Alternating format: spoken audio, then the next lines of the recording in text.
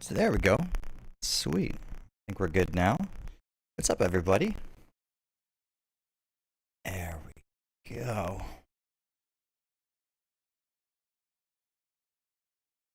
Whoa, Raymond Davis never played a single Final Fantasy game. Ah, man, there are so many good Final Fantasy games and so many different type of genres. Like, you could can't throw a rock without hitting a good Final Fantasy game or a bad one. Honestly, there's a lot of variation. Jose Sosa, to anyone who hasn't heard of Eye Patch Wolf. Super Eye Patch Wolf. Yeah, that guy's awesome. I actually haven't seen his video on FF7, but I'd be interested to see how he feels. Is this going to be remake? No. Sadly, it most certainly will not be remake. In the meantime, what's everybody else up to?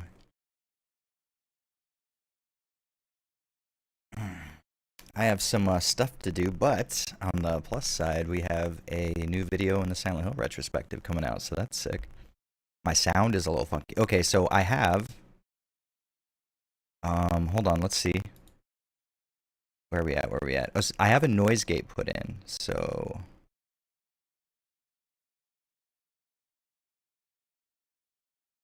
You know what? Let's listen to it. I wonder what would happen if I... Let me turn my volume on.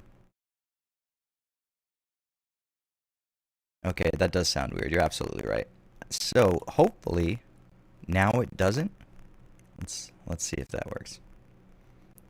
Let's see if we can't. Yeah, that does sound weird. It is crackly. Okay. I'm catching up with a live version. Let me hear. If not, we can definitely fix that. No problem.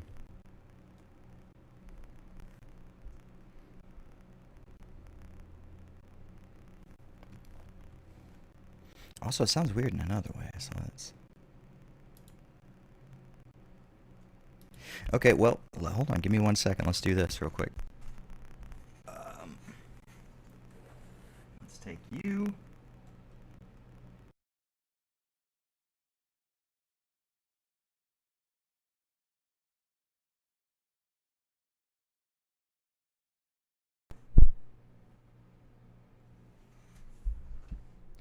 Okay, so now let's try this. Let's see if this worked. Hopefully I still have a mic. Let's see, let's see, let's see. That sounds much better. Okay, okay, so that fixed it. Hopefully. So maybe... Sorry, I know you guys are probably hearing double right now. Oh, no, you're not, actually. I have it set up so maybe that you won't be. Let's mess with our filters more. Here we go. Filters. Now maybe we can turn the noise gate back on. Say a sentence. It doesn't say a sentence count as saying a sentence. Oh, yeah, we got rid of RoboJared a while ago. Here we go. I think that's better. Okay, perfect, perfect, perfect. Which one should you start with, says Raymond Davis about Final Fantasy. So that is actually an interesting question. It depends on what you get into. If you like strategy RPGs, Final Fantasy Tactics for the PS1, killer. If you like a really in-depth job system, Final Fantasy V is really good. If you like a very killer story, great writing, great characters, Final Fantasy VI. And if you're looking for the all-around great package, I'm showing my bias, FF7 all the way, baby. Have you ever played a game you didn't like and it grows on you on the second playthrough? That's Kingdom Hearts 3 for me right now. Huh.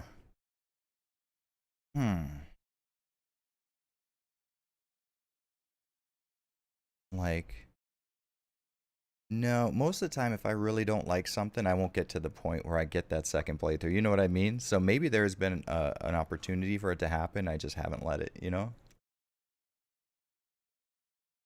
Uh, Let's scroll up, see if I missed anybody while we're doing that. You have a calming voice. You should do some voice acting. Thank you, Blue Carrot. I appreciate the hell out of that. I get that actually fairly often, and I'm not a good actor. And I talked to a voice actor, Jeff Shine, who did the voice for Carlos in Resident Evil 3 Remake. I spoke to him, and I asked him, like, okay, I get this a lot. You should do voice acting. What percentage of voice acting is, having a good voice, and what percentage is acting? And he's like, it's all acting, the entire thing. So you guys do me a big favor. Can you tell me because I was having issues where my Elgato's line in wasn't working for the stream. So can you let me know if you can hear the Train Graveyard theme right now? Remake doesn't even exist to me. Yeah, you know what was interesting? I think like my first 5 hours in Final Fantasy VII Remake, I was on board. I was like, okay, this can be amazing. And then it wasn't, sadly. Hey, Mr. Go On 18. What's up, dude? Oh, yeah, by the way, thank you for the $5. You said knife only? Oh, yeah, absolutely. I did, you know what? Since we haven't started yet, this is the perfect time, right? Gotta do something real quick, but here's $5. Much appreciate. And there's another one. Thank you, man. You told me to remind you in the next stream about showing my... Yeah, absolutely. Thinking about RE4 Mercenaries knife only. Is that even possible? Ooh. In-game sounds fine? Perfect. Okay, good. So we can mess around with this. And hopefully you guys are hearing my notifications too, because I've been messing around with OBS a little bit. Jack Nicholson plays himself in every film. This is true. Same thing. Actually, you know what? It's the same thing with Nicolas Cage.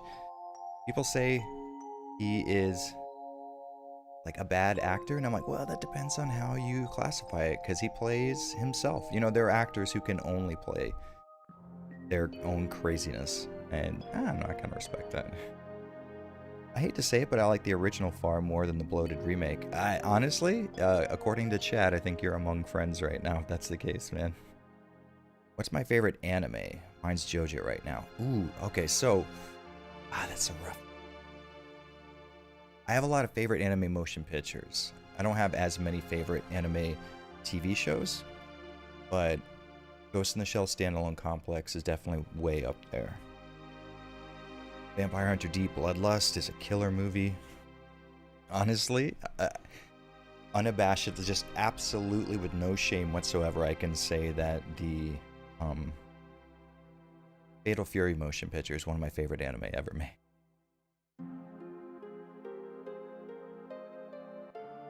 I started playing FF7 for the first time, and the music is amazing. Oh, it's so good. It is so good, Blue Carrot. You're absolutely right. So glad you're streaming. Your content is pure oxygen. Thank you, man.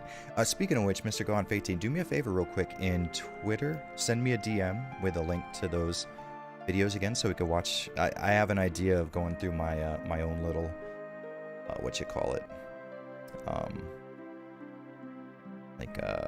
highlights reel, I guess. Studio Ghibli is amazing. You know what? I'm back and forth with them. There are some movies I really like and some I don't care for as much. Spirited Away, I didn't really like too much. Oh, Demon City Shinjuku. Solid pick. Solid pick. Anything from that animator is great. What was the other one? Oh, Christ. Oh, this is gonna kill me. Where he has the revolver that's super powerful and he teams up with the demon with long nails. This is gonna kill me. Oh, God. Kill me. Am I excited for Sony's reveal?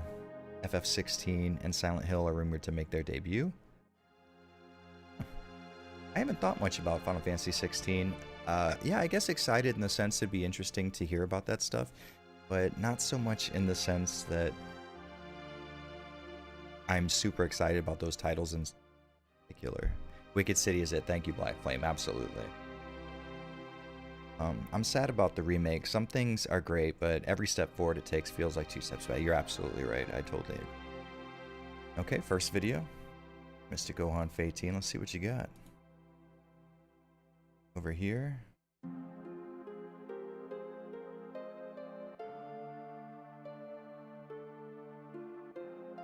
Let's...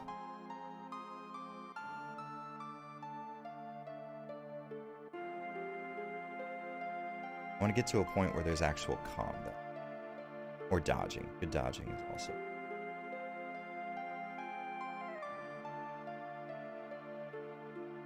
Oh, that's right. Oh, I remember. Okay, it's a B run too. I totally forgot about that.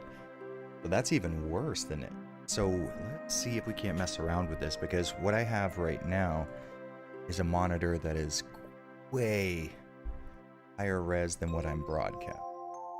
Let's bring you up here and let's see if we can't resize it in a way that's attractive.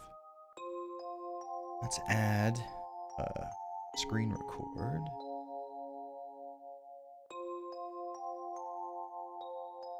Sane, or am I not? Display capture. Here. And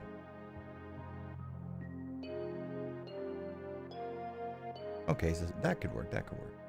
And we will at the very least try to center the video. So this is it.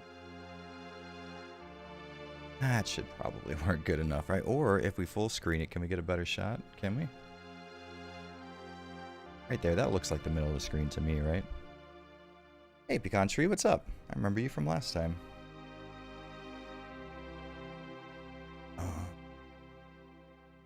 I've only played FF1 all the way through and played 4, 5, and 6. 1 is probably one of my least favorite Final Fantasy games, oddly enough. Interesting. You just bail out on the stream channel? Yeah, well, so it's a funny story, actually. Let's watch a little bit of this while I'm talking, because this is one of the more parts of the run. There we go. So I had a stream channel, and I was wanting to do that because I was worried that streaming on my channel, like it was doing for the longest time, would kill my, I don't know, like my standing in the algorithm. It was doing something to where just my channel wasn't growing, and it wasn't like,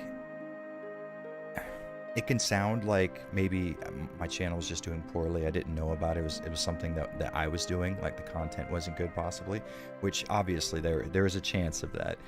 But I went from growing, you know, about 1,200 subscribers a month, which is what I used to be at. And I went from that to somewhere in the neighborhood of 100 subscribers a month. And it happened within like a 2-week period.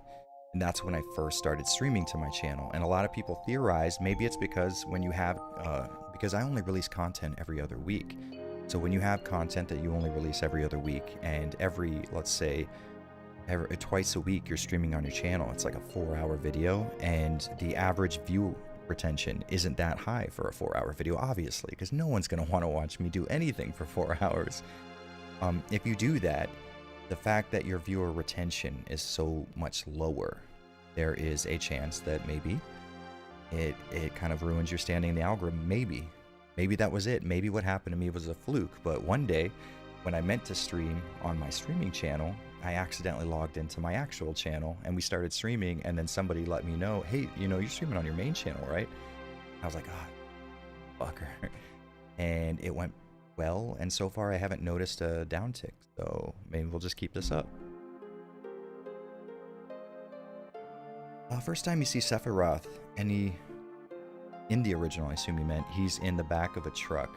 Awesome and unexpected reveal. And the remake, it's pure spectacle. You're absolutely right. And it does seem like the remake is more interested in spectacle than it is subtlety, which is crazy because the FF7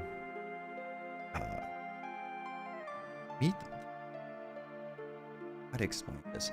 FF7 wasn't so much, I mean, it did tell you a story flat out through words. It's not like Silent Hill where you kind of discover it for yourself. The story itself had a lot of subtle beats to it, where FF7 seems to be overly obsessed with spectacle. Well, everything that happens has to happen with a big drum roll and a dramatic zoom in on the camera or something, you know? It does seem to kind of not fit with the Final Fantasy VII feel, I guess. By the way, for those of you that are just joining, we're watching Mr. Gohan Fate Teens Knife Only run real quick before we start up. Instead of just leaving a starting soon screen playing for like 15 minutes, I figure let everybody roll in and we'll watch some of Mr. Gohan Fate Teens Knife Only run. Because those of you that have been around for a while know that Mr. Gohan Fate Teen is a staple in the chat, and goddamn is this man fucking generous. And that's even undercutting it. I'm not getting notifications for your stream beforehand. That may help.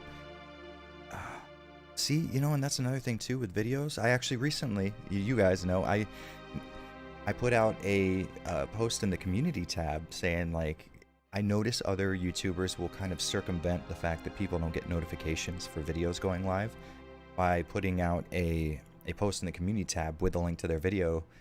And I was like, that seems, kind of like beggy, like you're, begging for views or something. And I asked everyone, they said, no, I actually don't get notifications, and sometimes I miss videos because of that. So definitely please make it a post in the community tab. So it's good to know that, I don't know, I'm not bothering you guys by doing that. Persona 4, okay, so you know what? I never got so far into Persona 3 on PSP that I noticed any difference, to be honest. I'm so out of my depth with these Japanese games. You mean Final Fantasy VII? Really? I would recommend giving him a shot, honestly. Let's see how he handles this, though. I'm interested. Is he going to duck him out? See how he's trying to bait it? Yeah, that's what he did. Okay. Yeah, he did it perfectly. So you bait the lunge, and then you run around. That was genius. The good one? What, the remake isn't good enough for you? No, sadly. I know that sounds kind of, entitled, but it's not good enough for me. Not only was I expecting more, I was expecting better, because I was expecting something close to the original. I did not assume that the remake was going to replace the original for me, right? But I did assume that it was at the very least going to be as high quality as the original was. Getting back. Oh, we almost got a shot at the socks. What is that? We need to see what those socks are. Despise the FF7 remake ending. Yeah, you know what, David? The same thing for me. I was actually rather, up until the Shinra building, I was relatively lukewarm on the remake. It wasn't terrible to me, but it wasn't incredible. But everything happening around the Shinra building, just, I couldn't do it. It was not for me.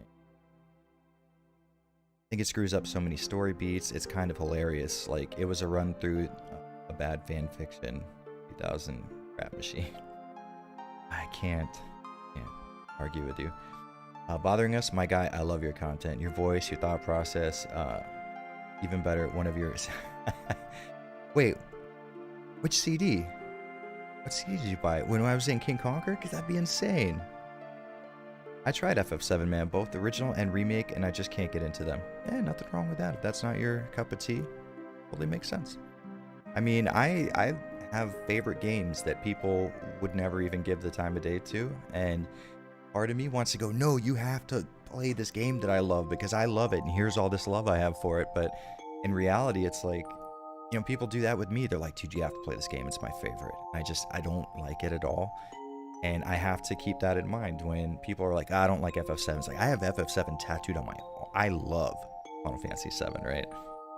And people are like, nah, I don't get into it. And I gotta say, you know what, that makes sense. Because in that same situation, I'd have to say the same thing about whatever game I don't like. Had their Golden Frieza socks? How did I know? I knew that would be the case. Hey bud, I'm playing Resident Evil 5 now. Your vid inspired me to collect more Resident Evil games. Fucking hell yeah. Happy to hear it. Any tips on how to review games for YouTube? Blue Carrots. It's a good question. Some would argue that I haven't figured that process out myself. How to review games on YouTube. I would say, for me personally, if I had to give you a list of things that are important to me when I create a video and when I watch videos, I would say more than anything, audio quality is key. And when I say audio quality, not so much the quality of the game that you're reviewing, your voiceover. That's a big thing for me. If you have a video and with everything even, like let's say your content is good, and let's say the game you're reviewing is something I'm interested in. If the voiceover is really bad, I might click out of the video. It's fairly common to see me just click out because I can't watch a 15-minute review of a game when my ears are getting assaulted. And I don't mean like bad as in you don't have like $1,000 sound studio or something, but what I have right now is, I think this microphone cost me $170, which is no small amount for sure. But It is, if you're trying to review stuff, you're gonna have to understand that going into YouTube is an investment. It's like starting a business essentially. You're gonna have to put some money down. So this was 170 and my mixer was $70. So, you know, let's say 250 bucks, which is, like I said, it's not chump change, but it's a small amount of money when you go into like the tech space with computers and capture cards and stuff like that. So, I mean, I can skip on a lot of other stuff. Let's say if you're reviewing a PS1 game, but you don't have a capture card, throw it in an emulator, you know? Throw it in an emulator and get your footage, make it look nice, and have a good sounding voiceover to go with it. And I will keep watching a video about a game that I hate. You know what I mean? So audio is incredibly important. And more than anything, I would say once you have developed a video, because I can't really tell you how to do your specific creative process, because what I do and what other people do, that was a killer fucking juke. What I do and what other people do, very different. Like if you look at a video between me and Austin Eruption, right? Totally different approaches. And we have our pros and cons and we have our audiences. So I can't tell you how to creatively go about it, but I can say once you do have your video out, respond to every single fucking comment. Open your DMs on Twitter and tell people to talk to you. Because like what's happening here in the chat, people legitimately want to speak to the people they watch content from, and they want to ask them questions. Like, hey, I heard you talk about this in your video. Have you ever tried blank? Have you ever played this game? Have you tried this product? Even like the question you just asked right there, someone may have for you one day, and you gotta answer it. Because not only, okay, let's say if you're incredibly shallow and you look at it strictly from a numbers game, those are the people essentially who are paying your bills. But more than that, those are the people who care about your opinion enough to listen to it, even when it has to do with something they disagree with. Like there's a lot of times when I put out a video that people disagree with, but if someone respects my opinion, they'll keep watching that video that they disagree with completely. That was fucking cool. Fell over the thing. Yeah, so just stay in contact with the people who watch your content. Number one priority. Mr. Gone with another $5. Thank you, man. I'm so proud that you're showing my content. I was gonna ask you if you could upload this stream to your YouTube and Dragon Ball Z. Goodbye, my. Oh, okay. So we got. Sadly, I don't keep any of my streams on the actual channel, but I think actually I may have been. Name was Dylan in the chat. I'm not. Maybe it was Dylan Nelson. Somebody suggested that I actually upload the archives of my streams to my stream channel, and I think that's a genius idea. When I have a few minutes free, that's what I'm gonna do. So it'll be up there. What everybody else is talking about. Have a favorite old video game rumor that probably isn't true. Mine is Final Fantasy 13 Part 2 time travel plot. Started out as a new Chrono Trigger game. Oh, interesting. So I guess the popular one would be Akuma being playable in RE2 based on certain conditions. That was like when I was a kid back in the day, game magazines were real popular. That's how you got all your news, right? And that was the biggest rumor, was Akuma was playable in Resident Evil 2, and it was a April Fool's thing. But that's probably one of the most memorable for me.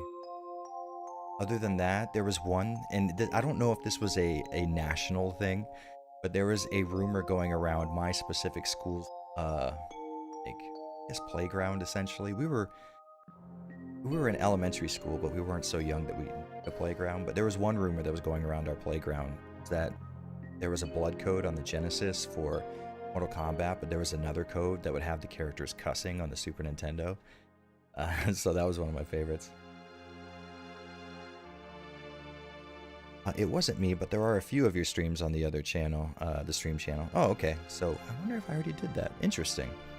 You should play JoJo's Bizarre Adventure Eyes of Heaven. It's a 3D brawler. Ooh, interesting. Oh, wait, did that come out on PS3? Might have played that. You don't like JoJo. Yeah, that is true. I actually am a big fan. I like the OVAs from the late 90s, but that's about it.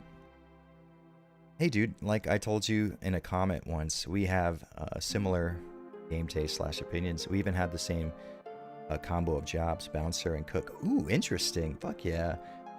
but we disagree this time. 7 is my number one. I love 7 Remake. Well, yeah, fair enough. I mean, I don't like it myself. By the way, holy shit, we've only been watching for, I even skipped ahead, so we may have been watching for 10 minutes and he's already under the statue. Shit. Yeah, I mean, fair enough. I don't like it myself. I have a lot of reasons not to like it beyond just personal bias and a preference for the original. But I will agree with you that the original is incredible. I think that's what you said in the comment. 7 is my number one. Love 7 Remake. Yes, I mean 7's my number one too. If I have it tattooed on me, you can assume. I'm down with it. But also, it's crazy that someone else would be a bouncer and a cook. Like, we're both Steven Seagal, essentially. I watched you play N64 R2 port last week. Oh, I put that up there. I forgot about that. Hell yeah. Yeah, that was when I RGB modded my N64. That's right. Thoughts on the Ghost in the Shell live action movie? Okay, so it wasn't amazing by any means, but I thought it was really entertaining. It wasn't. I treat it like the Silent Hill movie, right? Where it doesn't live up to the original property, but that doesn't mean it's not really, really entertaining. And this is the fight I was, I'm looking at. What's her face? Christ, what is her name?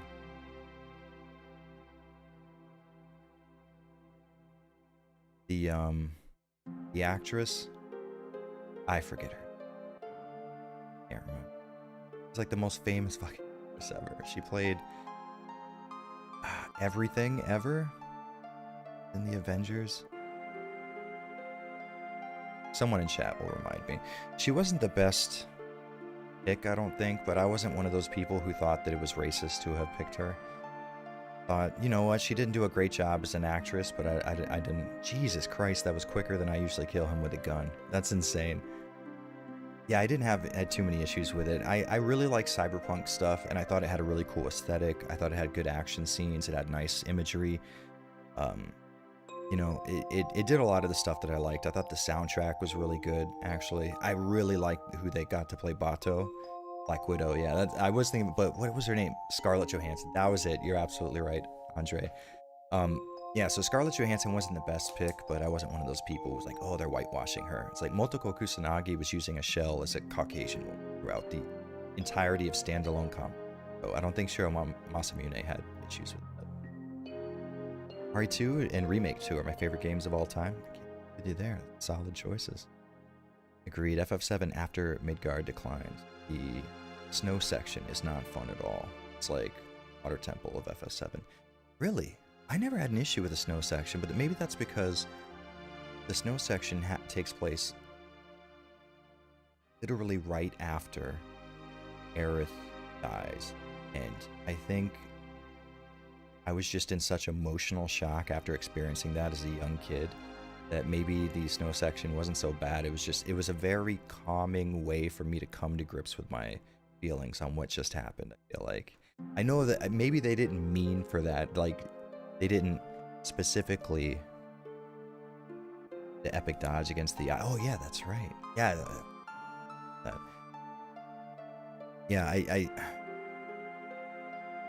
I don't know. That's what it did for me. That snow section was just a very calming part of the game. There wasn't really a fail state. You would just, like that one part where you have to warm up, or else it just starts you back at the beginning of that part where you're climbing, so that didn't bother me too much. So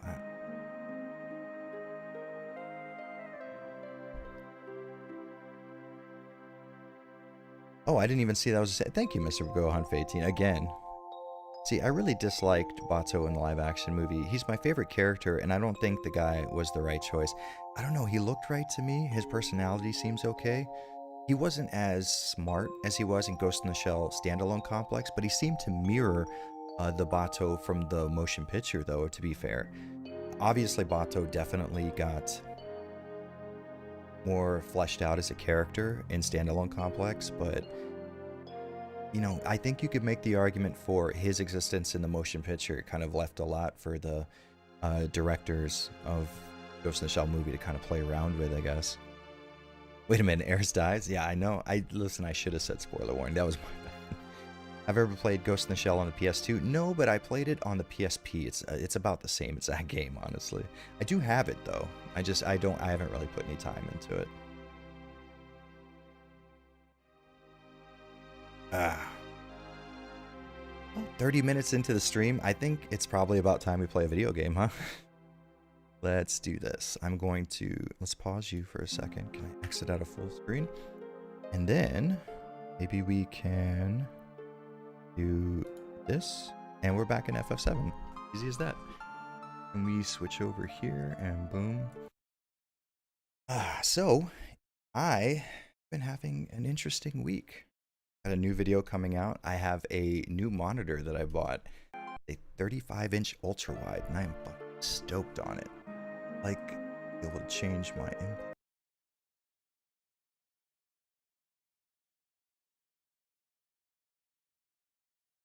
Fuck me. There we go. We're live. Here we are. I think the game sound should be well enough balanced, but you guys let me know if the game or my voice needs to go up or down, please. I'm still annoyed by YouTube vids of people bad-mouthing RE3 Remake. I thought it was fun to play and kind of enjoyed it a little more than RE2 Remake. Yeah, I feel the same way. I can see...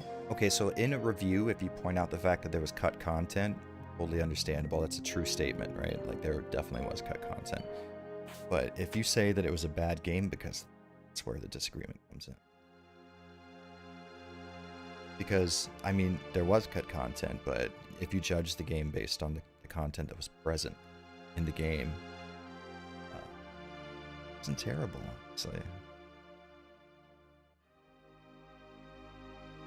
Why do you have an Aerith tattoo? I know you said you prefer Tifa and Yuffie. I liked Aerith because... We were never going to play a video game on this stream. When I get a tattoo of something, it's something that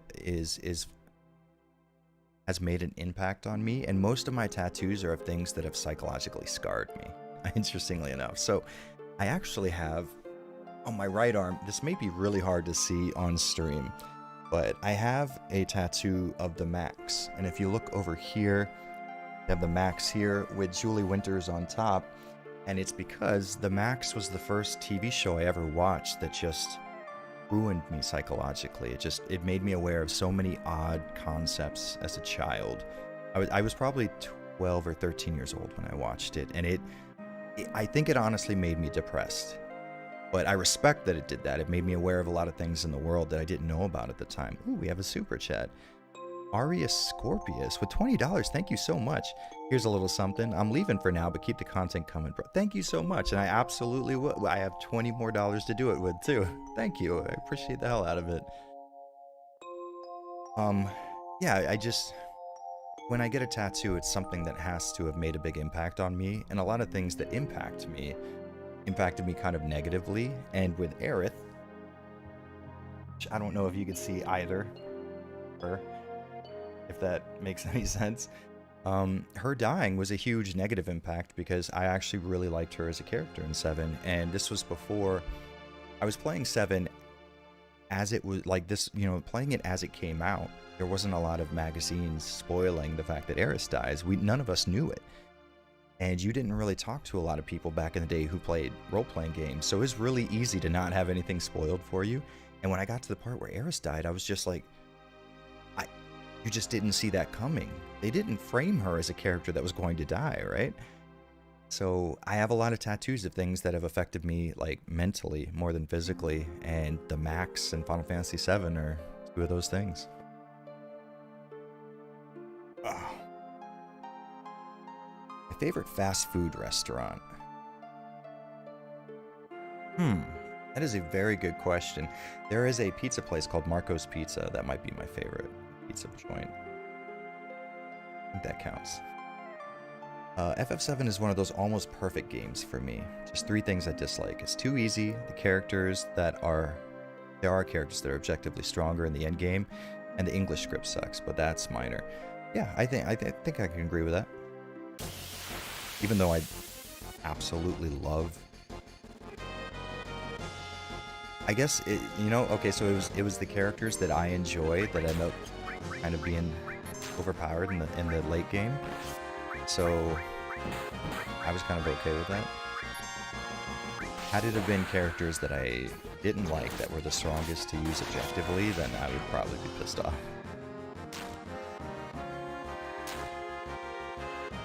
Even seeing Eris in the remake makes me want to replay it. You know what? I really liked her personality in remake, but I will tell you this right off the bat, and I know it sounds like a dick thing to say.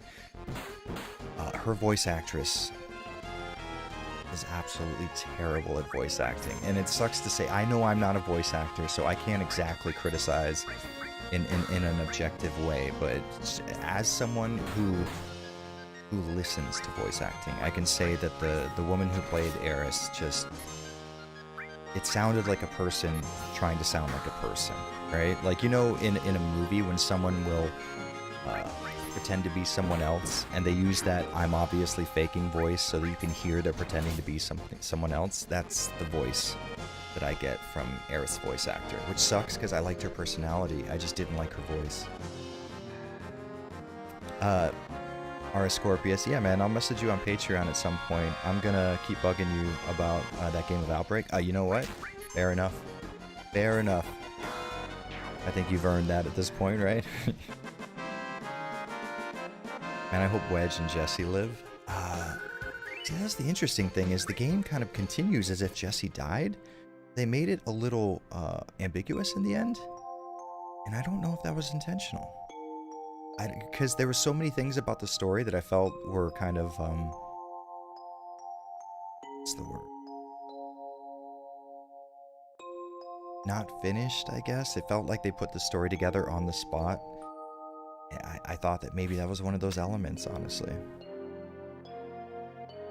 I didn't like a lot of the voice work in FF7R. I thought some of it was good. It just... It's hard to explain. I thought, you know what, Barrett's voice actor, I thought was going to piss me off a lot because he was really annoying in the early game, but towards the end game, his personality got so much more fleshed out that I found him to be really, really fucking cool.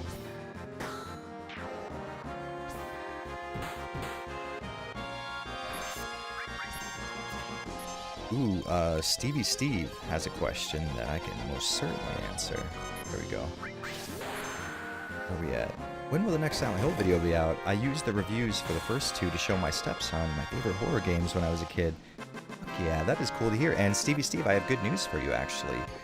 Tomorrow morning, you will have yourself a brand spanking new entry in the Silent Hill retrospective to watch. Baboosh. Hey, Andrea, I remember you from Twitch. What's up? Sorry I'm late. Actually, to be fair, we just started actually playing, so you are perfectly on time right now. Eris's voice actress disliked this video. Like the one that we're watching right now? Like the one that I'm currently in? You know what? Fair enough too. Or like she probably thinks that it was a good performance, and I get that. This could be a subjective thing because I haven't talked to a shit ton of people who didn't like it. It could just be me. I am 100% ready to own that it may be my preference for how I think Eris should sound that was coloring my opinion. But as someone who appreciates voice acting and usually tries to have a decent ear for noticing little things with voice acting, like little nuances, changes in intonation, and the way they raise and lower their voice at times.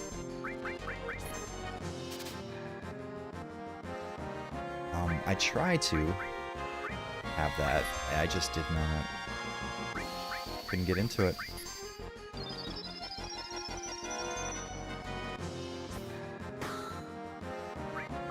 Okay, so what monster was it? There was a monster I'm supposed to steal one of Eris' good weapons from. Is it this guy? I forget.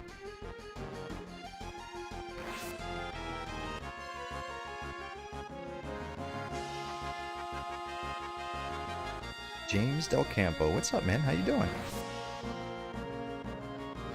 Dragon Ball Kakarot without using Kamehameha. I still haven't played that. I feel like a criminal at this point for not playing it. You know what? At this point, we could just farm limit levels, so that's fine. Do you reckon they are going to kill Aerith in the remake or allow her to live? See, we were talking about that a while ago. I think that could go either way.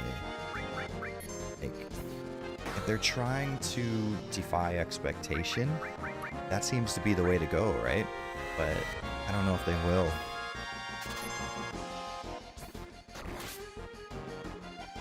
Stevie Steve said, nah, don't want. Are we talking about the new video? You were the one who asked about it. Dude, the steal ability seems so useless from what I played so far. It is pretty hit or miss for sure. Mostly miss. RPG.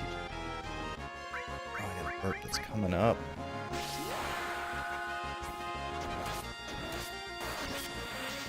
Oh, no, I guess actually that's good. Melody stop. Not too bad, and yes, this is the enemy you have to steal from. Oh, perfect. Yo.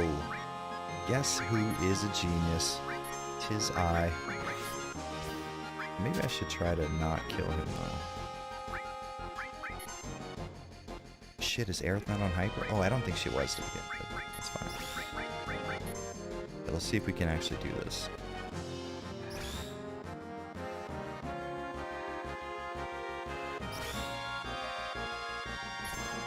Dude, ignore me. It's 4 a.m. I'm fried.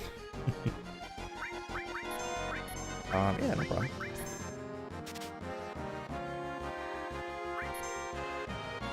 You know what? I see, oh, is that gonna put me to sleep? Okay, Aerith, do me a favor and wake Tifa up. So, I see there are streamers who stream, like, high, or people that stream drunk. And I don't know if I would ever be able to do that. That seems so hard. Like, what I'm doing right now, I have to be kind of mentally cognizant of all the things I'm saying. And I don't know if I could do that if I was high. More power to him, though.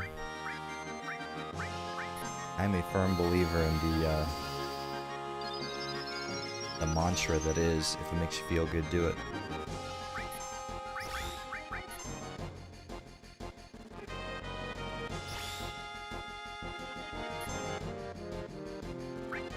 I would like to steal from you. You can do that, please. I'm gonna give this like 3 more cycles of steal, and if not, I say, fuck it, we don't need a dope-ass fucking weapon for Aerith.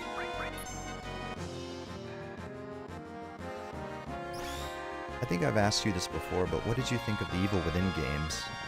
They're so tied to Resident Evil that I would be surprised if you haven't played them. So I did play the Evil Within 1, and man, I hated every second of it. I really, really did not like that game. And in the game's defense, I was playing the PC port, which I hear is universally pretty shitty, and that I can confirm. But, man, I just was not a huge fan.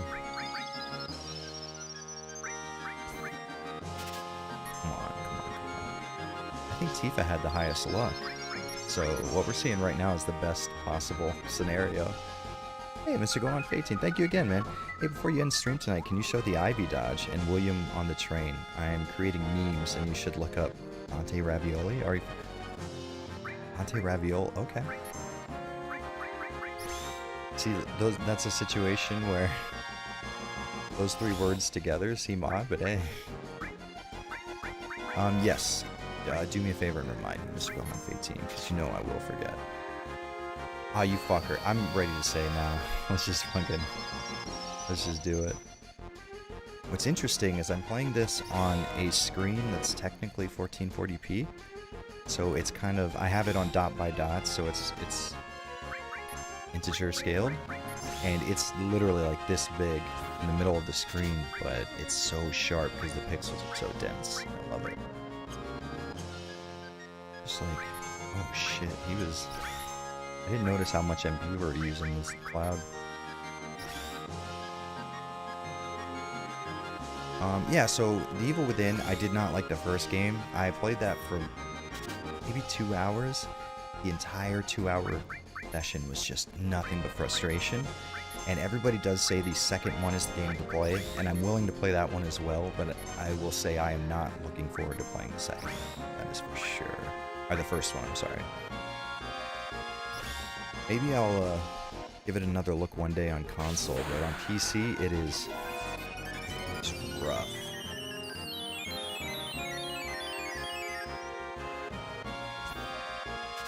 Come on. Son of a bitch. I bet is they'll have you save her at the point she died originally, then they'll kill her later. Yeah, see, I think they might toy with expectations in some kind of way. Kind of like in RE3, we all knew when Nemesis got introduced in the original, so they introduced him right off the bat to kind of fuck with people's expectations. I think they might pull something similar with Aerith.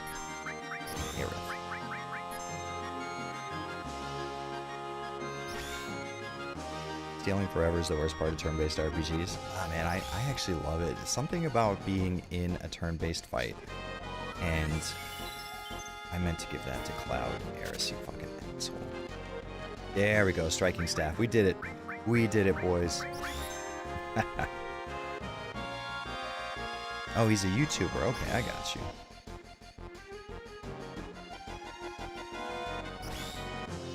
Isn't a vanilla game easy anyways? Yeah, it is, but I've never gotten that weapon at this point, so fuck it. Also, a lot of times when I'm streaming, something like that, where you just get to hang out and talk and do something that's kind of mindless, I don't know why, it just works better.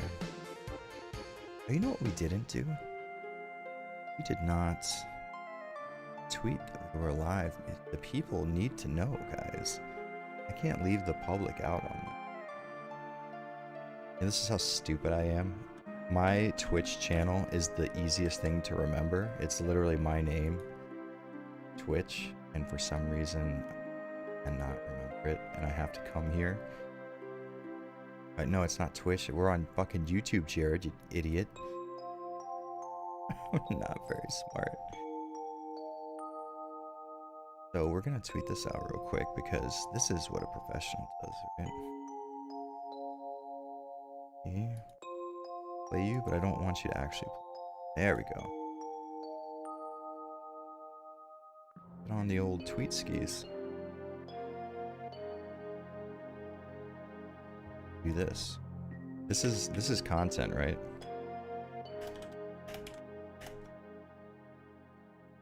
I put it FF and %, which is the newest game nobody's even heard of.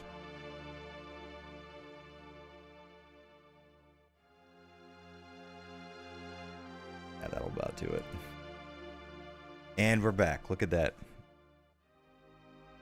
Okay, so let's see the stats on the staff. That is exactly what we're about to do. Okay, so right now we have the guard stick on her. We go, holy shit, you were not joking. That legitimately makes her, I can put her in the front row now. Okay, okay. I have like no fucking materia. Guess who is heading up front, Aerith? Even though you have shit for HP. I can tell.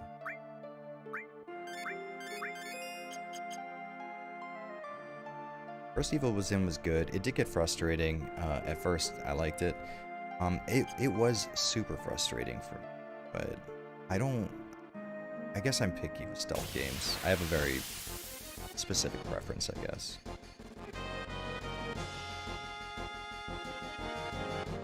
PS4 version is unoptimized. Really? Wait, PS4 version of what? Oh, Evil Within? Yeah, because on PC, unoptimized is the name of the game. Warren said the good Final Fantasy VII. Yeah, exactly, see? People agree. Everyone's smart. Alright, Aerith, this is your first attack with the new weapon. Don't fuck this up. Yeah, I figured we would get that staff eventually. Wait, so Cloud's taking away 57. Let's see what we got for Aerith. 30? A 20 HP difference is not anything to sneeze at. Bad. One thing they could do is have her sacrifice herself to stop Meteor in a more direct form. Okay, yeah, I could see that.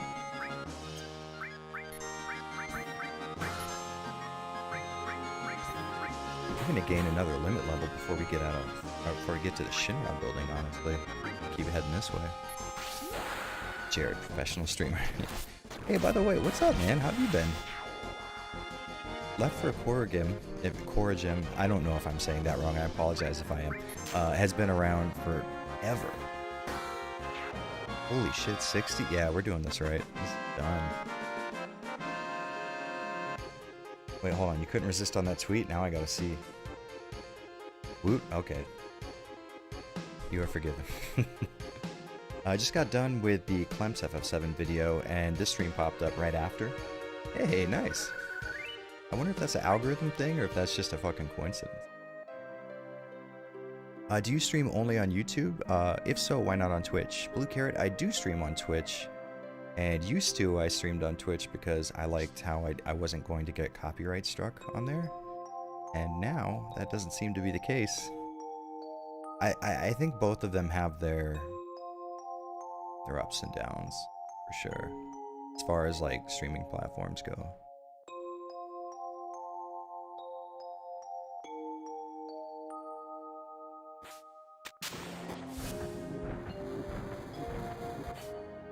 Do that. Let me get back in Cloud. A PC version of Evil Within 2 is optimized, but can't about 60 unless you like choppy frame. Oh, that sucks. I hate it when a game has bad frame pace. Sucks.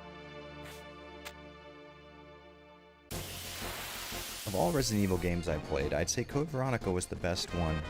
Should have been remade before I remake. Interesting, Ruben. You know what? I love Code Veronica, and I know a lot of fans really don't like it, so it's interesting when I see people that get into it. Shit, Aaron is killing it. Fuck yeah. A lot of people say that Final Fantasy VII is easy. Now, this is coming from my own personal perspective, but with Japanese RPGs, it's not so much about having difficult combat, it's the process of engaging in the combat that's really fun. So it's not like the game is more of a story that you work your way through, in my perspective, and the combat is just kind of something you put in so that you have a fail state. And I enjoy RPG combat a lot, especially JRPG combat.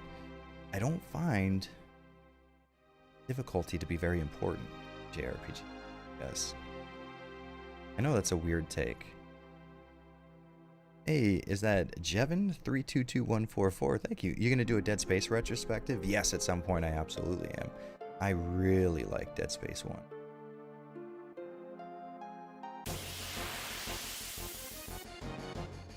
S. Clem said hi, and I say hi directly back.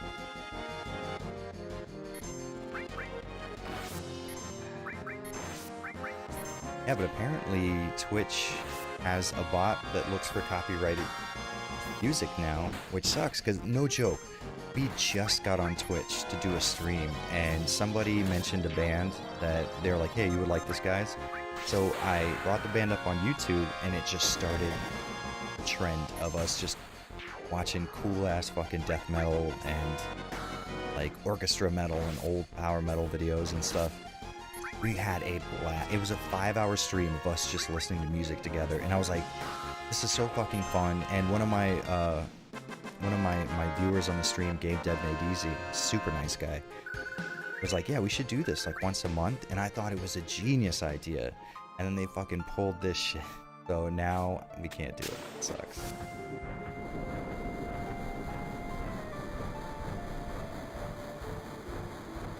Go. Oh, you know what? I didn't even thank you for the super chat. I'm so sorry about that. My bad, man.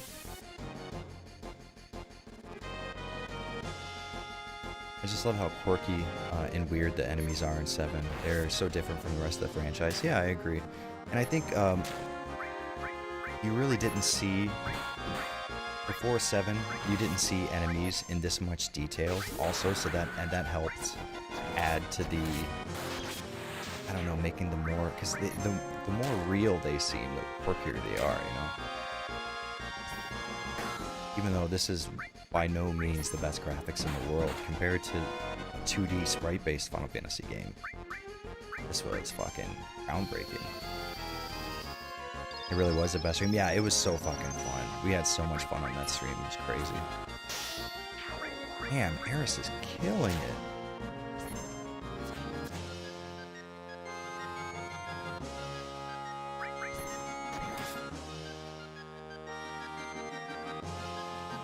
Is it a sin to say that I love RE6 over 5? No, I think that's about the opinion I hear most. I like the story of 6 far better than I like the story of 5, but I like the gameplay in 5 a lot more because I thought the class system was very innovative for its time, and even going back to it now, it is a very robust class system.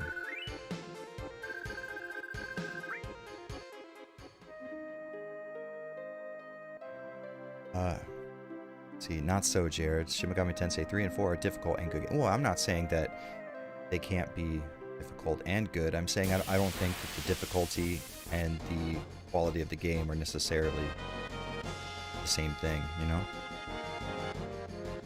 I love the Dead Space games. The third one is good in my opinion. Yeah, I know a lot of people. I didn't play it myself, so that will be interesting. Let's see if we can't do it. It'll be interesting to play the third game for the first time. But I remember I loved the first Dead Space. And I played the second one. I didn't finish it for some reason, but I remember liking it. I just don't remember much of it.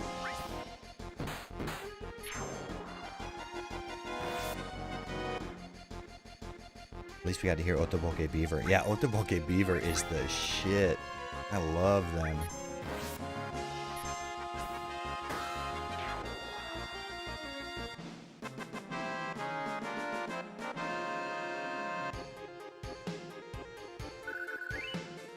Has anyone played Brutal Legend? So I really don't like Tim Schafer games.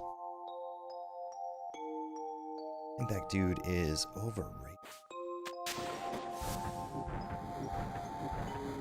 There we go. And I don't necessarily like RTS games very much, and I can't stand Jack Black's personality, so that game was just not what I would like. Oh snap, we got a fucking random ass Caspasaurus. What's up, dude? How have you been? Hi gamer, where's the Onimusha retrospective? Well, fellow gamer, I don't think that's any of your fucking business, is it?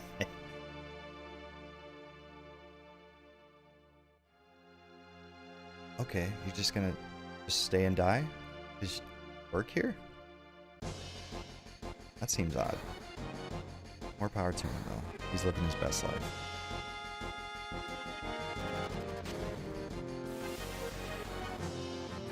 They did so much with this game without doing much at all.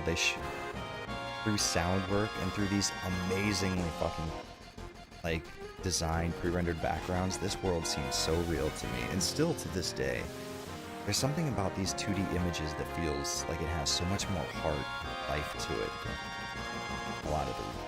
Even though, like I said, I mean, no joke, I genuinely had tears in my eyes when FF7 Remake started and the first bombing mission started. I just think that it lost so much steam and ended up being so bad towards the end.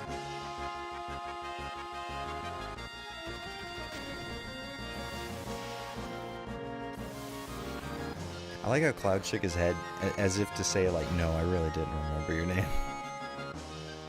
Hey, Spark Movement, what's up? How you doing?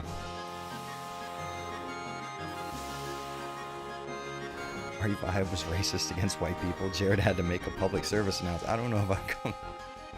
I think my public service announcement was that RE5 was not racist towards any person. I don't know, it kind of made me mad. They're like, oh, they had like tribesmen throwing spears, that's so racist. And I'm like, there are literally tribes in Africa right now that hunt with spears. I don't understand where the controversy is. Okay, so example, let's see here. I'm Cuban, and a very stereotypically Cuban thing to do would be to have, I don't know, merengue music playing from like the fucking 1970s and to have someone dancing salsa, right? That would be a very stereotypical thing. Would that be racist? No, because the reason why that's a stereotype is because Cubans literally do that non-stop. I think that there's a fine line between racism and having a game set in what was genuinely an interesting setting. Like Africa was a crazy good setting for a horror game. Because Africa, legitimately, to people who don't live in Africa, it is a scary place where like animals could kill you, and there's like it is politically turbulent. There are wars going on all the time. That is a scary place to be for someone who doesn't live there. So to have that be the setting of a horror game, genius.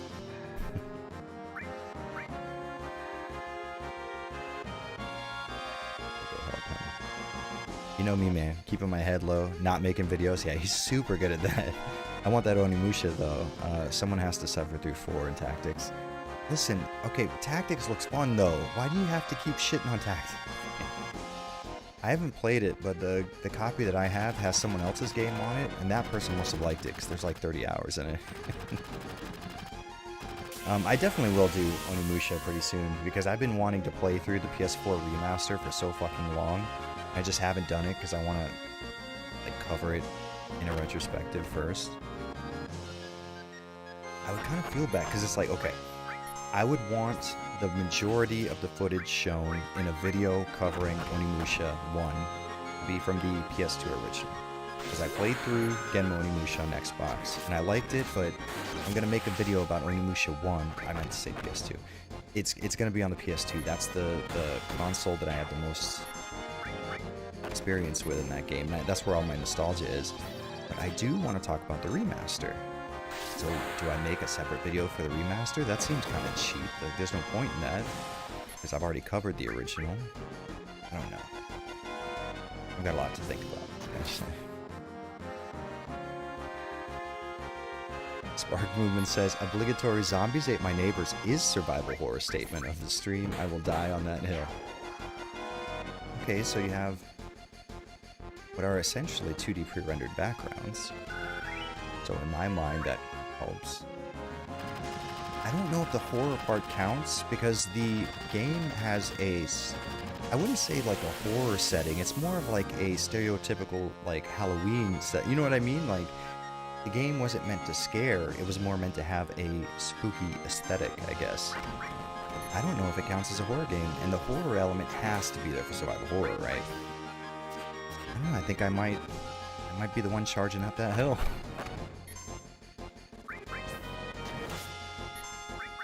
Yeah, I don't know, I think the term survival horror gets thrown around a lot by people. Like, if you watch even competent content creators, like if you watch, for example, Grimbeard is one of my favorite content creators right now. He's amazing.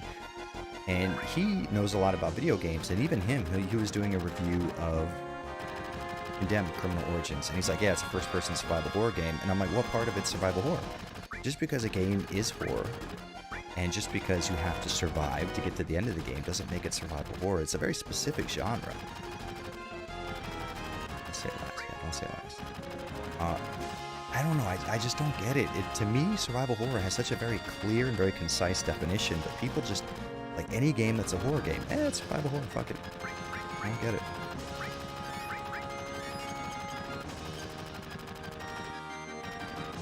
Get him, Barrett. Mr. Go on Fate Team playing RE4 again for the approach. Leon's voice actor took towards Leon is actually a good performance, but not our rookie gullible cop. Yeah, I would have liked to have seen that same voice. I mean, because it's not bad voice work. I would have liked to have seen better writing for Leon. I think you're right about that. Let's take some materia off of our girl. Can we? I think getting materia off airs, can we? Oh, they just took it off automatically. Okay. Fine. Maybe we should have bought some materia at some point. I mean, Dead Space is heavily more action-oriented and less on horror elements, but I'm a sucker for some good old-fashioned space exploration. Yeah, I thought the atmosphere in Dead Space was killer. They did such a great job on that. It's funny people had a problem with African zombies in 5, but no one cared about Spanish zombies in 4. Yeah, exactly. That's the point that I made. And then everybody started going, oh, well, people from Spain are white. They're not Spanish. And I'm like, I don't want to have this argument with people because the color of your skin doesn't determine your fucking race, you goddamn idiot. If that were the case, Korean people would be white, you fucking retards. But I can't stand that argument. People from Spain are white. Like, fuck you. Fuck thank you so very much for saying something so goddamn stupid. It's insane.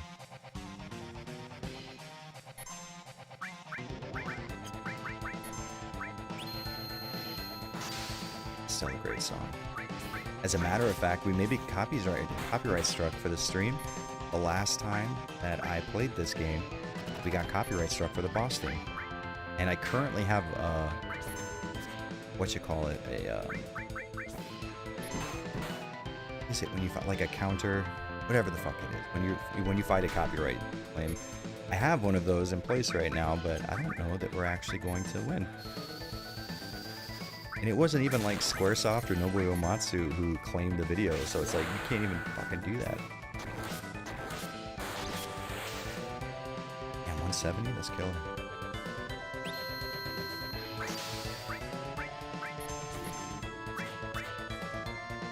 What does count as survival horror? I think you have to have all of the elements that were present for Resident Evil 1.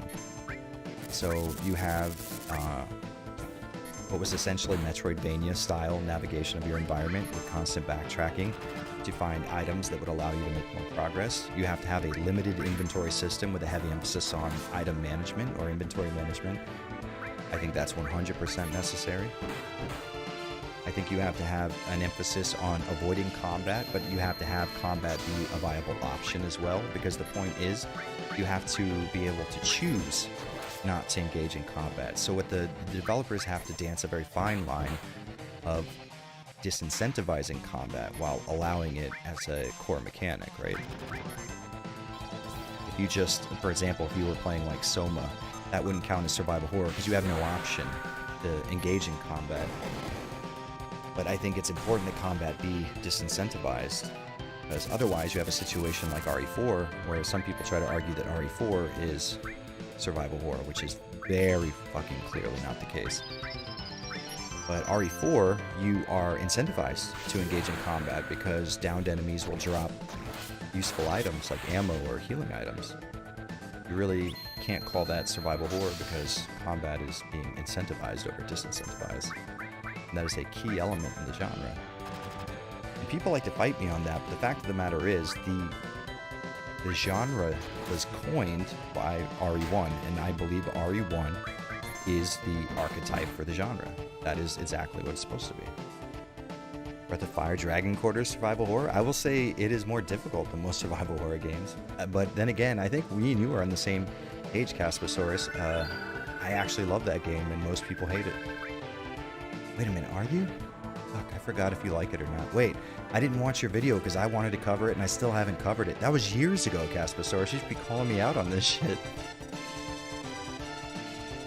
If they ever remake 6, there should be hand-drawn in the Amano art style, no more of this hyper-realistic style. I don't think they should ever remake 6 because I don't think Square has what it takes. Flat out.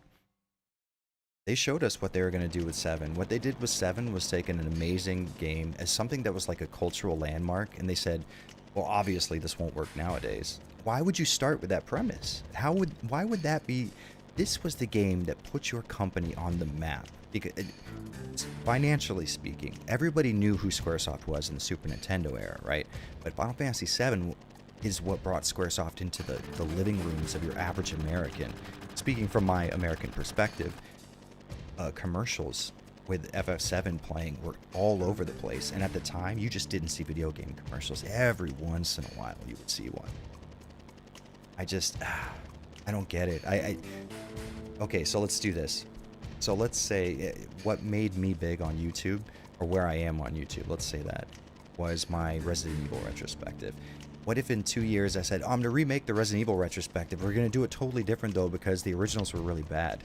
All the people who joined up the channel expecting those retrospectives will go, wait, what? No, we all like those, right? Also that, did you see, he abused a woman right there in front of us.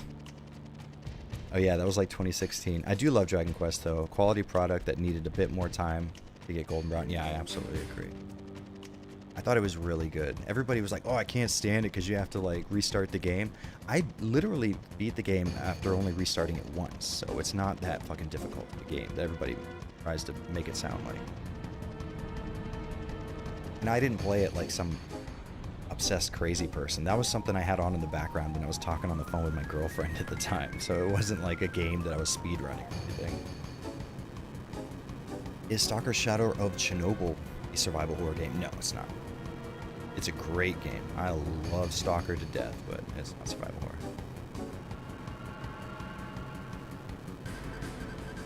Why did he jump and then jump again? I remember this cutscene specifically being in the TV show, or in the TV commercials, and just like, oh, why are they riding on that thing? Like, I want to know everything about every little cutscene I saw. This was such a song. I don't know. Crank up the volume in the old headphones for this one. Sweet Home, though, I would kind of say is the granddaddy of survival horror. I mean, they didn't even let it come out in the US. Yeah, I think it set a lot of precedent for a lot of what survival horror was afterwards, for sure. I mean, they achieved survival horror by trying to essentially remake that game, so you're not too far off.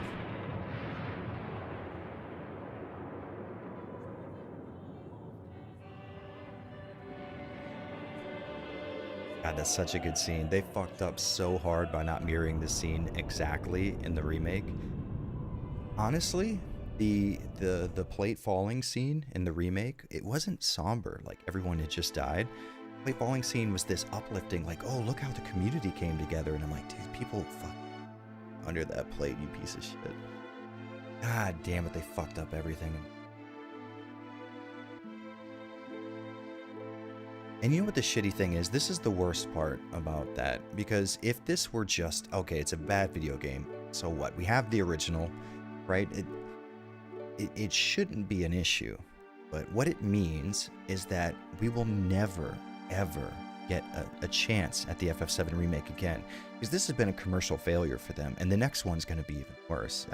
Like I said before, I doubt very much we will see the Episode 3 of FF7 Remake, because already the game is selling worse than Final Fantasy 15, and Final Fantasy 15 was a financial downturn for them.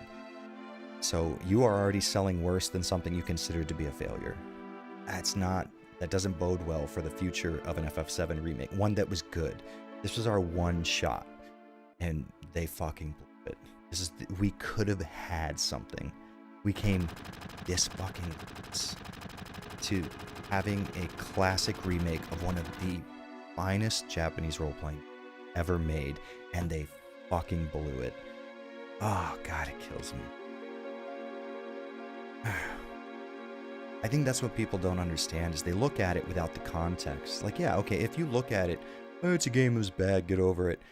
I could see why you would say that, unless you consider the full context of the situation. This was a game that was loved by millions. It had an impact on people's fucking lives. And when you make the remake, okay, I get it. It's a financial move for you. You want to make money. But the choices you made led to you not making money, and you know what they're going to do. Absolutely know what they're going to do. They're going to think, well, no one wants an FF7 remake. Instead of thinking the obvious thing, maybe we fucked up. I fucking hate it. FF7 Remake was a commercial failure? I don't see how that's even possible. Shark Boy, yeah, well, FF15 was a commercial failure, and Final Fantasy VII has so far sold less than FF15 did in that same period of time.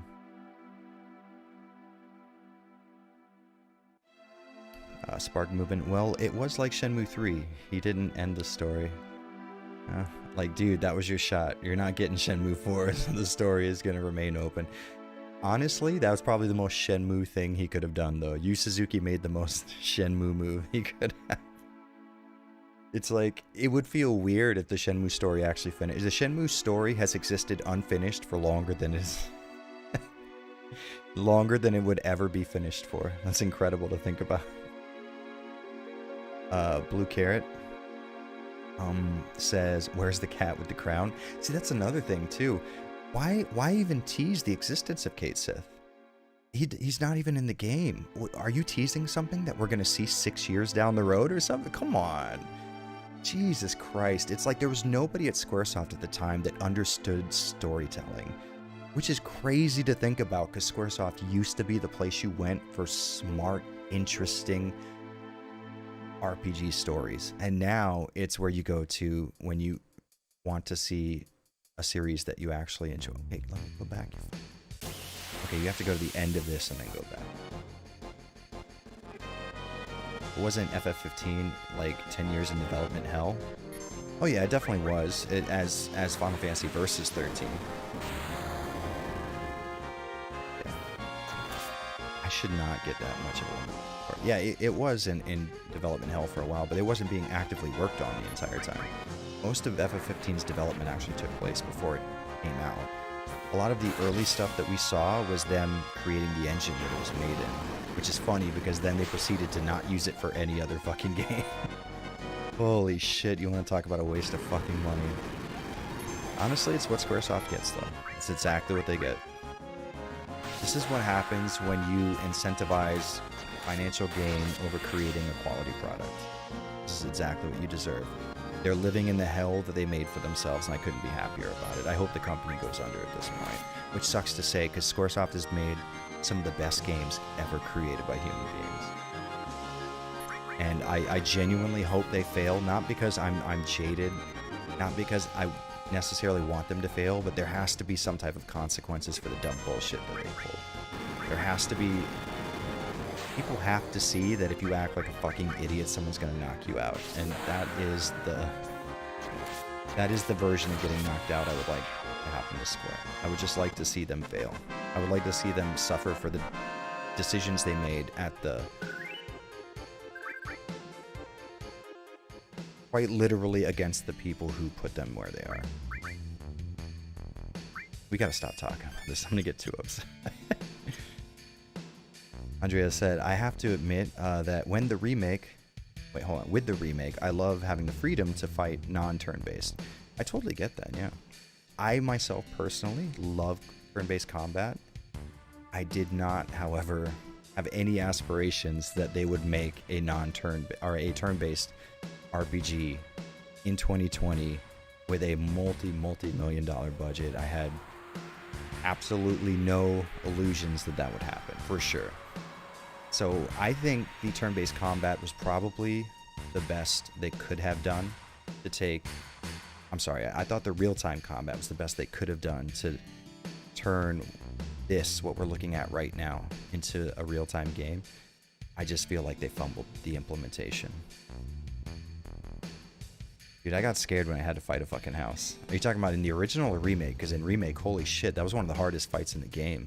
That was harder than the last fight, for sure. I think Konami's going to be a company that will crash and burn. You know, I would have said that 5 years ago when they were doing so terribly, but their other revenue streams are keeping them afloat without an issue.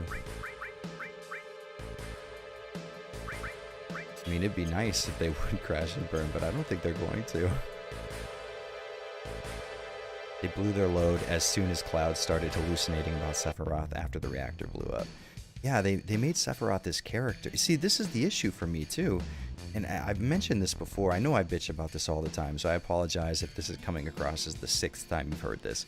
But they didn't contextualize Sephiroth. Like, they made this game, essentially... they made this game, and they're like, listen, we do not want to deliver the original Final Fantasy VII. And everybody's like, wait, but we like the original. And they're like, this is going to be different. This is not going to be a remake. Just stupid, because it totally was, but... Their goal going into this was to essentially make a new game, which is stupid. Don't make it FF7 then. Like, just make a new fucking game.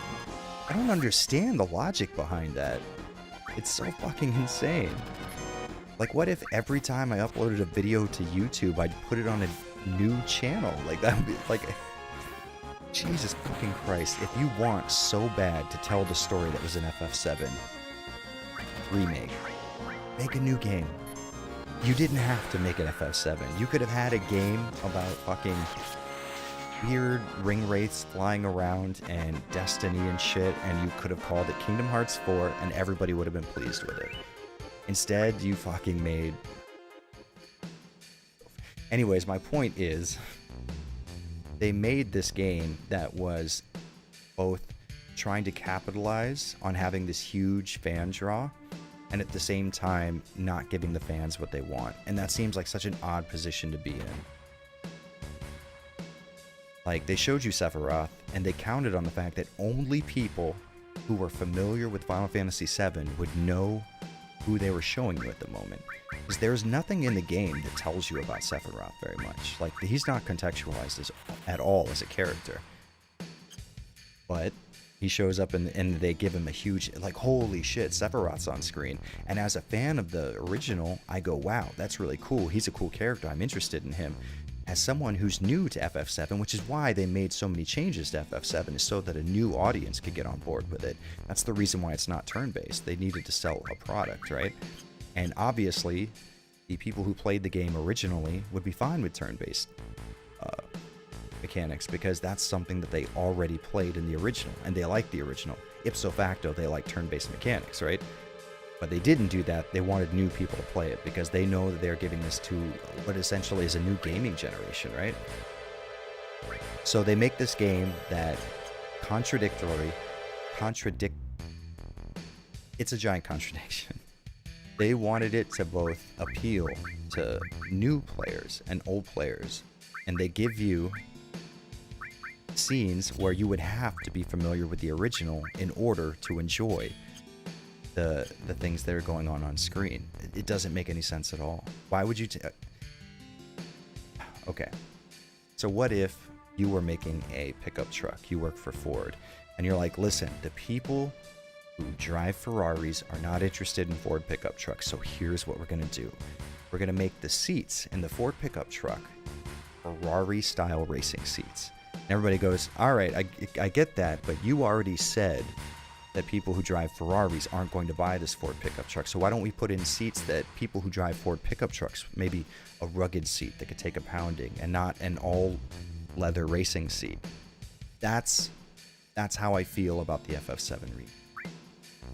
It's like, listen guys, you're making this for new people, but everything you're doing on screen requires very intimate knowledge of the original. Doesn't that seem really stupid to you? Why do you everybody, you guys keep bringing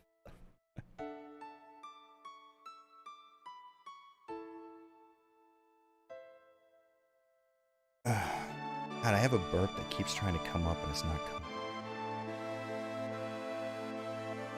We'll see a Half-Life 3 before Shenmue 4. Oh, Half-Life 3 is never coming out. That's never happening. And I'm not saying that just because it's been so long. It's because Valve could never. Okay, let's say you're Valve and you see the RE7, the FF7 remake, and you see the Shenmue 4 come out. You see these games that people wanted, or Duke Nukem Forever, these games that were in development for so long and people wanted, and then they come out and they don't do well. If you're Valve, do you release Half-Life 3? No. And Valve's, they're not idiots. They know they're never going to be able to make a game that lives up to Half-Life 2. And it's not because Half-Life 2 is amazing. It's because people have wanted Half-Life 3 for so long, you could never please those people. Just by definition. You promised them something fucking 20 years ago and you don't give it to them. When you do give it to them, they're going to be a little more interested in the fact that it's been 20 years. Less so in the fact that this is a quality product. This is still a fucking incredible song. Nobuo Uematsu genuinely is an absolute master at his craft. Writing music is fucking hard, and this man writes music that makes you feel emotions. Like, if you didn't know this song was about Aerith dying, you would assume someone died during the song. You know what I mean?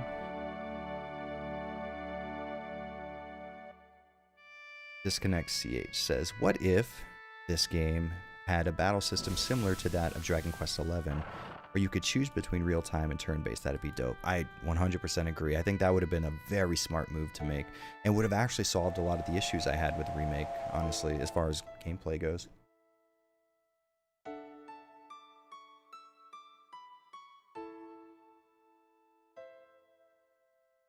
I got an ear itch.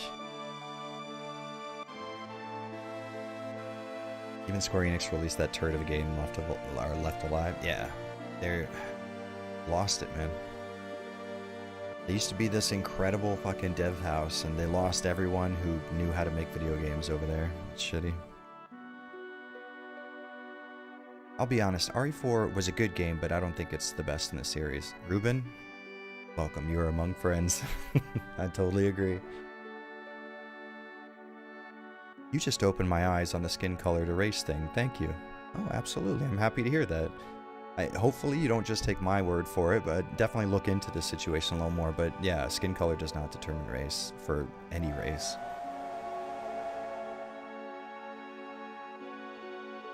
A fucking case in point. Yo soy cubano, pero blanco. I'm scared that if the remake wins Game of the Year, anyone who didn't like the remake will be branded as just haters and no one will listen to some of the serious criticism.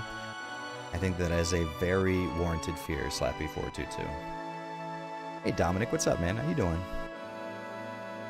The Real Obscure says you ain't wrong. I do enjoy to have my ideas confirmed, but more than anything, when I stream with you guys and I express opinions like this, having a couple of people say, yeah, I feel the same way, it goes so far in making sure that I don't feel like I am the last sane man left on Earth, honestly.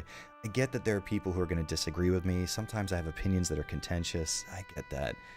But holy shit, does it feel good to know that there are a few other people out there who are, at the very least, just as crazy as I am.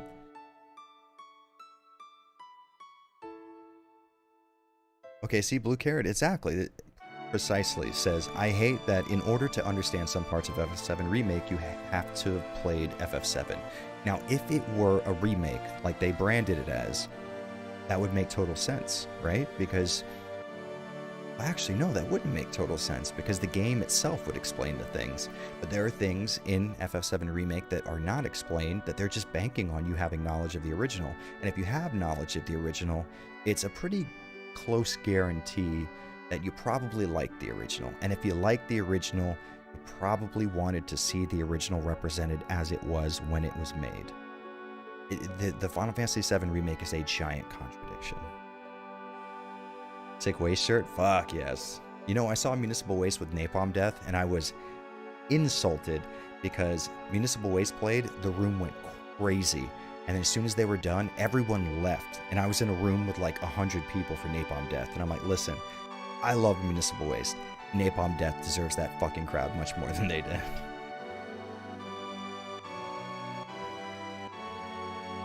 Why do fans consider RE4 as the best RE game? Can you answer objectively why? Thanks. I will say I have a theory. RE4 is more of an action game, and action games do sell better, so more people will have had experiences with RE4. But I will tell you this right now, RE4 came out in a time where video games were becoming more and more popular. The trend where we are now is that video games are more popular than they are unpopular, which is, for someone who's lived as long as I have, I'm 35 years old, I remember back when you didn't tell people you liked video games.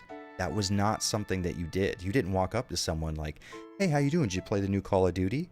You got to know someone for fucking a while before you're like, I play Super Nintendo, you play it too, right? Like, as far as someone being in like high school or middle school maybe, nowadays, that's the first thing someone asks me. It's like, yo, did you play the new Call of Duty game? The GameCube era and the PS2 and Xbox era was when, for example, the PS2 had a DVD player in it, and at the time, it was a very cost-effective DVD player. So it was in a lot of living rooms it might not have otherwise been in. So we have this incredibly popular thing going on. So more and more people had a GameCube. More and more people were going to buy RE4 because of how hard it was hyped. I genuinely believe RE4 was most people that say RE4 is my favorite RE game. I'm not saying this is for everybody. I assume a large majority of them, RE4 was their first RE game. So that's what they think RE is. I think it makes sense. I think if you think Resident Evil 4 is indicative of the Resident Evil series, it is very likely that that is the only experience you have with the series. Because anyone else who's played RE4 can go, oh, like, good game aside, I enjoyed the game. This is not like the others. You know? That's my opinion, at least. I still want to buy new games, but it's hard for me now, thanks to greed, pay to win, and PR pandering. It can be rough, that's a fact.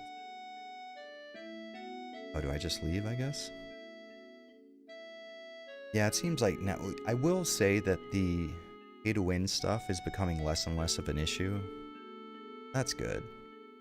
I remember the loot box debacle that was going on, even as early as 2 years ago. You hear less and less about that.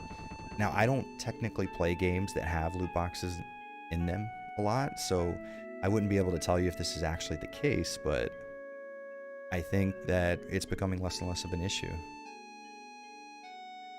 That's insane. Napalm Death are living legends. You are absolutely correct about that. They absolutely are, and they deserved a much larger crowd than they got.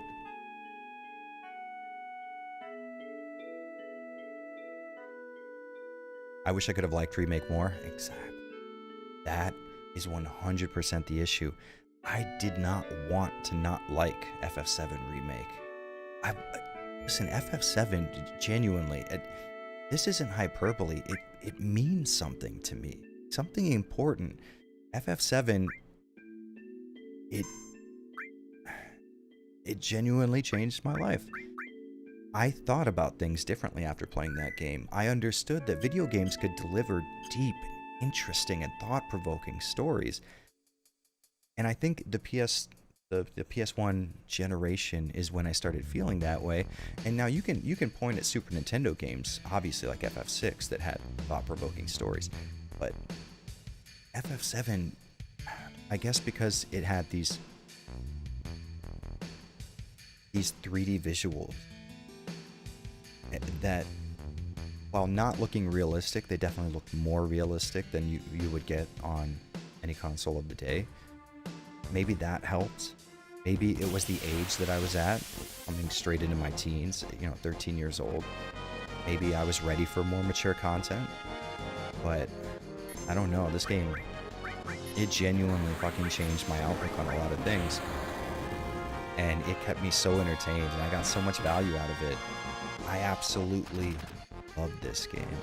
And the fact that the remake wasn't amazing kills me, because it should have been. It really should have been. Like, you handed someone a fucking loaded gun, aimed it at your chest, and they fucking missed. Kills me. But on the plus side, we still have the original. We can still play it, and while we will never ever see a situation like FF7 Remake again, we can always be happy. We can come together on this channel, hang out for a little bit, have some FF7 going in the background while I fucking talk shit about whatever the fuck it is I'm talking about right now. Hey, RE4 is amazing, just not what some would consider a good RE game. Yeah, exactly. That's my entire point. We're not specifically talking about the quality of RE4 as a video game. We're talking about it as an entry in a series. And if you compare it to the other entries in the series, it just doesn't stack up. Sadly, that's another situation. I wanted RE4 to be like a good Resident Evil game. Do you think that I want to spend all of my time arguing with people on Twitter about how RE4 is not a Resident Evil game? I prefer 5 though slightly. Yeah, well, because 5 was an improvement on all the mechanics found in RE4. I still don't understand why RE5 isn't looked on as fondly as 4. They both had terrible pacing issues in the middle of the game, that's for goddamn sure. Another RE4 question. Why do people hate RE5 and 6 but love RE4? I don't get it, Jared. I wish I could answer that for you because I have the same fucking question.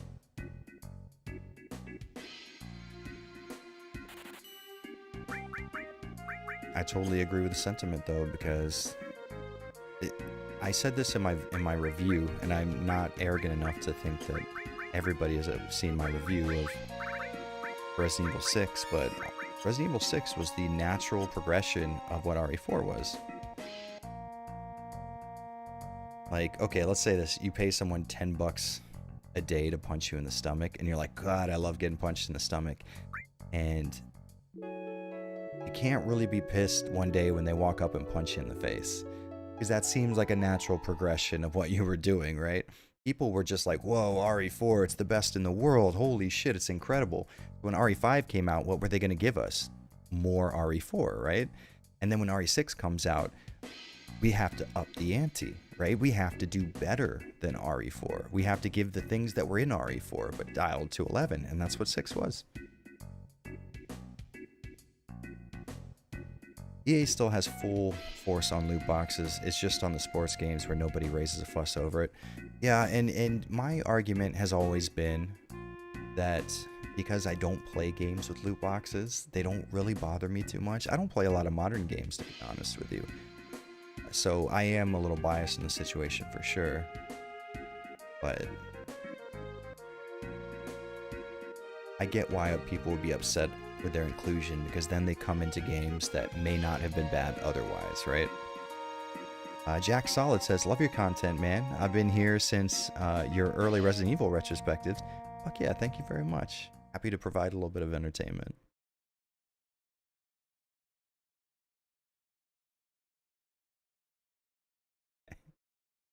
Oh, fuck. Cloud talking shit to Barrett's face is the best.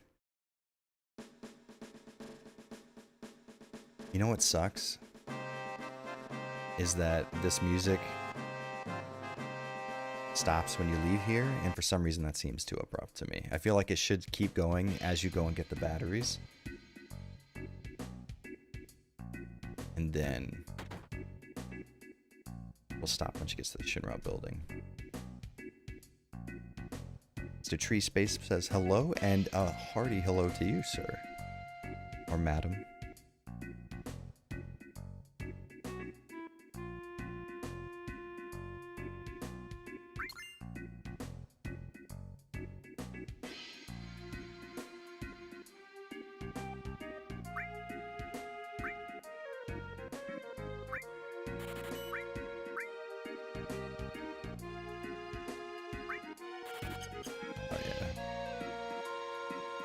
Meridian Norfair, people who try and defend RE4 as survival horror claim that the co-op in 5 and 6 is what makes those games not survival horror. It's kind of insane.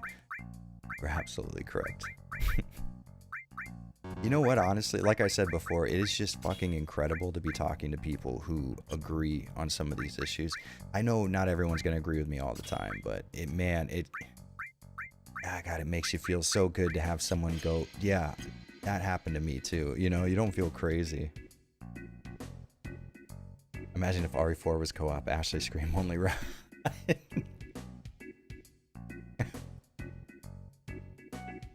think it could be done.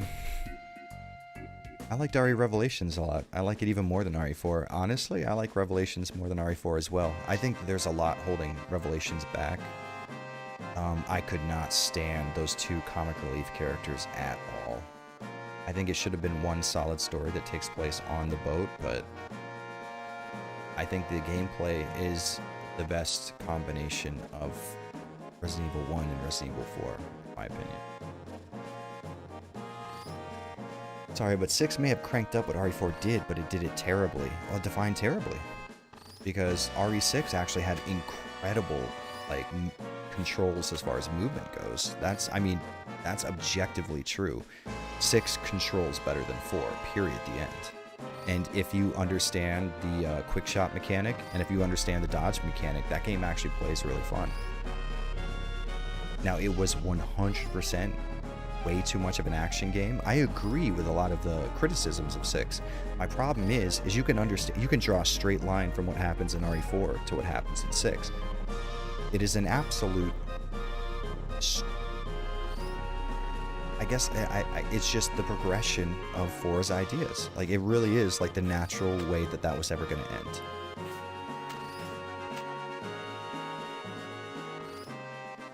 I played RE4 when it first came out for the GameCube, and I always said it was an awful Resident Evil game, but it still was fun as hell. Yeah, exactly.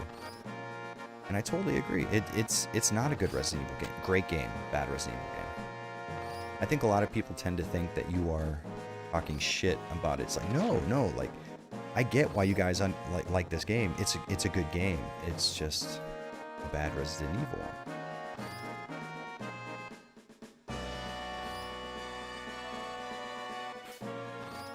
Fuck you.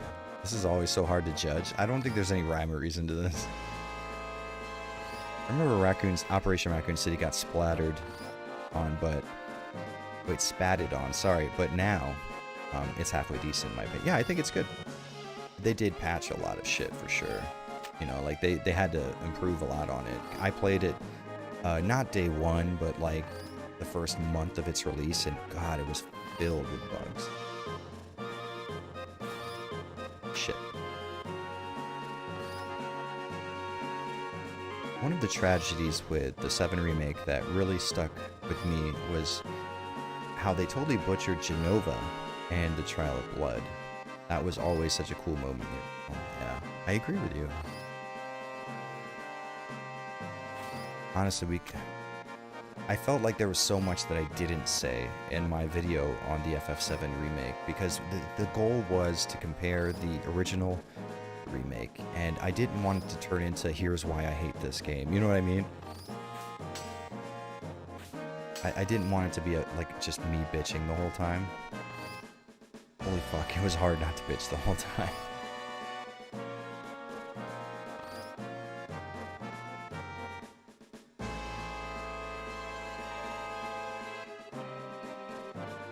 Yeah, I liked Revelations 2, but I was a little disappointed by it. I wanted more of Revelations 1, I guess. I feel like Revelations 2, so Revelations 1 was interesting. It was like, listen guys, we know what you want. You want a little more of that survival horror feel, and we're gonna give it to you. And I'm like, oh, okay, cool. And then Revelations 1 does really well, and they're like, we need to be RE4, we need to do better. And then Revelations 2 doesn't do as well as Revelations 1. It's almost like you could track a pattern to all this. It's like developers do well with like an upstart, almost like an indie game, right? And then it becomes popular and everyone goes, holy shit, now we need to pour a lot of money into this. And it loses what made people play it in the first place. And then the company just shuts down the whole process because obviously people must not like it, right?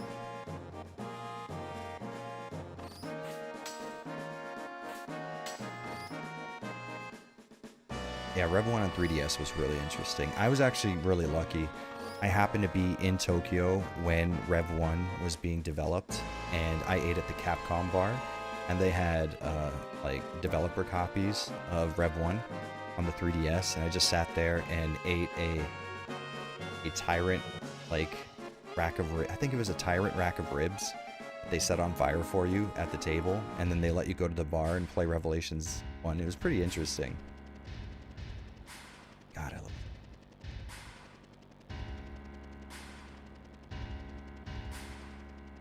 This is MGS5. Amazing game, horrible Metal Gear game.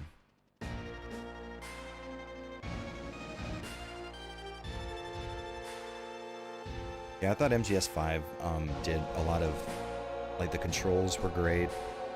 A lot of the stealth was great. I just would have liked to have seen MGS5's stealth mechanics work in a more confined area, like your Metal Gear Solid 1 or 2 type of deal. Because I don't think the stealth works as well in an open world area where you can get away to anywhere. The stakes don't seem as high for me, I guess. You're right, control is great. My issue is way too many campaigns and it feels bloated on mechanics with almost no ammo. What the fuck? So Slappy, I remember I heard that from Narrow's review as well. I reviewed FF7, or I'm sorry, I reviewed Resident Evil 6, and I played it on normal, and I beat every single campaign and got to the end of Ada's campaign, and I never once ran out of ammo. So I don't know if I was doing something different. If you use the quick shot mechanic to stun enemies and kill them with a melee, you can save a lot of ammo, and maybe that's not what people do, but I never had an issue. I mean, like, I would have tense moments where I was on my last magazine, but I fought every single boss with like a shit ton of ammo. I don't know. And if you watch the gameplay, it's not like I was really talented at the game or something. I don't know why I never had that issue. I'm not saying it doesn't exist for anyone. I'm just saying it's just weird that I didn't even come close to experiencing that. You think they'll change a lot with the RE4 remake by toning down the campiness? I'm actually hoping on it. I'm hoping they do. Because the campiness is what's struck me as being really off about RE4. Which is why I liked RE5 more, because RE5 was like, It was like RE4, except for Capcom was taking the story seriously. And it's like, you can't give Shinji Mikami access to more than one game at a time. He creates one game and then leave him alone, send him out somewhere else, because he will ruin the next one. He's done it time and time again.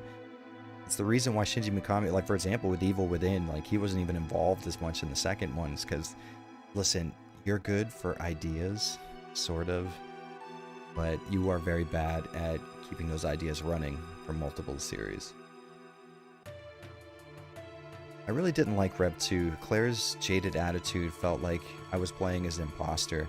Guns being more reliable than people was Steve's thing, not hers. Yeah, I mean, and at that point, she really hadn't experienced too much, I wouldn't say adversity. She didn't really experience, like, betrayal too much back then. I don't understand why she had that jaded of an attitude.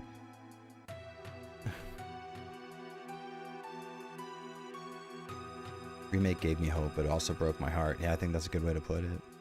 Jonathan D says, Rev 2 was super fun to play in couch co-op with my brother. You know what? I imagine that was the case with Rev 2. Me and my wife played it for a little bit, and it was pretty fun. But this is... I'm so gung-ho with, like, horror games. I want to play them single player. Like, how we're doing right now. Just some headphones on, sitting in front of the screen with, like, no lights on. You know what I mean? It just ruins a lot of the... I understand it's probably more fun from a gameplay perspective to have someone else with you. But from like an experiencing like a story and a horror perspective, I like playing them by myself a lot, you know? I mean, everybody is in agreement that RE5 is the co-op game, and I still to this day have played it co-op for like 15, 20 minutes.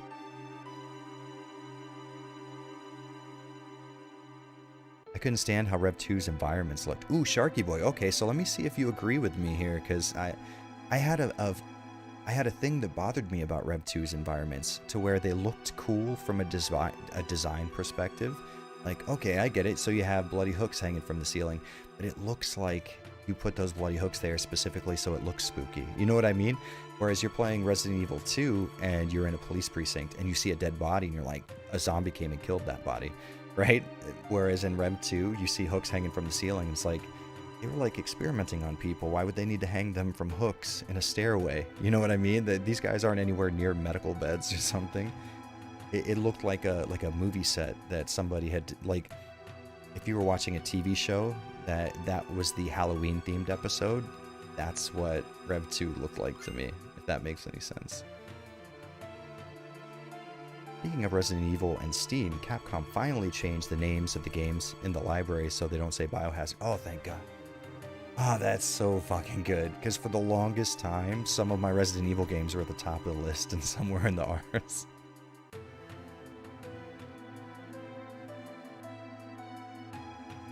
SPR says hello, and a hello to you.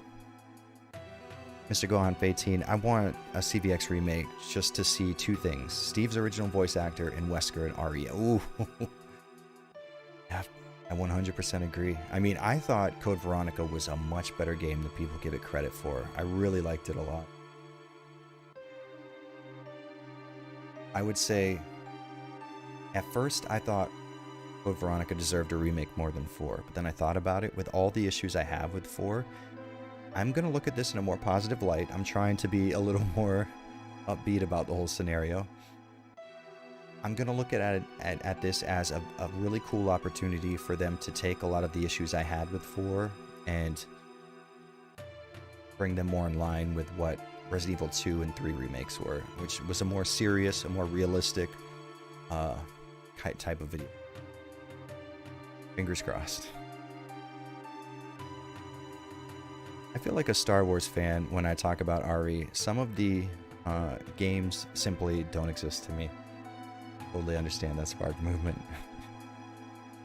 Hey, we got a super chat from Mushroom Head, Mushroom XX Head. You know what's... Okay, before we read it, first off, thank you very much for the $10. You are very, very nice. I really love the guy who screams in Mushroom Head, but I can't stand that other guy who does vocals. Has that weird, clean vocal sound. So many Mushroom Head songs are so good until that guy comes in. But anyways, you say FF7 is one of my earliest childhood memories with video games. It really blew my mind with imagination and wonder. But with the helpful criticism, I'm set on re-experiencing it with the original. Oh yeah. Fuck yeah. Anytime anybody is willing to play the original FF7, I'm happy. God, this game is so fucking... like... Okay, so... Judge FF7 when you do play the original again, Mushroom Head.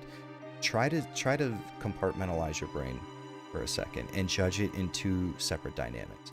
Judge it as a video game, as far as fun gameplay and as far as functional design goes, and then judge it as an emotional experience. How does it make you feel, right? Not so much like, oh, the game's really fun and it's made well. Try to judge it more like, this is a really interesting story and these characters really speak to me. You know what I mean? I think that's why I feel the way I do about FF7. And about a lot of games in general. I'm willing to forego more traditional, I guess traditionally agreed upon good gameplay practices. I'm willing to just not care about as long as I'm able to play something that means something to me. You know what I mean?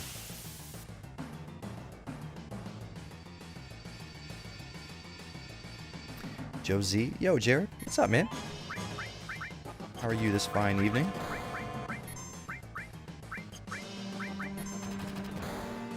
To go on Fatine. I think Code Veronica X Wesker is the best Wesker, and that Chris was a really good... Yeah, I liked Chris a lot in that. I really liked the idea of revisiting the island as Chris after everything went down. Like, oh, that was so cool. Ah, what a fucking good game Code Veronica was. Hey, Jared, what's one of the worst part of one of your favorite RE games? Rough one. So my favorite RE game, that's going to be a hard decision to make, but I'd probably say it's closer to RE2. RE Remake is really good too. Damn it. I would say the worst part about Resident Evil 2 is it's not very difficult for me anymore. I did die a lot my first playthrough of Resident Evil 2. I think probably everyone did. But coming back and looking at it as someone who understands survival horror mechanics, it's a pretty easy playthrough. I think the last stream we did with RE2, it was a no death run, not on purpose. So that would probably be the most negative thing for that one, for sure. People are gonna watch 4 Remake with a magnifying glass. Yeah, I think Capcom would have had a lot more leeway had they have not cut content from RE3 Remake. People would have probably been a lot more likely to give them the benefit of the doubt, but now they're going to be watching them, like you said, with a magnifying glass.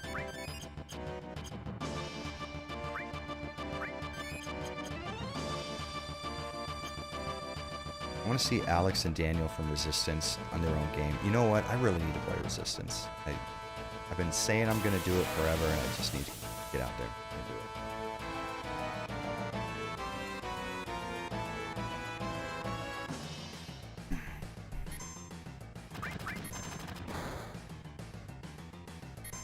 Hopefully by the time we get to Rufus Shinra, we will be able to change our limit level loud.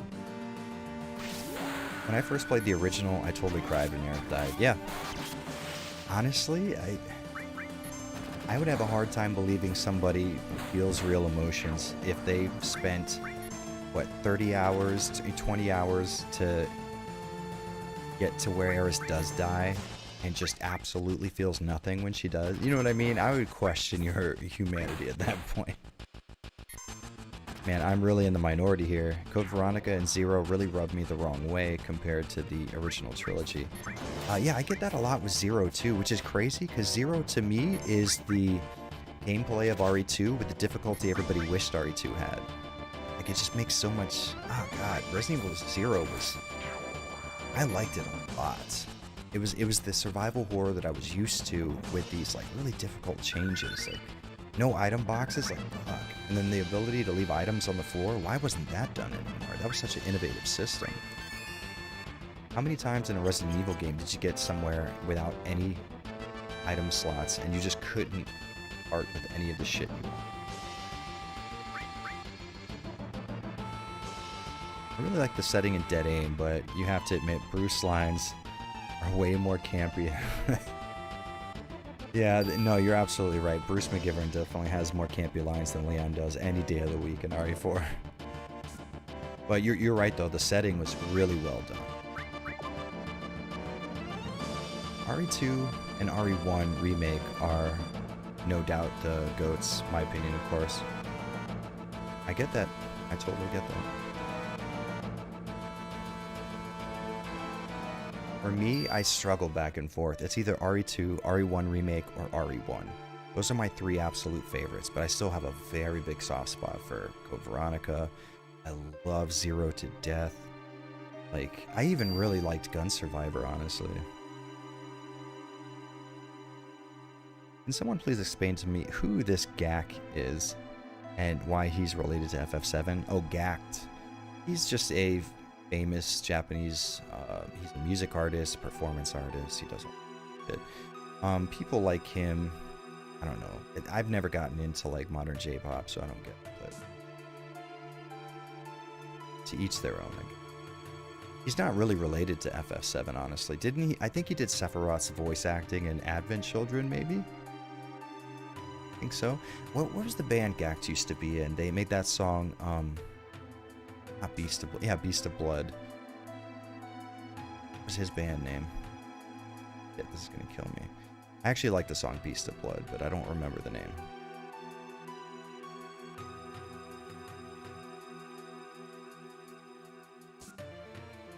Umbrella Chronicles was good. I like Darkside Chronicles more from a gameplay perspective.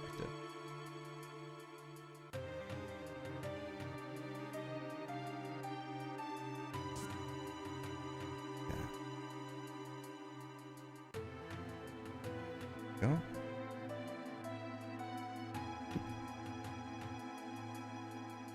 I like Resident Evil 1 remake, but I hated the Crimson Heads. I just think when they changed the zombies, they're disrespecting the Romero zombies. Ruben, damn it. Me and you just need to get together because we have the same views on everything. I agree totally. I 100% agree. Let's see.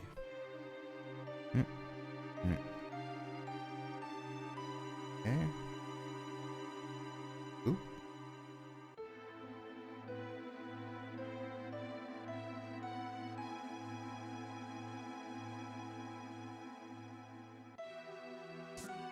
This is a real odd patrol for guards to have. All right, make sure you're in between these statues at all times and only look around when you're facing that direction.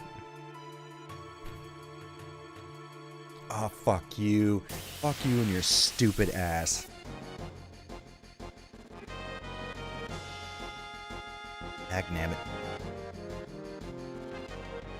So I was watching a review of God Hand and the ending song came up. It's a really good song. I've actually never played God Hand, oddly enough.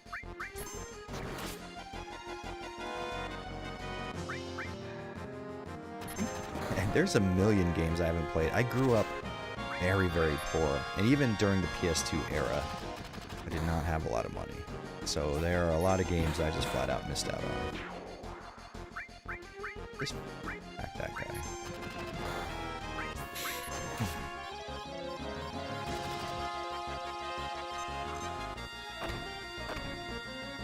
From Beyond the Veil. Hello, Jared. Do you think a present-day game with tank controls and fixed cameras / dynamic cameras could be commercially successful? I think so, yeah. I think if you make the game properly. I think Resident Evil 2 Remake proved that there are people who are interested in that original survival horror formula. Because, I mean, when you look at Resident Evil 2 Remake, it was wearing the skin of a survival horror game. It got so close to the genre. I think that it's definitely, it's not a far leap in logic to assume people would enjoy the original formula with the original control style. Or even, honestly, if you didn't want to use tank controls, you could use something like Silent Hill 3 used a hybrid of tank controls and more 3D analog controls. It's 100% doable, I think. Or at the very least, how about this? Just have tank control be an option. It'd be incredible.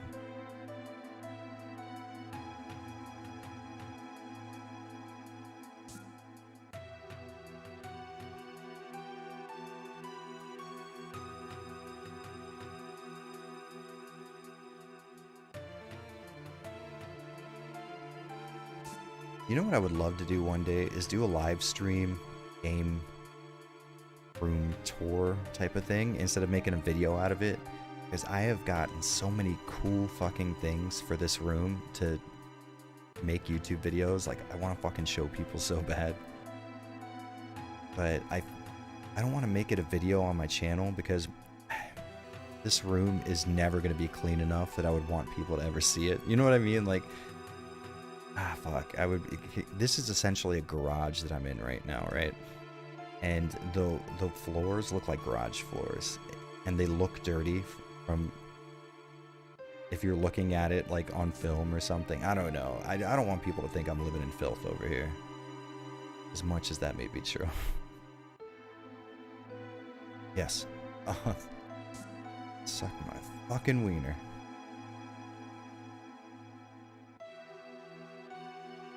Crazy Bang Bang says Ngamagnomsia. That's a direct translation. To be fair, apparently this patrol route still manages to catch and chew. Fuck. I walked right into that one.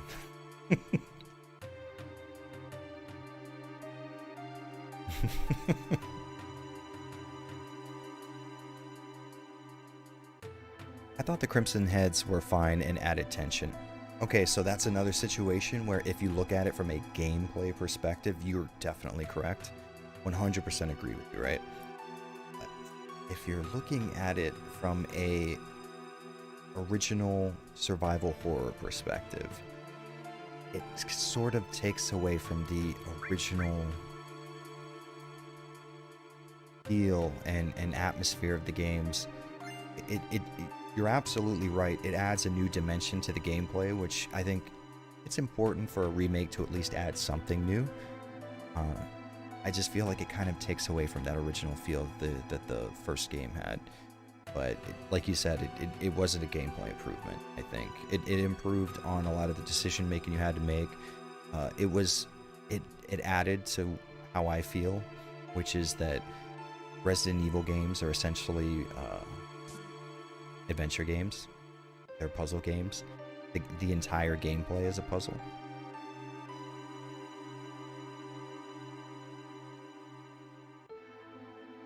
So I think it helped give that more of a feel to the gameplay. I just feel like it kind of hurt the original, if that makes any sense.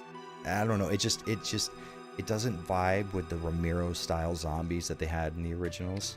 I've always preferred the Living Dead thing going on than like, oh, here's some science experiments and shit, you know? I think it's best.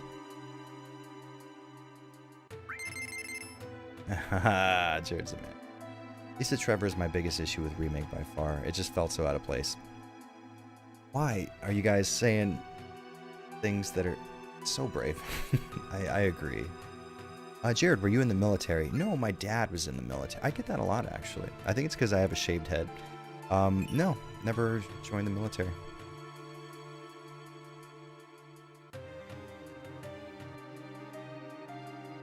I do work out a lot, so people assume because which I don't, by the way. I don't have a lot of self-discipline, but since I do work out, people kind of assume, like, I must have been in the military to have gotten that way, and it's just the opposite. I was real lazy for a while, now I'm trying to better myself. Give us the option to use tank controls and normal controls. Tank controls just annoy me. Yeah, you know, I used to think that people who didn't like tank controls just were like crazy or something, but I see it now as more of a perspective thing. I have zero issues with tank controls, and from the very get-go, I had no problems doing tank controls. But I understand that some people don't have the same. For example, I cannot play first-person shooters with a controller. I have to have a keyboard and mouse.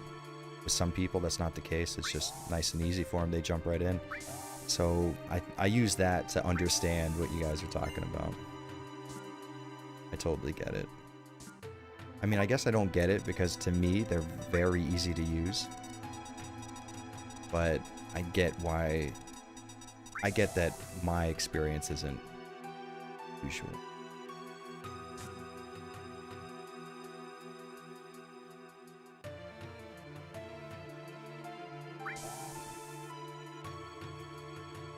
Two. Still 3 though.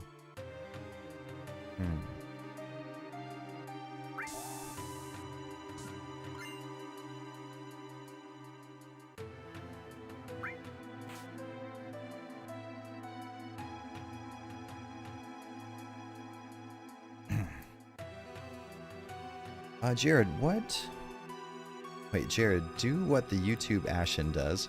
Review your stuff on a couch. Yeah, I don't get... I don't have a problem with what I think is Ashens or something. I just don't know how he maintains an audience doing that. I spend all of my time trying to improve my craft and improve the quality at which I can provide content to people. And there are people like Ashens who are like, here's a toy from China, it's electronic, here's my couch, fuck it. Like, I feel like I'm fucking up real hard.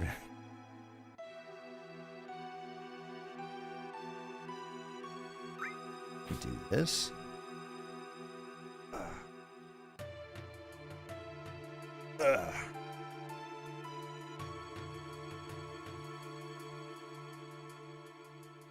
Lisa was cool, but the Crimson Heads make me avoid all combat until I have a one-hit kill weapon. I think that punishes the survival horror setup too much when I never use my handgun. Yeah, I get that. I mean, with Chris, it's a little easier because all you have to do is carry the oil instead of the lighter with the oil.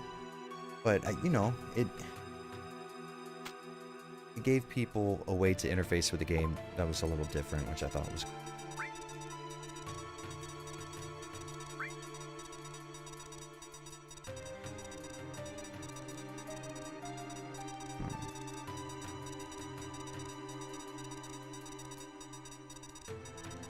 Okay.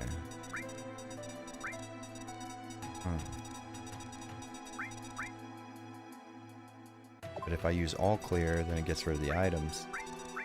Interesting. Okay, so here's what we do.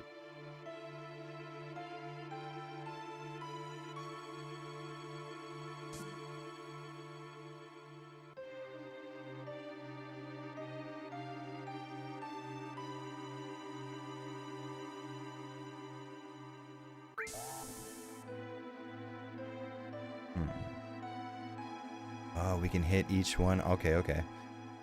So here's what we do. That's 2. Boom. This is us right here, fool. Don't fuck with me. I'm a genius. If the rumors are true, do you think RE8 venturing into the occult or supernatural would be straying too far from the series' identity? I do think that's going to be the case, honestly, from Beyond the Veil. I'm afraid that that's going to be the case. I'm trying to be more positive about stuff lately. I'm going to, you know what? Give them just the right amount of rope it takes for them to hang themselves, and I guess I'll get mad if I do, but I'm not going to expect to hate it. Wait, can I just want to... Cloud. Turn. God. Go up there. Do this for me. There we go. Sir Ruz says, hello, what's up, man? How do you rate both the Outbreak games? I like them a lot. Outbreak's great. Am I out? Oh, thank God. Oh, we fucking did this. Word. I would say the Outbreak games are very fun from a gameplay perspective. If you're looking to play a Resident Evil game, I would enjoy the story-based Resident Evil games much more because the story gives the game a little more stakes than just like, oh, I died and that's a fail state, you know? But they're very fucking fun. I like Outbreak a lot.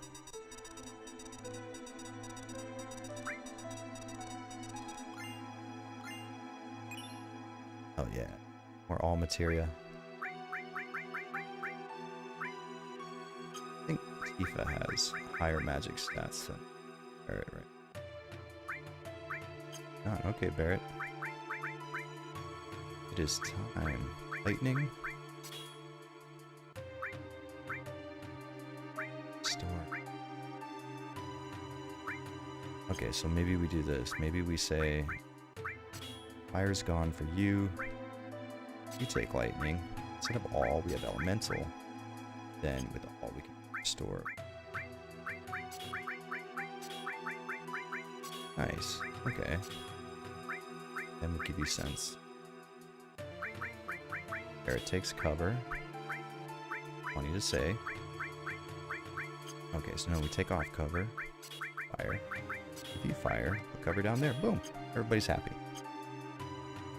Nice and easy. I think it's his attitude that gets his audience, and people like looking at old stuff. To me, it's quite calming looking at vintage. Yeah, no, I get that. I understand that there are things that drive people to YouTube videos that have nothing to do with the quality of the video for sure. And it's not like I'm knocking him. Like, he obviously does way better than me. So he definitely knows more about what people want than I do. But it feels like, you know, when you've put a lot of money into a setup to achieve like a high quality video, and then somebody with their cell phone films old Chinese Tiger Electronics knockoff at their couch and gets 1 million views, you just tend to go like, oh, god damn it, why do I try?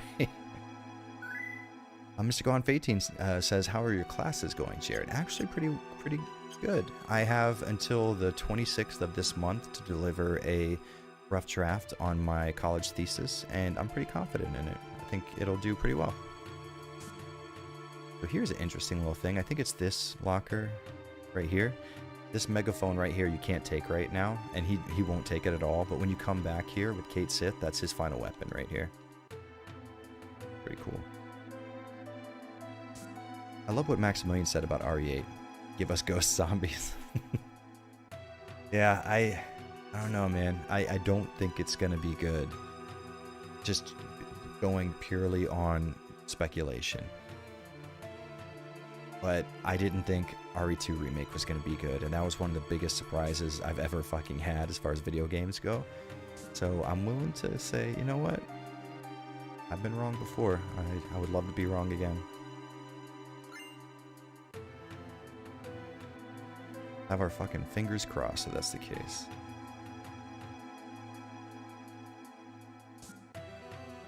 Hey boss, I'm gay says, god damn it, fuck, no one clipped that.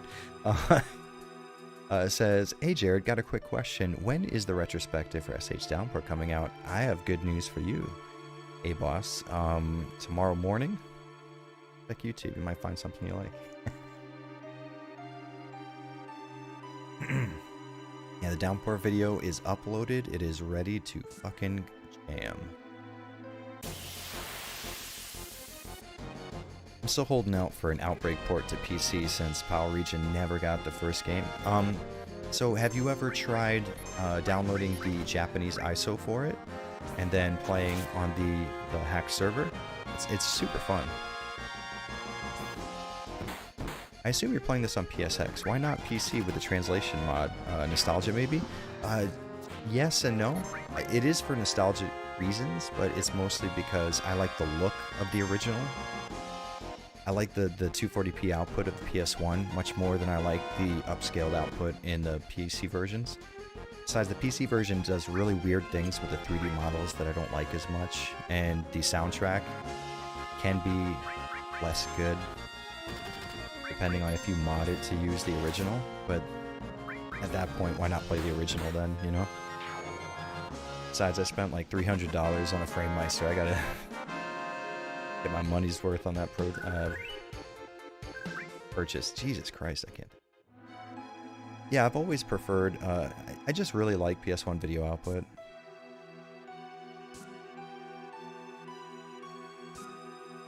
I get why some people might like the PC like remaster type of look. It just doesn't fit as well.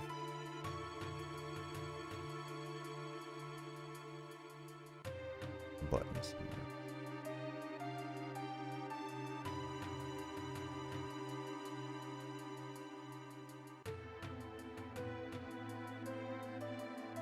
I know you're there. Okay. Okay.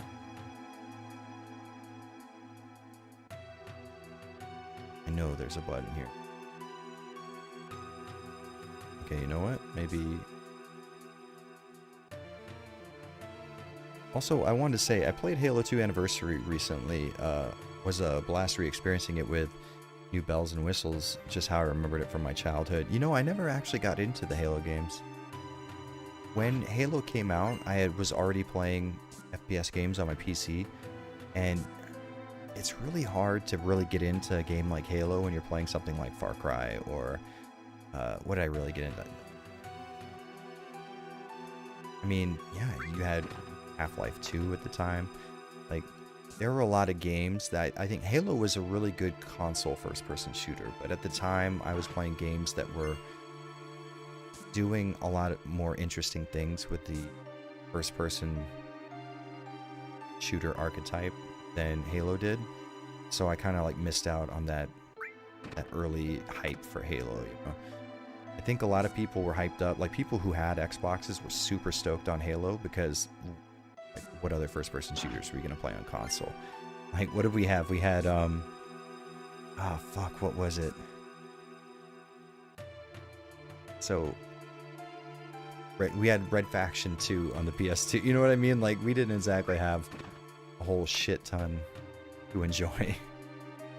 So I get why it did as well as it did, because on console you just didn't have first-person shooters that were so amazing. On PC, good first-person shooters were a dime a dozen at the time. So I wasn't as keen on buying one for their console that I couldn't use a mouse and keyboard on, you know. Thanks, Jared. Yeah, no problem at all. And hopefully you like the video. It's a little negative. I will warn you ahead of time. But I think it's a pretty interesting video to watch.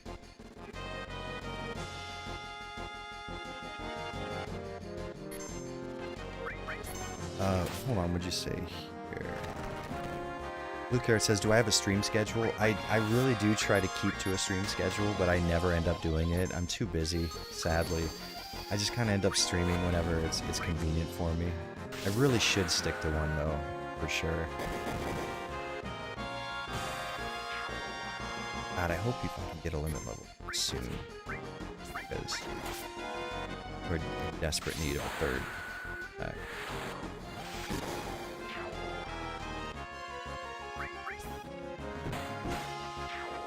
Jared, in the whole RE series, which voice actor has the most passion in their acting? That's a good question. I think Leon from RE2, feel like you could really feel him acting those fucking lines out.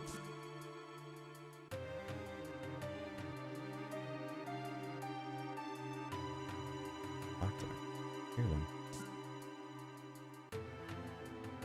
FF7 PC modded looks so great compared to the PSX. I disagree. You're looking at the PSX right now, and it's fucking... you know, another thing that's an issue too is if you look at the pre-rendered backgrounds in the PC version. So this is actually really interesting. They've applied a sort of bilinear filter to them, so you don't have the sharp look that we're looking at right now. You have a very blurry, stretched look, and it's being stretched to a non-integer scale, which right now what you're looking at is an integer 960p. So the PS1 had a 240p output, and we are stretching it to the next even integer, so it's 4 times, which is 960p. Whereas in the PC version, you're seeing the graphics stretched to a non-integer scale, which means you have like odd horizontal, or fuck, where the fuck is that word? What's this? Diagonal lines? Jesus. Might be a little too late for me, guys. Yeah, I think that there's a lot of things wrong with it. As a matter of fact, was it Blue Carrot that said that? Oh, Blue Carrot says the audio is too loud when I'm talking? Oh, I'm sorry. My bad. Oh, the battle audio. Okay, yeah, we could turn it down a little bit. Sorry about that.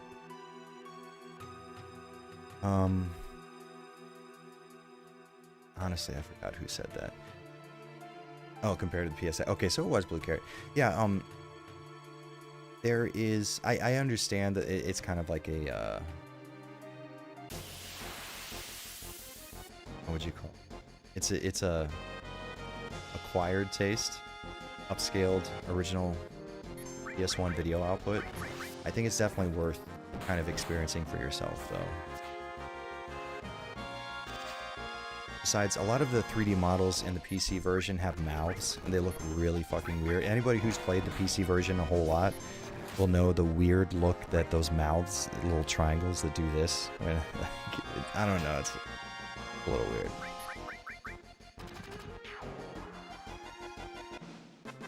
I emulate everything these days, even PS3. Works surprisingly well, all things considered. I still have not messed with that generation of consoles with emulation, but I've heard that it's gotten much better.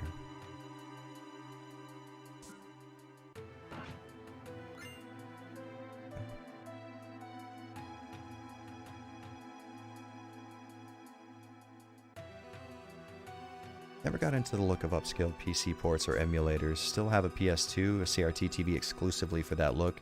It's unbeatable. No, I totally get that.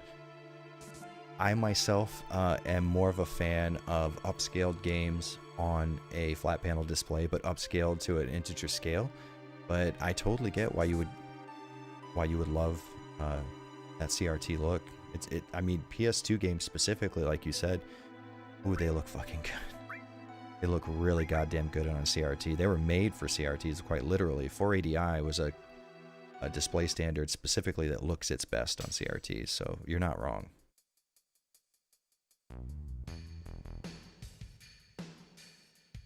I loved all the CODs from 1 to Black Ops 2.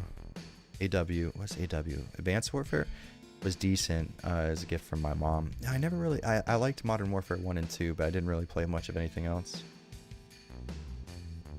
There's that burp. Not gonna lie, I actually enjoyed Downpour, but it does have its flaws, but I can't wait to hear your take on it. Well, you know, the good news is I tried to be very careful in that video to understand that, like we talked about just recently in the stream, where I will like games that technically don't play very well just because I enjoy them. So as I talk a lot of shit about the performance of that game, about the use of graphical assets in that game, but I try to be very careful to say, listen, for me, this is a fucking deal breaker. I totally understand if this is the type of game you get into, though, but just know that from my perspective, this is just a non-starter, you know? Ruben says, did anyone ever like the Dead Rising games? I have part 2 and enjoyed it for what it was, but I hated the timer thing because all I want to do is kill zombies all day. I really liked Dead Rising 1, but I didn't play much of 2 and never played any of the other games in the series. But Dead Rising 1 was really fun for me. I actually kind of enjoyed having the timer there. It kind of kept me on my toes. Because otherwise, it would turn into Grand Theft Auto, where you'd be playing for a while, then you'd kill a bunch of civilians and turn the game off, right?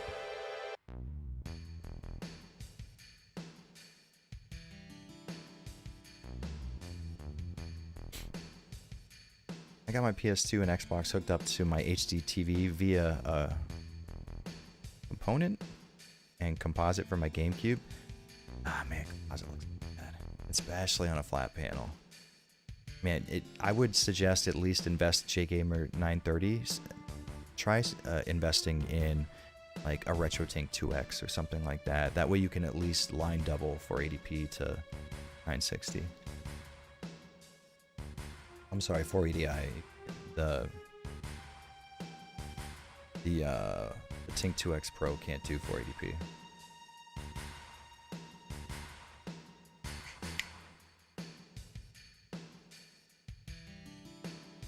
Mr. Gohan, Fatine, I feel that too. I mean, just any clip of Paul Haddad acting in that game is gold. Just wait, I'm coming back for you. Hold on, you're gonna make it. Like, he just had that delivery for those lines. It was, it's killing. Now that I think about it, I think the reason FF7 Remake is...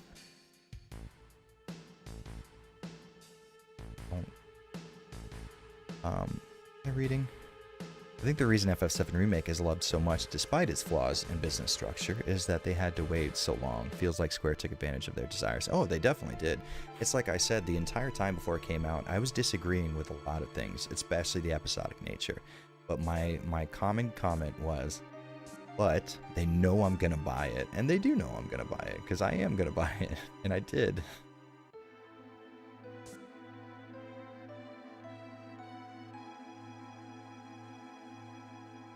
played the FF8 demo, but could never find it for rent. Really wanted to play that motherfucker after the high of experiencing FF7.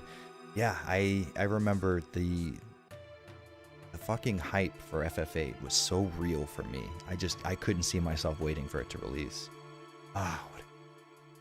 Any solution? Oh, wait, oh, I'm sorry. Any Soulsborne fans here? We need a Demon's Souls remake these days of remakes.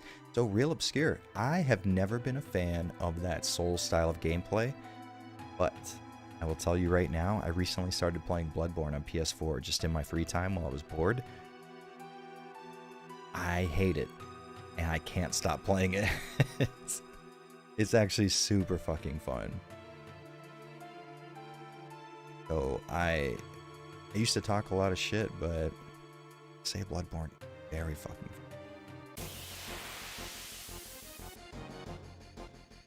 Not gonna lie, this area was my least favorite in the game until you get to the lab, then it goes nuts. I really like this part. We heard so much about the Shinra company. It's like, you finally get to see them in action now, right?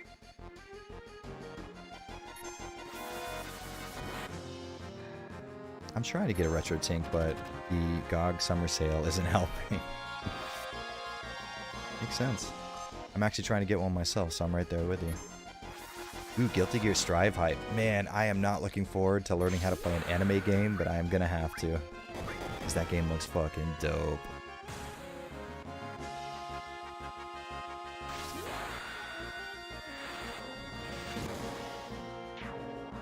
There we go. There, more limit. It'd be nice if you do that to Cloud.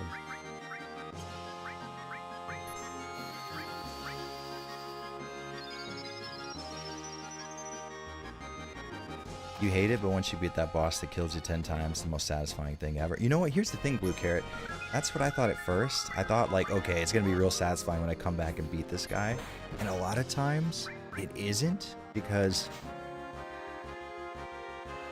to me, it felt like the one thing that was holding me back wasn't, oh, you weren't playing the correct way.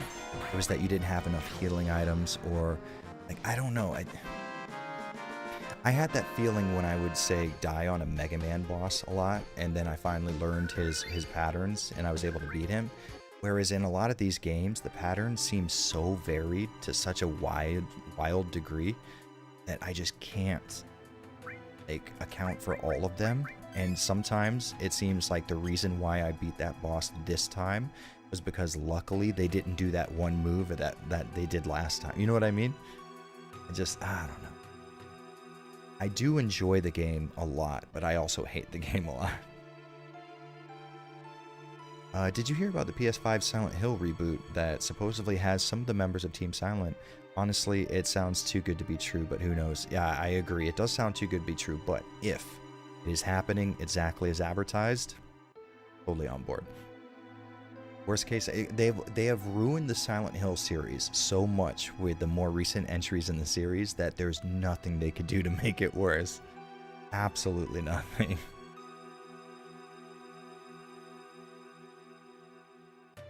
Andrea never played those? I would say, Andrea, start with Bloodborne, because I played Demon's Souls, which was terribly difficult. Bloodborne seems more fair and balanced, even though it's not very fair and balanced. I have a hard-on for Soulsborne's games, especially Bloodborne and Nioh. I'm interested in playing Nioh now that I have gotten experience with Bloodborne. Also, can we talk about how Jenova, despite not having a head, was stacked up front? It was looking good. My honest feelings, the first time RE4 Leon's voice actor actually made me feel emotion, is when he sees Krauser. I love their back and forth. Yeah, I think there is a couple of times, even with what's his name, Salazar. There's decent writing in RE4, other than the more campy stuff for sure.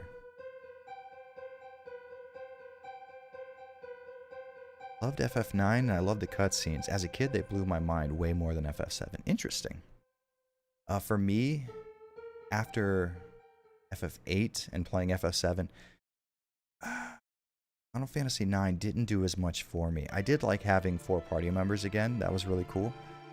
But I wasn't as invested in Nine's story or characters. I don't know. They just didn't hit me the same way, you know?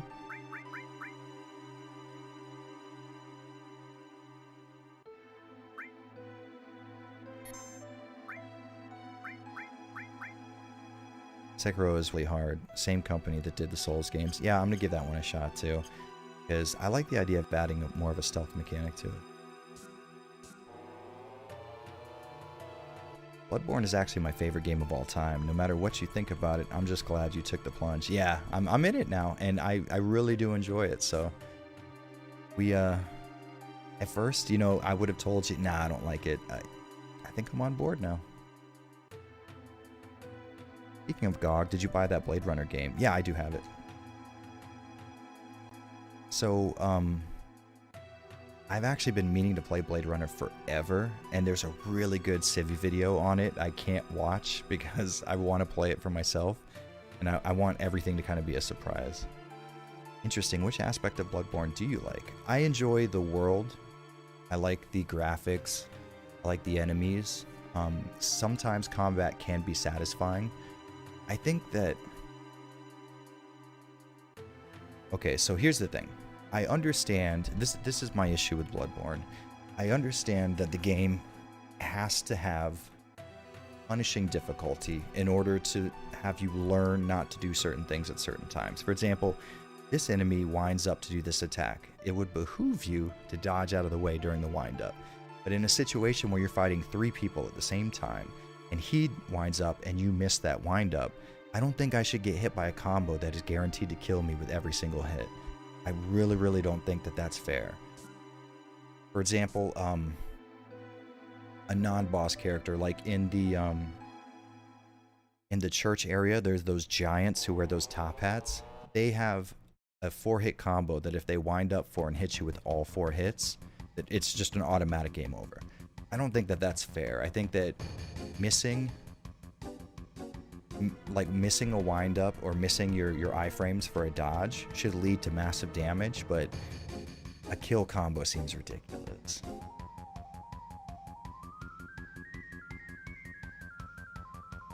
If you are working on trying to get into Soulsborne, I would suggest PS2, Scholar, and Bloodborne as your first. PS1 is by far the hardest. I've heard that, yeah.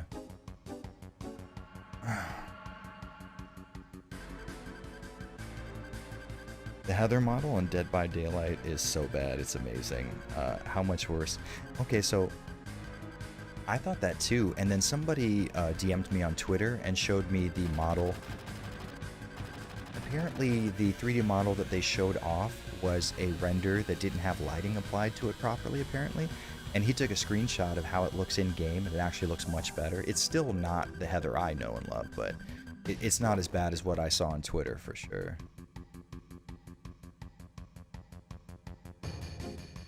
I actually cried when Leon screamed, Luis, so that was the first emotional moment. Also, every time I jump, I make the sound he does when he jumps out of windows. Speaking of Blade Runner, Jared, when are you going to play Ruiner? I really need to. I love the cyberpunk aesthetic. That would be really fun for me. Maybe we'll play it on stream.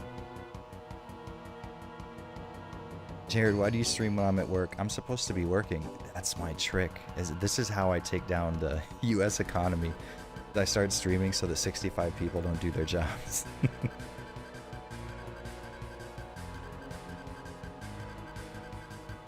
And this is actually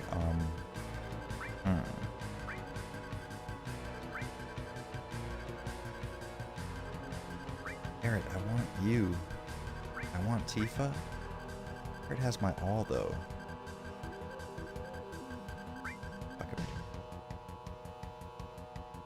Yeah, that's another reason why I wanted a streaming channel, is because I was worried that having people not, like, I mean, don't get me wrong, it's awesome to have 65 people just watch me shoot the shit and play Final Fantasy VII, something I might have been doing otherwise, right? But I was worried that streaming something and not being successful at it would ruin, like, my standing in the algorithm, essentially. And, you know, let's face it, nobody really gives a shit about somebody who's playing through Final Fantasy VII on a PS1 in 2020. You know what I mean? Like, no one cares.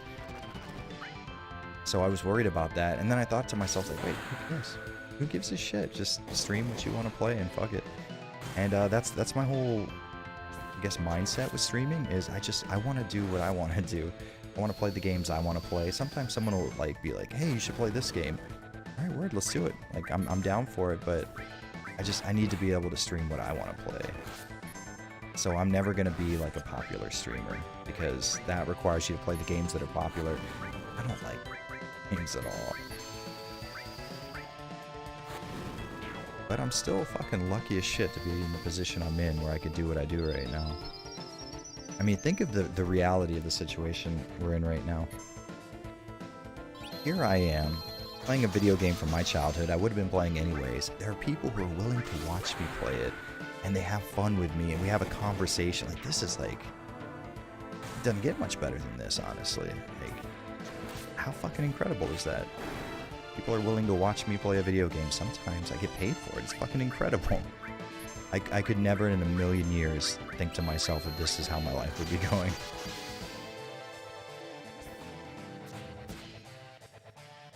But I'm in Australia. It's an international plot for me to destroy the economy everywhere.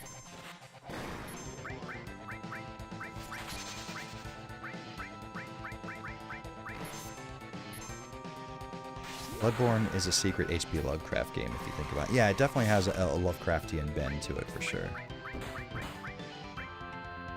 Which is why I continue playing it. I really like the world building. I like the atmosphere of it.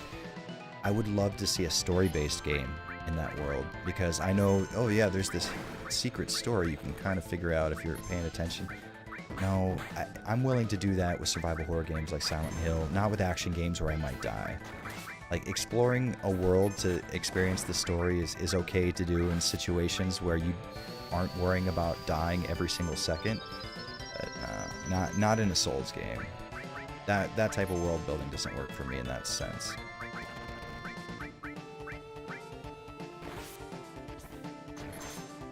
Oh, that's right, Mr. Go on Fate. No, the Ivies and William on the Train. That's right. I actually did forget. I'm glad you reminded me.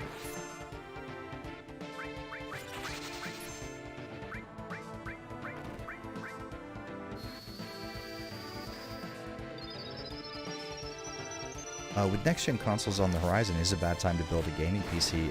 Kennedy Ramirez, absolutely not. I would say just specifically, like, right now, it's not as good because shipping prices and availability was down because of COVID, but that's not becoming the case anymore.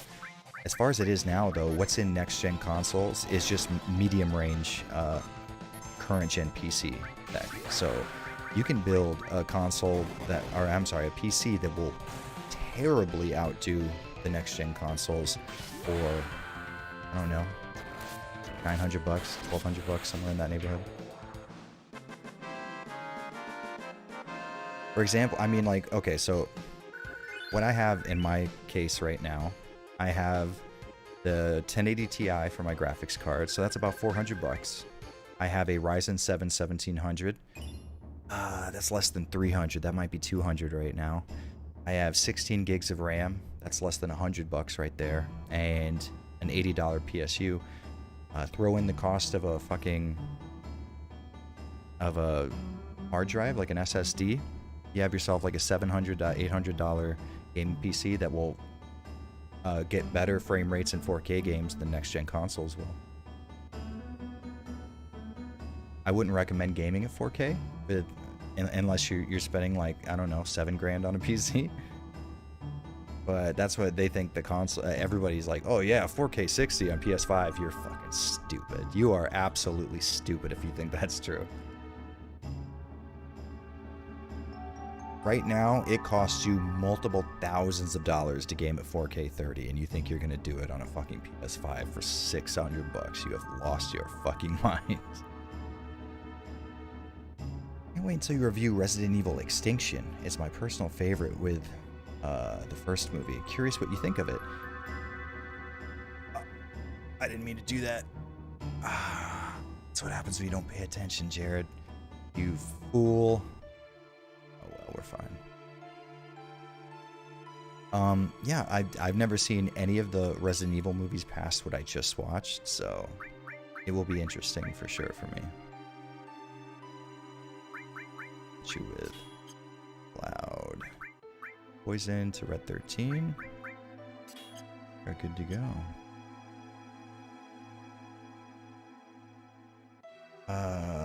Swamp Lord 85, your characters are furied, meaning 30% attack hit percentage, but limit breaks fill twice as fast. It's not a great status to have. I'd heal it, bro. Swamp Lord, I actually put Hyper on them specifically because I want to get a shit ton of limit levels before we leave the Shinra building. So you're definitely correct, but it's on purpose. I don't know. Also, it's kind of a tradition for me to play out like literally the first disc of Final Fantasy VII with Hyper on all of my party members. I don't know why. Don't ask me. Hey Jared, what do you think about people wanting an easy mode for games like Dark Souls? They just want to experience the story and not worry about the games being hard. I get that. I honestly don't think that's as big of a deal. Like, I understand why that might make people mad who have put the time in a normal mode, but they're not affecting your gameplay experience, I don't think. Now, if they were to say lower the overall skill ceiling of the game, I could see people getting upset. That makes sense, because you want to have the experience you want to have. Whereas people who want to play on easy, they want to have an experience that's different than that, and that's totally fine, just as long as it doesn't affect, you know, the end user. Thanks, guys. I definitely want to build a gaming PC. Kennedy Ramirez, if you want to send me a DM on Twitter, I can put together a parts list for you that might fit with your budget. So if that's what you're looking for, I'll help out if I can. What power source do I need for a RetroTink 2X? Essentially anything you use for your phone. If it's a... I was hoping you wouldn't hit... if it's like, if you have like, let's say a Samsung or iPhone or something like that, the little wall wart, the thing that plugs into the wall, the USB adapter, will work fine for a RetroTink 2X. Just as long as it's a name brand, it's going to deliver the 5 volts that the Tink needs.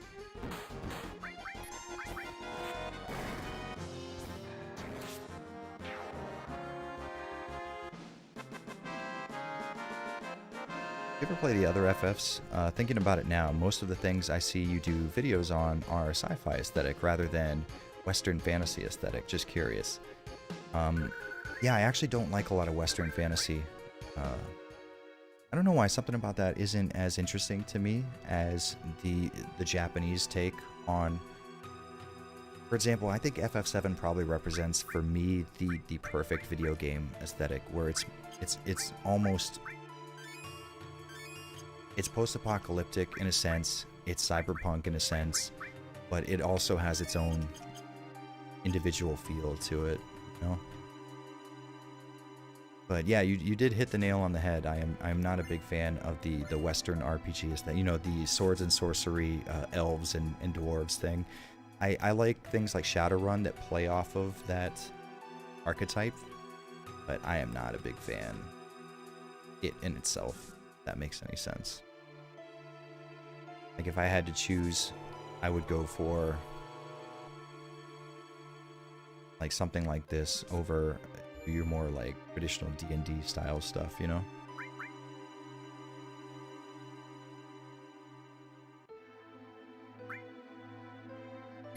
I'll be gaming at 8K and 5 frames per second on my new PS5. Exactly. They literally said that. I remember somebody said that it would push 8K 30 frames per second. I think that they have fucking lost all logical thought in their brains. The difficulty is part of the Souls experience. Easy mode just doesn't make sense. I think it makes sense to people who aren't good at it, because difficulty is a very subjective term. I don't want to say it's not like I'm not pushing for an easy mode for Dark Souls for sure, but. So let's say there is somebody who's not very skilled at video games and they play Dark Souls and they die on easy mode. They are having essentially as difficult of an experience as you might have. You know what I mean? You have to think about it in that way. It's like, for example, this happens a lot in the gym where maybe I'll be chest pressing like 330, right? And I look over and I see a skinny, scrawny person bench pressing like 75 pounds, you know, something small. And I look at them and I'm like, it's fucking bullshit. Look at that's such a lightweight. And then I think about it. Wait, look at the person who's lifting it. They're grunting and fucking like getting a huge workout out of it. They're getting the same workout that I'm getting with less weight. You know, it's just a very subjective thing. I agree that difficulty is a key draw for Souls games, and me personally, I wouldn't use an easy mode, but if the easy mode is available and doesn't affect normal mode, why not? Honestly. You know, I don't think it would bother anyone else.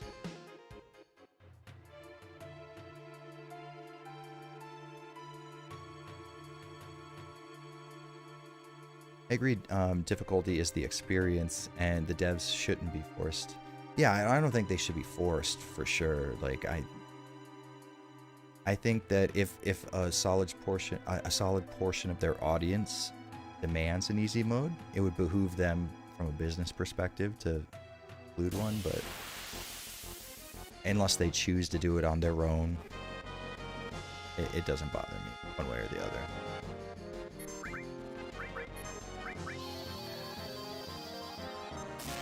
Every time.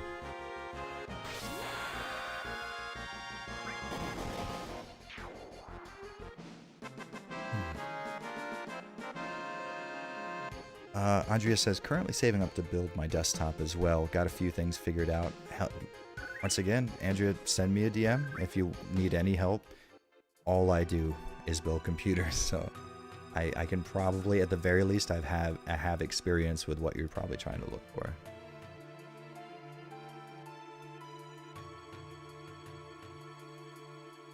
Hey Jared, just finished your Stalker retrospective and was really curious on what your thoughts are on the Fallout games. I don't like Fallout as much as Stalker. I think Fallout 3, had I have played Fallout 3 before Stalker Shadow of Chernobyl, I would have likely liked Fallout 3 a lot more. It's kind of hard to judge Fallout 3 without comparing it to Stalker because of how similar they are. Not a big fan of the first-person Fallout games, but I will say, in their defense, I spent like 40 or 50 hours on Fallout 3, and it was okay enough, but I wasn't having a fun enough time that I wanted to continue, so I kind of stopped. And I think about the same thing happened with Fallout 4.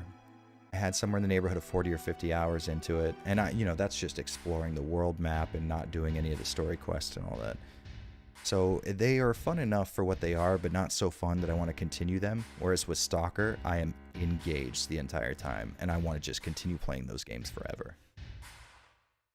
Which you technically can. I had a 200-hour game of Stalker Call of Pripyat going once. So that shows you how bad my decisions are as far as my time goes. The House of the Dead movie is amazing. I'm going to have to disagree with you on that. I couldn't stand that movie. Even from a so bad is good perspective, I couldn't stand it. Real Obscure says, honestly, any Souls vet like myself will tell you the hardest one is your first. Yeah, that's true. Once you learn the way you can power through any of them. Yeah, so my first one was Demon's Souls, and that was a fucking tough game. Second City Saint says, the Souls games are redundant and cheap to me, and this is coming from a Tenchu Ninja Gaiden, POP, and Devil May Cry guy. I wouldn't say they're redundant. I think they serve a very specific niche. I don't think that they're as... Okay, so here's the thing. I have an interesting view on this. I think From Software accidentally, while making a game that was supposed to be difficult, they accidentally created a format that people enjoyed. And I don't think it was so much of, look at how skilled I am at this game. It became bragging rights on the internet, which got more people into it, which got more people who normally may not have played it into that kind of style of gameplay. I don't think that it all came as an intentional, like, From Software gets together and says, okay, we're going to perfectly balance a game. I think they made a game that was as hard as possible, that was unbalanced as fuck. And even like I said, I enjoy Bloodborne. Bloodborne has shit for balance. It is a fucking poorly balanced game. But it is also a fun game. And I think that there are half the staff at From Software is really good at making fun video games, and the other half really wants a hard video game. And I think that they are in constant conflict based on my experience. Hey Jared, do you like Metro 2033 Last Light Exit? Oh, I love the Metro series. I would say my favorite is probably Metro 2033, but Exodus I put a lot of time into. I have a game of Exodus going right now, actually. I just got an ultra wide monitor at it's 3440 by 1440, and I'm having a hard time running Exodus at a locked 30 frames, or this is a 100 hertz monitor. So, I mean, my frame rate will dip sometimes down below 60, and it's super annoying. It's still fun as shit seeing Exodus in like ultra wide. Oh, I wonder, I gotta play 2033 now. Sick.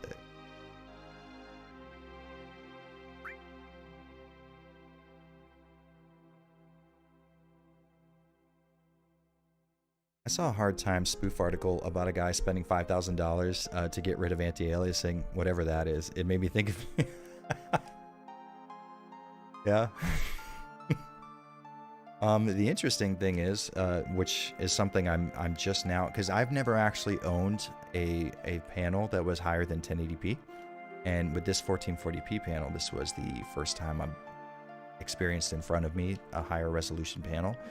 And you actually don't need to set anti-aliasing settings as much with a denser pixel display like 1440p. So if you wanted me to make a comment that was actually nerdier than the spoof article, then there you go. Easy mode in Dark Souls, etc. Is looking online and or summoning. Oh, okay, yeah. And or summoning people? Okay, yeah. Because I don't play online with Bloodborne, but I do use the little spots where I can summon heroes during boss fights, so yeah, that's true. The old DMC games can be very hard, but yeah, there's no easy in Dark Souls for a reason. If you go in with that mentality, you're going to be bullied by invaders in the game. So I turned online mode off with Bloodborne because the last fucking thing I give a shit about are invaders. I do not want to deal with that while also dealing with fucking what I feel to be very terrible hitbox. Fuck what I feel. Objectively, the hitboxes in Bloodborne are fucking garbage. And it's the same way with other Souls games, so it's not just Bloodborne. But even if you like, for example, I used to love Counter-Strike Source. That was my fucking game. And I will tell you right now, the hitboxes in Counter-Strike Source are damn near broken. So you can criticize a game that you enjoy. Don't think that because I'm criticizing Bloodborne that I don't like it, because I fucking love Bloodborne, but I also hate it. It's a very complicated system we got going on here. Plus, the only game I have right now that has the Souls engine is Star Wars Jedi Fallen Order. I've heard that's pretty good. Still haven't touched it, though.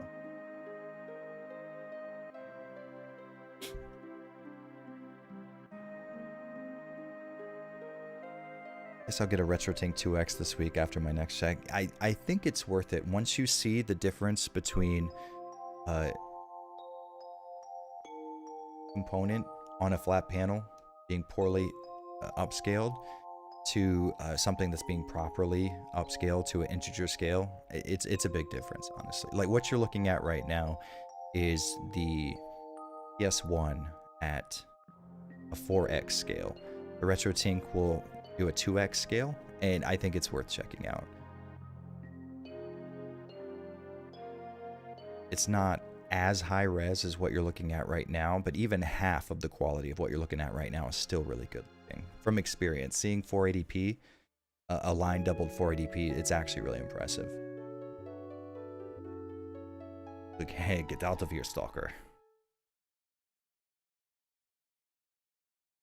Hey, question. What's your thoughts on Homeworld and Deserts of Karak? I'm a newbie and started with Karak and I'm in love. Homeworld and Deserts of Karak. I have no idea what those are, to be totally honest with you. Yeah, that does not ring a bell for me. Horror fan for life. Views on Evil Within games. I've only ever played the first one, and I really did not enjoy it.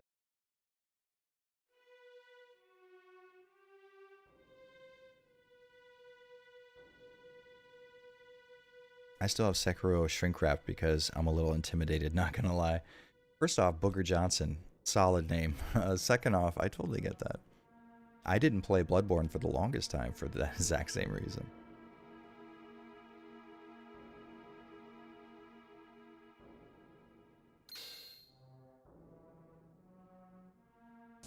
So, not gonna lie, even as a Souls vet, Demon Souls can be very... Oh, Demon Souls was... That was an experience.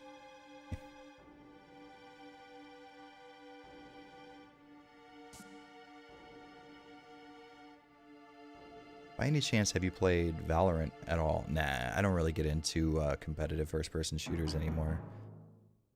I especially don't like the Battle Royale style games. Valorant and, so what's the other? Not PUBG, but the other one. I forget its name. And those things are so far off of my radar that I don't even remember its name. Favorite Metro game? Yeah, I think 2033 for its story. I like the Metro 2033 book the most as well. But Exodus is a close second. I don't think that there's a bad Metro game. I'll say that much right now. All the distractions going on right now is completely controlled by the shape-shifting reptilians. We all need to unite to fight this evil. I think Joe Honest has the right idea. The reptilians are the big issue here right now.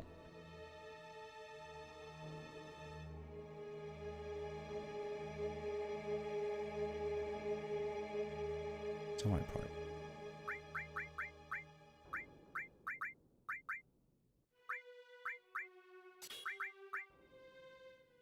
You know what? Maybe you would be better off with the cure.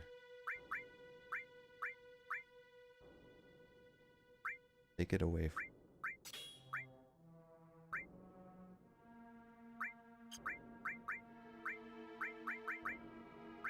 Store. Fire. Sense. Give. Fire. Actually, we'll take the sense off of Cloud and give you poison, because that Rufus fight, you can use poison to your advantage there. Jared, when is the Yakuza retrospective? Actually, I am 100% down for a Yakuza retrospective. That's what I want the most, because I've never played a Yakuza game, and I should have played a Yakuza game, so I plan on making up for that, but I don't know when. I don't have all the games yet, but I plan on having them all soon. One thing that I would have liked to have seen FF7 have is when you have the element material linked to an element on your weapon, for that to show as like an animation, maybe just a little lightning, you know, just a little electricity during the attack or fire, you know what I mean, something like that. Oh, is everybody off a hyper? God damn it.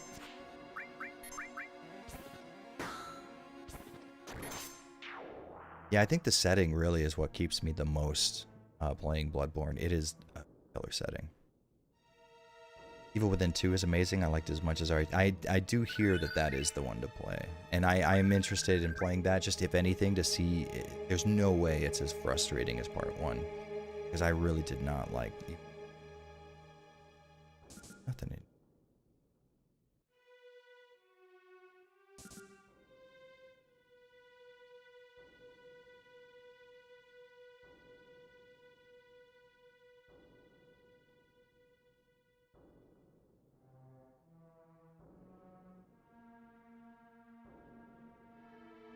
Well, Andrew Blockus, thank you very much. I hope I didn't butcher your last name there. Thank you very much, man. My Block only atonement. Keep up the fantastic work.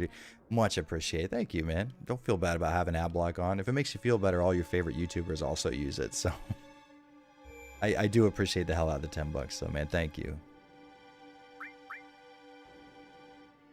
Yeah, that's one thing that I could never do is, you know, remember when fucking Mundane Matt turned off that pesky ad block? I couldn't do that. It's like, listen, guys, the only thing I can ask is that you watch my content. Everything else, fucking, just, you do you.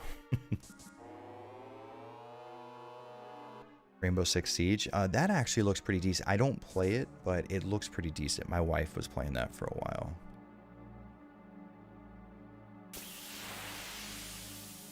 Sephiroth has some bad aim. He stabbed Tifa, didn't kill her. Stabbed Seng, didn't kill him. Stabbed Cloud, he good. You know what? I never thought about that. The only person that Sephiroth actually canonically killed was President Shinra. That was about it. You are not wrong.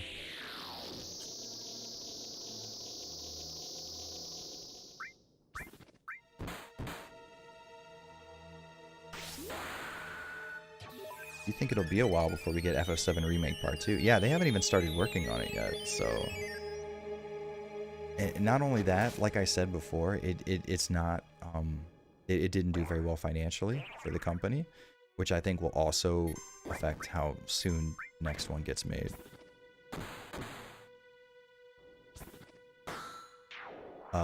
Drowsy CS says late 2020. No. Oh, I'm sorry, 2022. Yeah, that sounds more reasonable, yeah. I read that as 2020, and I was like, no, sir. 2022, I think, seems reasonable. They have the framework of the engine up right now. All they need is to build the game around it. Versus, it took us a long time to get FF7 Remake because they had to build it from scratch. But they have all the foundational elements built now, so...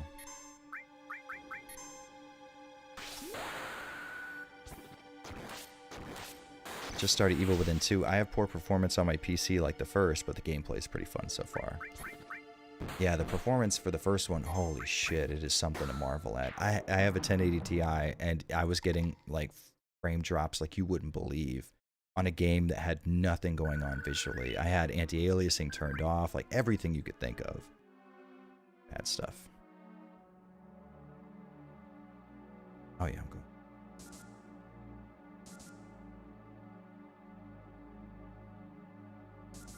Oh my god, is this the Sephiroth kids are talking? This is the one and only. A few ads are harmless if it means money for the guy I'm watching. I mean, I do appreciate when people feel that way. That's very fun. No joke, that's genuinely awesome of you, because ads can be annoying as fuck. But when someone doesn't when someone has ad block enabled, it's like, I totally get it. I would feel really fucked up telling people what to do in that sense. Like, hey, could you guys maybe watch my stuff without ad block? I'd feel like an asshole for saying that. But I would be okay with saying, hey guys, can you watch my content? Everything else I'm fine with. But I'm in a very lucky situation where my views do well enough to where I don't have to worry so much about, you know, my income is relatively solid enough that I don't have to ask people to do that. I'm sure if you're in a situation where this is your main source of income and it's not doing well, I could understand you asking people, hey, could you help out a little bit? I get that. I wouldn't be able to do it myself, but I don't look down on anyone doing it, you know? I may have to do it one day myself, so I can't say too much.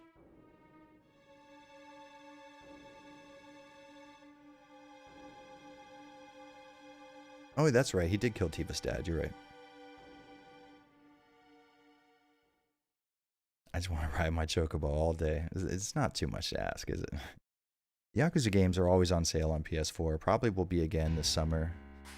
So my thing, I just want physical copies of all the games. I don't know why. That's one series where I was like, I need the physical copy, you know? I love the blood trail in this whole part. Really missed it in the remake. Yeah, I don't get why. And Sephiroth's blade wasn't what killed President Shinra. Like, I don't, man, just come on. Can we talk about how Sephiroth killed everyone in the hallway? We got to remember he has a very long sword, so he did... Wait, so did he just stab everyone in the hallway? Well, some of them could have been killed by the little bio freak things. Ooh, Kenny Ramirez with $3. Thank you, man. Appreciate that. Have you ever played The Witcher 3? I didn't. I'm more of a Witcher 2 guy, but that's because Triss motherfucking Marigold. my wife played through all of The Witcher 3, and I essentially just sat here. She was playing it on this TV over here, and I was here on the computer, so I got to see most of The Witcher 3, and it looks fun. Graphically speaking, that's one of the most impressive games on the PS4, which is crazy to say. I think it might look a little better than RE2 Remake, and I think the only situation FF7 Remake beats Witcher 3 is in the draw distance, but as far as detail goes, Witcher 3 wins, for sure. Horror Fan for Life says, I played Evil Within on my Xbox with no frame rate drops. It's one of the best survival horror games of all time. See, Horror Fan for Life, I would argue that it's not a survival horror game. But I've talked to Blue in the face about this. Survival horror has a very specific definition, and not saying that Evil Within is a bad game for that reason. I don't like Evil Within for sure, but I will tell you that it 100% is not a survival horror game. I know that's not the argument that you're looking to have, but I am such a fucking asshole about the definition of survival horror. This is my thing. The game that created survival horror, in my opinion, defines what the genre is. It's like... Okay, so... It's like if I'm walking next to someone and they're doing a little better than me, is that a race? Technically, are we competing? You know what I mean? That's what survival horror is to me. Is if you're walking on the street and there's someone across the street who's also walking in the same direction as you, are you two racing? Because it fits the criteria of what a race is, essentially. That's how I feel about survival horror. I think survival horror is a very, very specific genre, but people tend to give it this very broad definition. It's like fucking Condemned Criminal Origins is also survival horror, despite it playing literally in no way, shape, or form like the Evil Within. Despite Evil Within playing in no way, shape, or form like Resident Evil in any facet of reality. So I am very hard on the definition of survival horror, but to your point, I have heard the console versions of that game is the way to go. And I think the next time I play it, I might have to do it on console because of that. Ads are fine, but when it's Raid Shadow Legends, I don't even know. Yeah, I actually got contacted by them, and they wanted to do a sponsored section. And I was like, nah, sorry. I haven't done one yet, and I don't think I'll ever do it for Raid Shadow Legends. Sure You Can says, hey, do you get ad revenue even if I'm subscribed to YouTube Premium? Actually, Sure You Can. So when you make money on YouTube, when you check your analytics, they show you each source of your revenue, and people who have YouTube Premium subscriptions, actually you get more money from that. So if everything's even and you watch a full video and someone who doesn't have YouTube Premium watches a full video, I actually get more revenue from your end of it. So you're absolutely right. I mean, not you're absolutely right. You absolutely do contribute for sure. Which, by the way, thank you for that, because you actually do give me a lot more ad revenue than anyone else does. Wasn't Sephiroth's slow build-up inspired by Jaws? Danny Hang, that... I don't know the answer to that question, but that sounds cool as fuck. If Kingdom Hearts was in the RE universe, that friendship thing would never last. You're absolutely right. That would be a fucking incredible game when you think about it, though.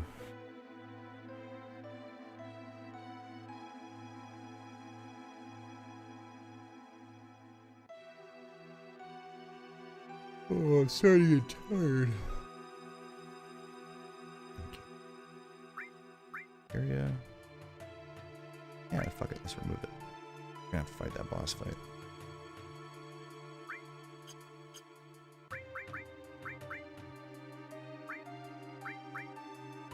Give you the lightning elemental, because you're the one who can actually hit the boss.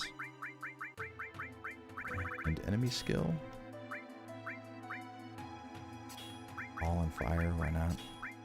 Maybe cover, because you have decent HP. I think that's it.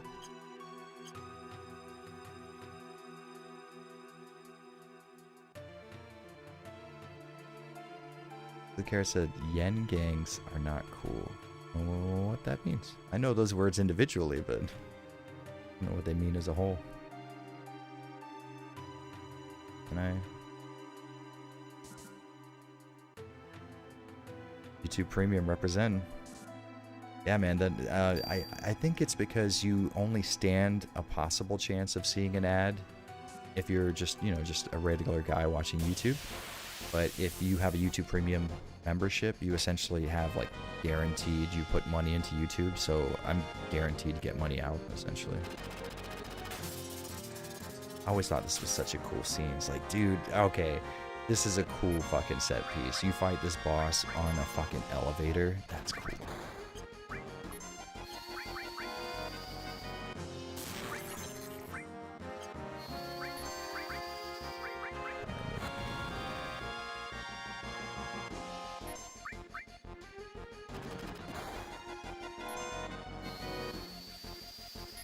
Thanks for the answer. Yeah, no problem. Bernardino, wipe out that ass. I will do that. I'm not enough of that.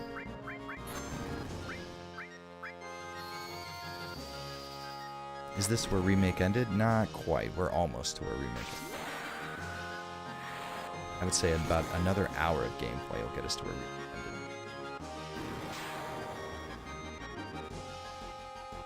I demand a reward for climbing very tall ladders in video games. Very tall optional ladders, okay. I think you should get that reward, honestly, One Winged Rose. Oh, and yeah, MGS3's ladder was, like, necessary. Maybe not that. But the reward for climbing that ladder was getting to hear the acapella version of Snake Eater. What a thrill. Wow, dude, you've changed. You used to be a night owl. Yeah, my sleep schedule kind of got regular out of nowhere.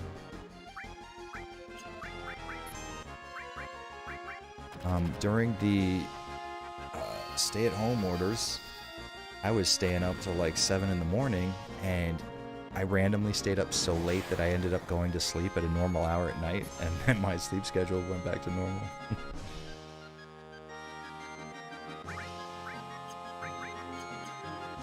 I might as well eat here.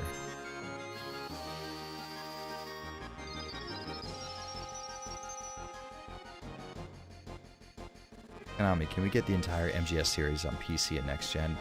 Please, it's not like it would cost them much. If anything, they'd make money hand over fist on it. I just don't get it. I don't get any company that doesn't release their game on Steam eventually. It's like you're literally duping yourself out of income on purpose at that point. Suspenseful survival thriller genre for Evil Within. I mean, there is also stealth elements with the stealth kills too, so you're gonna have to throw that in there also. As an SH fan, just curious to know if you played Siren and what you think. It's directed by the same guy who made SH1, Keiichiro Toyama. May even warrant a retrospective. So I did play Siren on the PS2 long time ago, and the only thing I remember about it are the very odd faces. They essentially did what Remedy did with Max Payne by having a picture of a face superimposed on a 3D model, and it looked real fucking odd. That's all I remember about Siren, honestly, so I'd be willing to go back and try the series out. What's your thoughts on Persona 4 getting a PC announcement? I didn't hear that, but that's really fucking cool. I'm down with that. Persona 4 is my favorite. That's not true. Persona 2 Eternal Punishment's my favorite now that I think about it. Persona 4 is good though.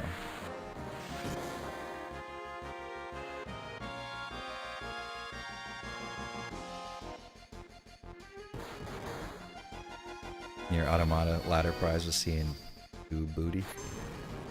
Yeah, I still have never played that game, but the booty itself is enough of a reason for me. Are you gonna stream Jackie Chan Stuntmaster? If the answer is no, please explain why. I don't think I can definitively say no to that question.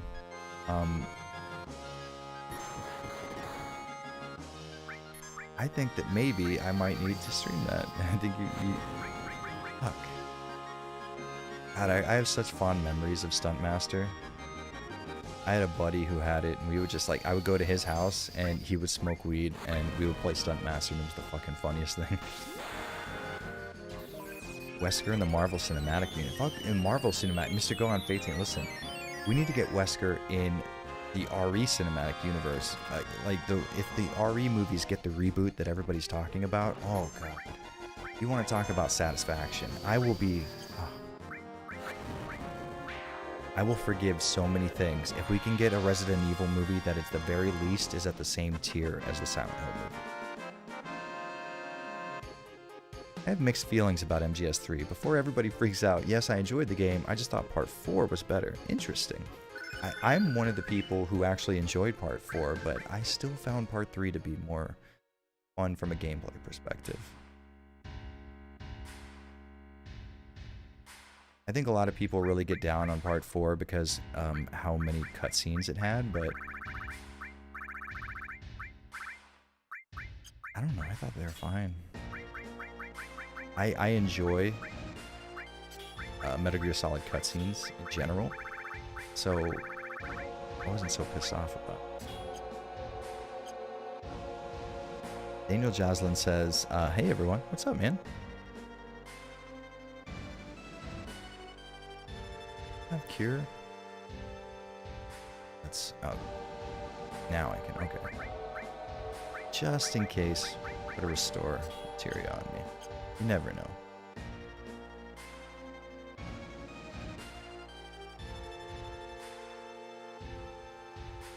Siren is so tough. Yeah, it's an the sidejacking mechanic is interesting as fuck. It's what's more interesting about it is it's one of the few video game mechanics that have never been used again ever since that game. It ain't just booty. 2B got the 2 meaty thighs. That is true. That is a massive part of it. So we want to put poison on you. Poison's gonna hurt you no matter what. Wesker, Billy, and Rebecca, and oh god, I fucking... God, I wish.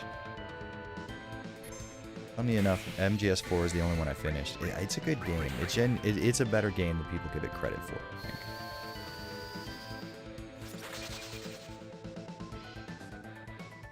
Meant to be, Persona 4 meant to be released on Steam around the 13th, from what news sites are saying. That's killer. I'm super stoked for that. Honestly, as someone who owns it on the Vita, I probably will buy it again. My wife has a solid chunk of hours in that, and I have a little more than she does.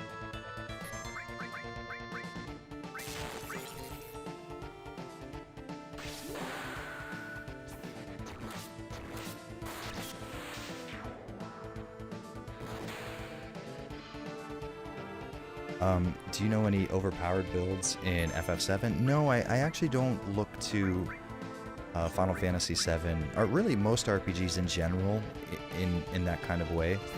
Technically, in Final Fantasy Tactics, you could do an item duplication trick with a ninja, where you could duplicate the strongest sword in the game and give it to every member of your party.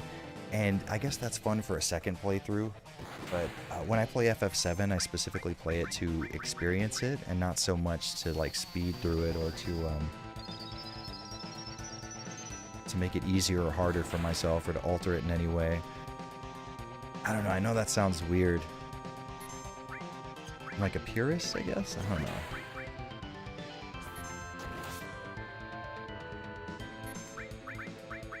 Die on this cross slash right here. I dare you.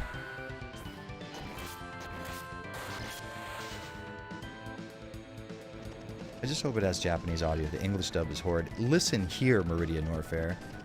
Are you gonna sit here on my stream? And you did it. The thing I was gonna say, ruins Chie? Listen, Chie is a gift to this world, and I will not hear you badmouth her. Her English voice actor was great. You're out of your mind. She's the most attractive fucking woman in that game.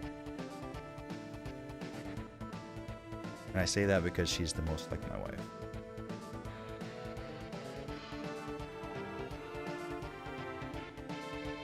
I would love to see. That's one thing Japanese developers have been missing out on for the longest time is releasing their JRPG on Steam. Like, come on, the market is there, and there's so you could tap into an absolutely untapped market right now.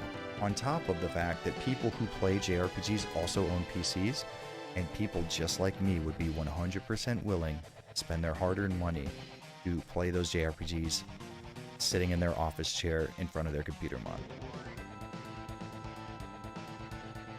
Yo, Jairbear, have you played Azure Striker Gunvolt? That to me is one of the best new IPs. Yeah, actually, I did a video on Gunvolt a while ago on the Steam version, actually, funny enough. I had never played the 3DS version, but apparently you get 60 frames per second in it, which is killer. I'm sorry, on the 3DS remake you get 60 frames per second, but the Steam version can only do 30.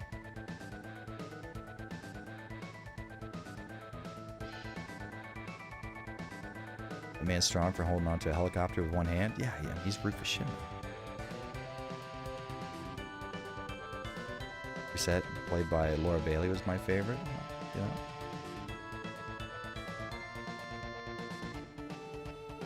Isn't she from...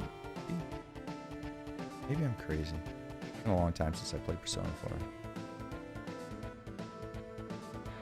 Oh, come on. It just doesn't count. It's just some Japanese ports are bad. Yeah, they are, but that's money worth spending, in my opinion, for these Japanese companies. It would be so easy for them to capture the PC playing market. It's not like there's anything about JRPGs that intrinsically needs to be experienced on a console either, you know? Or an RE movie with Jeff Shine, Nicole Thompson. Honestly, I think they would do a good job with the acting. I haven't seen any of them actually physically act, but Chie, more like trash waifu. I will not hear it. How fucking dare you?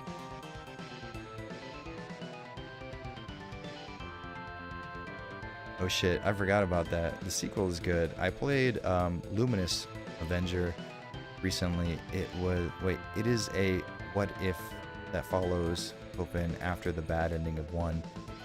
Get the Striker pack for PS4 if you can. Oh, I didn't know they had it on PS4. That's sick as fuck.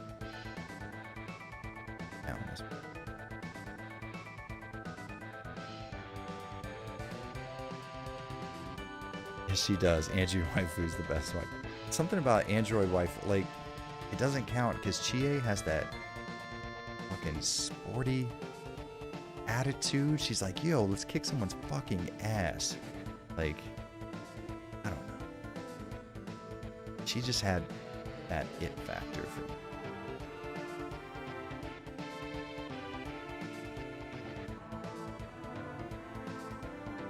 Who gave this man so many belts? Well, you don't know his situation. Maybe belts were... And Yukiko is Ami Mizu playing against... I can't get much better than Japanese voices, man. I'm not saying the Japanese voices are bad. I'm saying the English voices are good. Marquois, holy crap, you're still going? I was randomly watching your videos and saw the stream. Yeah, I might be, I think after this section we'll probably call it a night. There's a good movie, Bridges Revenge. Jeff Shine does an amazing job. His Revenge. Really? I'd check that out, hell yeah.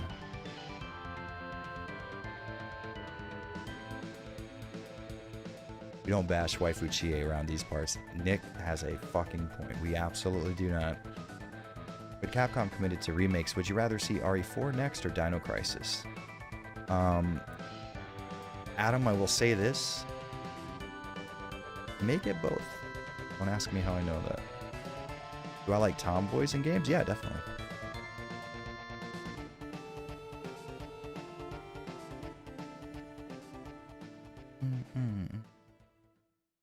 Finally, something we disagree on is bound to happen. Yeah, maybe I was forcing it, honestly. We agree too much, Meridian Orphan.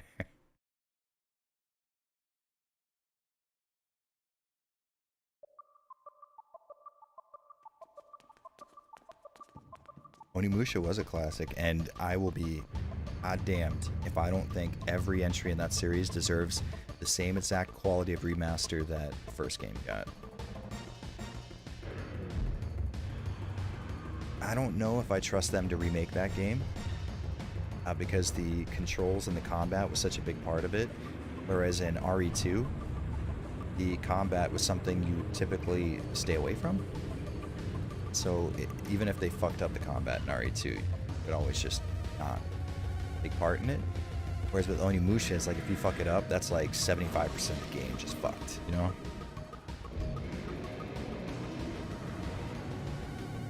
Bring Jean Reno in for the start. Oh man, that'd be killer.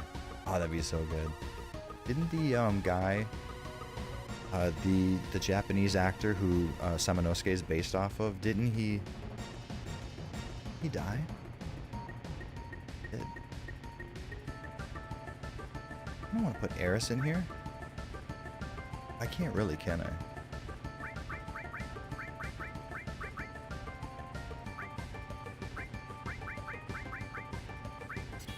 Over. Oh no, let's say fine. Enemy skill. You can have. Oh, we got a super chat. Hey, Mr. Gohan 18. Thanks so much for the $5, man. Bride's Revenge, and if you aren't too tired, don't forget the Ivy Dodge. Oh yeah, for sure. And amazing content for real. Thanks for everything. Dude, thank you so much for being so goddamn... Everybody who has super chatted tonight, who's participated, anyone who liked the stream, thanks so much, guys. It really is such a fucking, like, hard concept to grasp that my content is worth people's money. So I really do appreciate the hell out of it.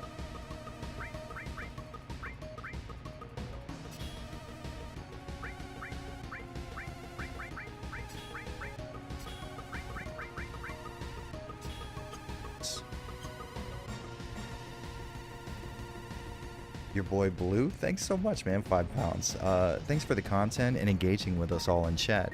It's 7 a.m. here, so I should get some sleep. Catch you in the next part of this playthrough. Fuck yeah, man. Thanks so much. Have a good one.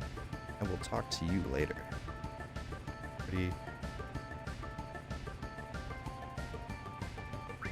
Should I... Okay, let's put this to a vote. Aerith or Barret for the upcoming boss fight. Totally up to you guys.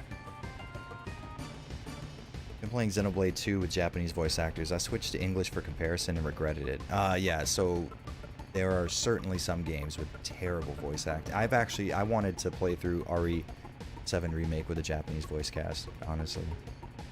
Marco, I always appreciate your work, man. You got me into Ring of Red. Listen, I can rest right now just knowing that. No joke.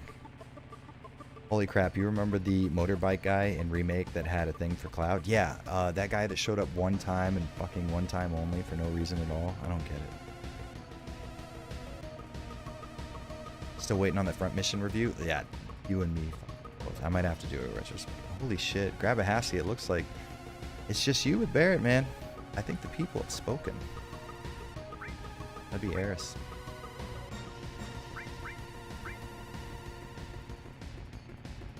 Probably should have taken the materia off Barret first. Jared, fucking idiot. Okay, so now we have to put him back in, put his materia, take him back out. That's why you guys come here, to watch me fuck up.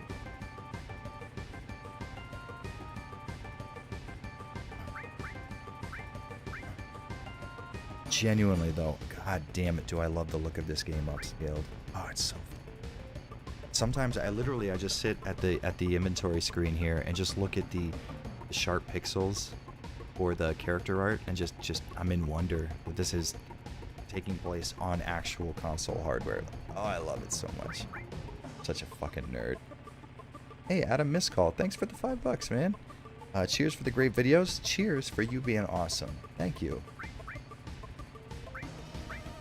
You guys genuinely, like, I know I say this so fucking much, and I know it's gonna get old one day, but it's like, I gotta just, it just blows my mind. It blows my mind that the things that I do is like I told you guys before, I grew up really poor, so the value of money genuinely means a lot to me, and when someone says, hey listen, I'm willing to give my money towards what you're doing, that's a big statement for me.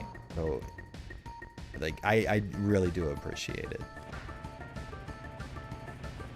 Especially in a situation like this where you are under zero obligation to give me any type of monetary compensation, you know? That makes it even more crazy. It's like, these people don't have to do this at all. Like, there's no... They aren't getting, you know, any...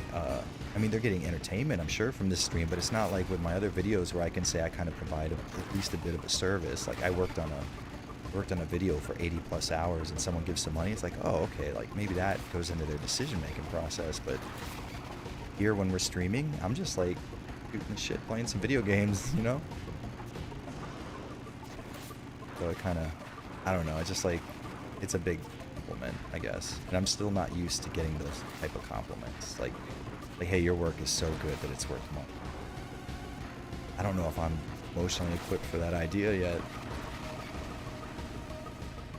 Also, I never noticed this before playing it upscaled. Cloud's eyes actually blink in his little character right down there in the bottom. I never noticed that.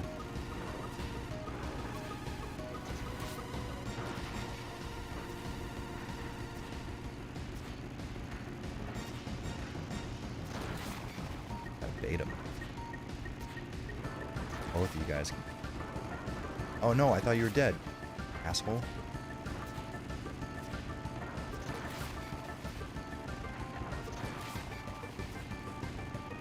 Kill you till you dive.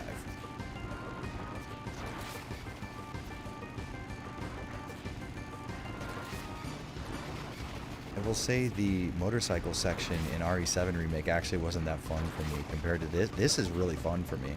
But maybe it's because this is a little less difficult than the section in RE7 Remake.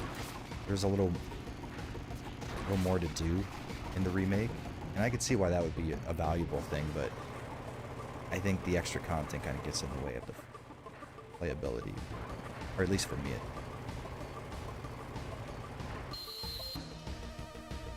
Also, imagine you're playing a turn-based role-playing game, and you see this what looks like a big world you're riding through right now. It's like,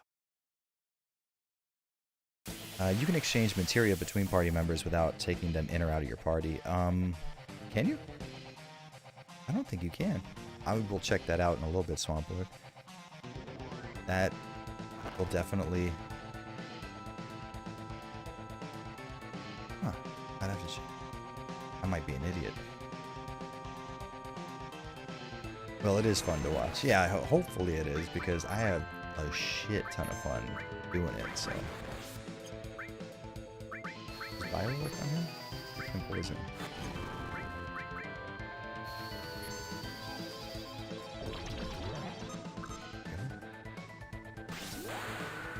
Hey Jared, what's your Twitch so I can sub with my Twitch Prime? Oh, thank you. It is just Avalanche Reviews on Twitch. If I... Hold on, actually, I can probably link it. Quick second. I don't know if I can even put links in my own chat. We'll find out, I guess. There we go.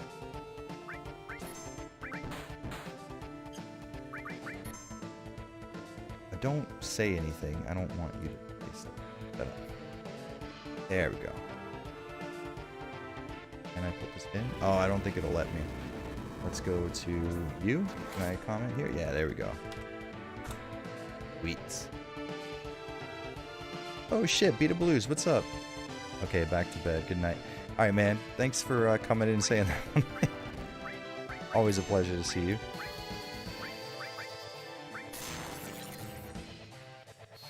Bits and pieces, man. I'm so hungover. I hope that maybe I can supply you with a little bit of entertainment while you're hungover. There's one thing I can do.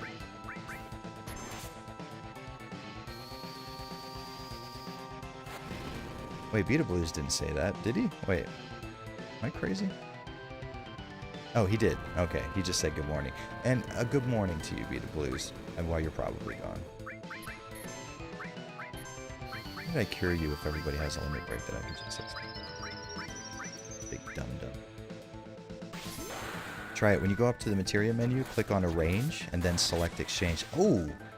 I never knew that in how many years of playing this game. Thanks, Swamp Lord. Fuck yeah.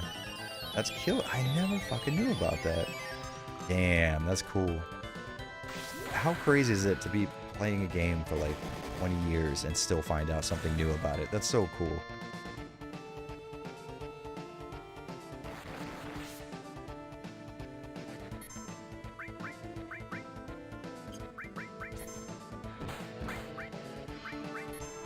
Good fucking soundtrack this is. I know it's kind of a stereotype to love the boss music, but it's like, it's so fucking good. Just genuinely so well. Oh, nothing, Beat of Blues. I thought that I had read, sometimes, because I'm an idiot, I'll see the icon and start reading and then read the comment below it, so I thought I did that for your comment, but I didn't. It means I'm a genius. I'm able to read in a horizontal line.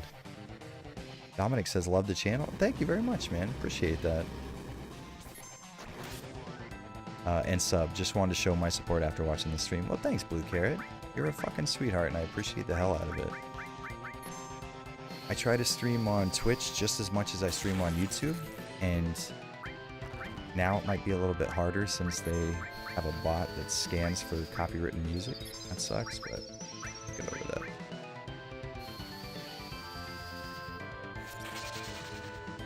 And that ice is powerful as fuck.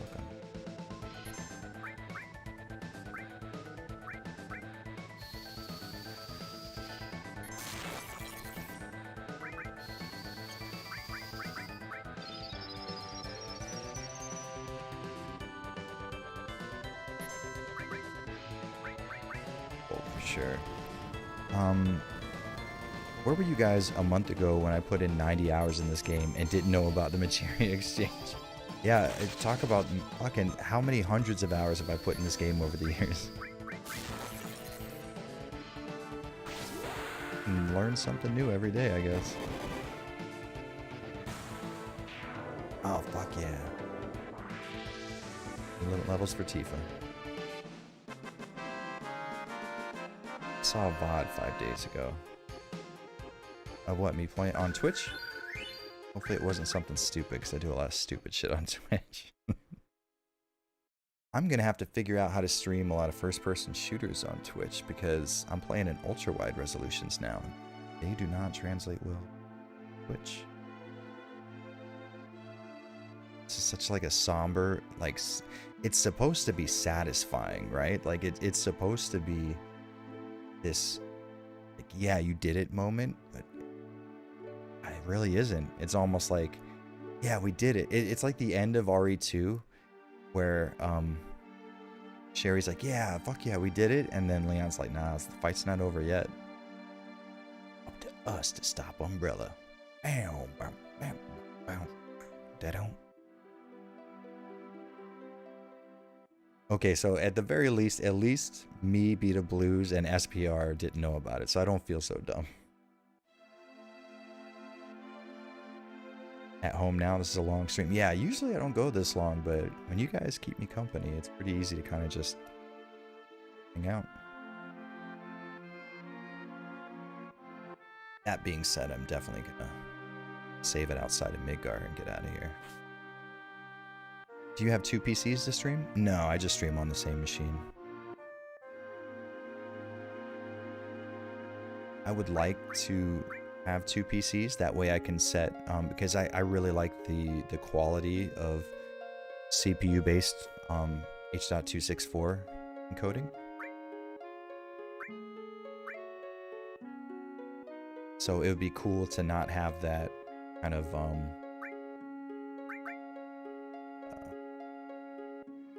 like resource intensive of process going on in the game that I'm streaming on.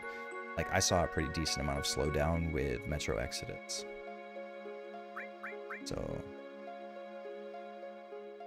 I will one day. I mean, technically, I have a mini ITX machine over here with a Ryzen 9 3900X in it, and I think 32 gigs of RAM.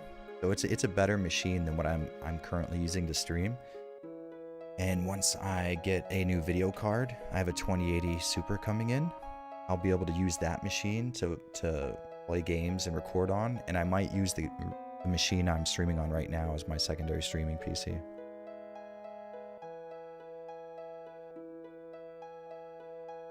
You're right. This will help me so much. Cheers, dude. Fuck yeah. Happy to hear it, man.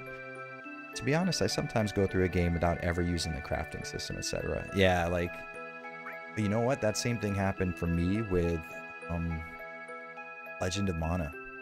Legend of Mana, I never touched the item crafting system. It's so fucking crazy how deep of a system that is. Love how bare. Adore. Have to be Cloud. He just freezes in place. I love it.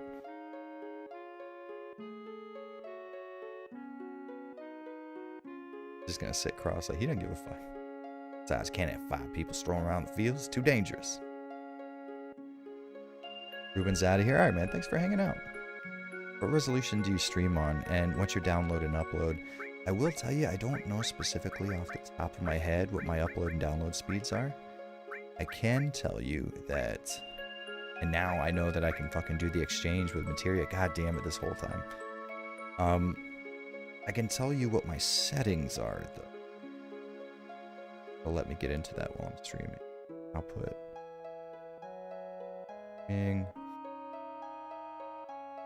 The bitrate is essentially 6,000 kbps with the CPU usage at medium, and with the rate control, it's the constant bitrate thing. But I really don't know off the top of my head what my upload and download speeds are from my provider.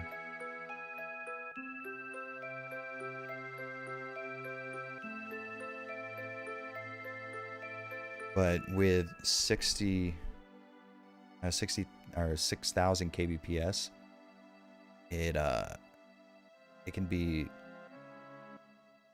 super hard on my CPU if I'm encoding and playing a PC game using the CPU H.264 encoder.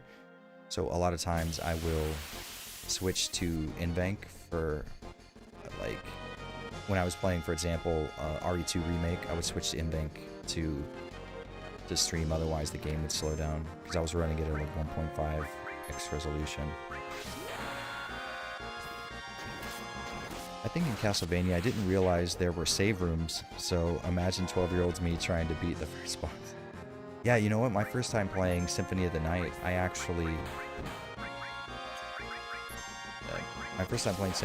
I didn't have a memory card. Same thing with Resident Evil 1.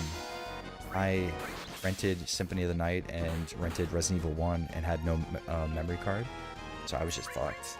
Every time I died, I had to restart the game. Oddly enough, same thing happened with Final Fantasy Tactics. So my dad was working in Tennessee. We were all going to move there, but at the time we lived in Miami. And we actually drove to Tennessee from Miami. That was a motherfucker. And I rented Final Fantasy Tactics, and we were playing it, but we forgot to bring our PS1 memory card. We brought the PS1, but not the memory card. So every time I died at Dorter Trade City, which everybody knows what fight that is when I said it, I would have to restart the whole fucking game. But I think once we get here next, we're gonna go ahead and save it. And so what I'm gonna do is, because I promised Mr. Go on Fate I would, we'll watch the ending section of his knife only run. And I think the next time we play, we have to remember to get Matra Magic from those motorcycle guys next to Midgar for enemy skills. Yeah, the struggle was certainly real back then. Saw a tweet about someone doing similar in RE1. Yeah, it'll force you to learn the game. That's for goddamn sure. And the worst part was, it was the first time I'd ever played RE1. So it's not like I understood survival horror at the time to be able to, like, you know, now I could play the entire game without saving probably. I wouldn't want to, because I'm still nervous about dying, but holy shit, back then it was fucking... it was something.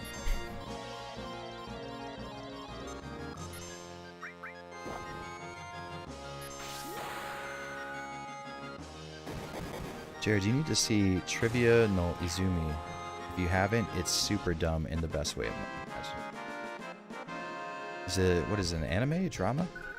I'm down. Let's do it. remember borrowing a PS2, but I forgot about the memory card, so I had to restart Hitman Contracts. Oh, what the hell were you doing playing Descent Bulletproof for? I'm joking. We all know that was the best game ever. Alright, so let's do it. This is the moment. So you go to range. Wow. Jared is stupid. Never have I known about that. And if I did, I don't remember knowing about it. There we go. Saved it. So, for the end, we'll do like a just chatting type of deal and have Mr. Gohan stuff going on. TV show? Fuck. No. Down with that. I like a lot. I'm really picky with J-drama and like J-TV shows in general. I really like Bloody Monday. Majiska Gakuen was good. What else is really good? What did I watch? Bloody Monday. Both seasons of Bloody Monday. I liked season 1 and 2 of Majiska Gakuen. I didn't like any of the other seasons. What else did I watch? Ooh, Raifu. Raifu was really good. Beat of Blues. Do you remember that one drama that played where it was about the high school entrance exam getting like sabotaged? And there was a website that was like chronicling everything. It was like, it was a Japanese like text board about the thing. I forget. Not a drama. Well, I mean, like, that's just like a fucking catch-all term for Japanese TV shows, essentially. I don't actually mean like dramatic. Technically, okay, so hold on. Let's look it up while we're here. Let me turn you on. Play capture. And let's get a new tab going. And what was it? Izumi Trivia. Hold on, let me see. I will find it. Trivia no Izumi.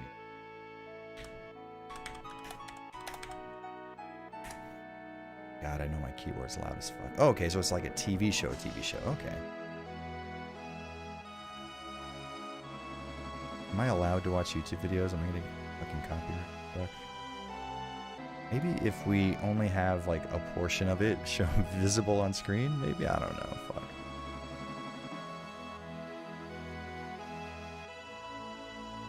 So far there's music playing, I'm gonna get copyright struck for that for sure, right? Maybe because this is such low res, let's drop it down to like fucking 240p. That way we definitely don't get copyright struck, right?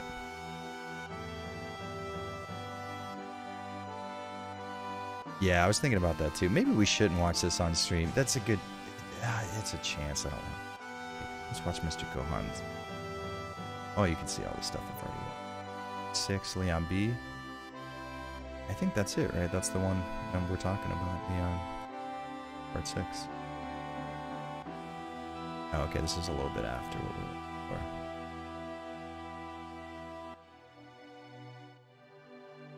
Let's see if we can't get that more on. Nope, that is not. Let's drag you down to like here, maybe. That works. Just trying to find more.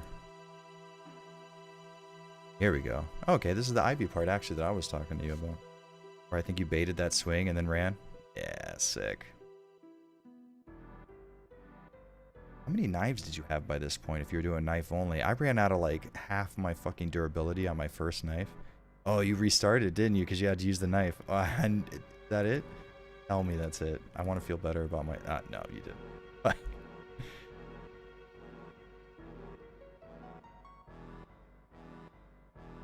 They go to professionals just to get 1 second of comment. Wait for the show? Thoughts on RE4 Remake on gameplay mechanics of RE6? Do you think that's what they'll do? Is have RE6 style gameplay mechanics? I mean, if they do, I guess if you use the movement of RE6, I'd be cool with that. What's your favorite food? I'm currently eating ribs. Okay, so my favorite food used to be a very specific type of ramen. I really like fucking damn it. Not sure you. Miso ramen. I really like spicy miso ramen a lot. That used to be it, but now it's curry. My favorite. We buy the golden curry packs here at the house. We just made it actually tonight. My probably favorite food right now is Japanese curry. They go overseas just to confirm the word boycott actually came from a person's name for it. Really? That's fucking interesting. Also, I didn't know that, so that'd be fun as hell. I'm not exactly sure. That was the first knife I lost, though. Holy shit, you went that far without losing a knife? Fuck. See, this, honestly, I don't think I could have done that.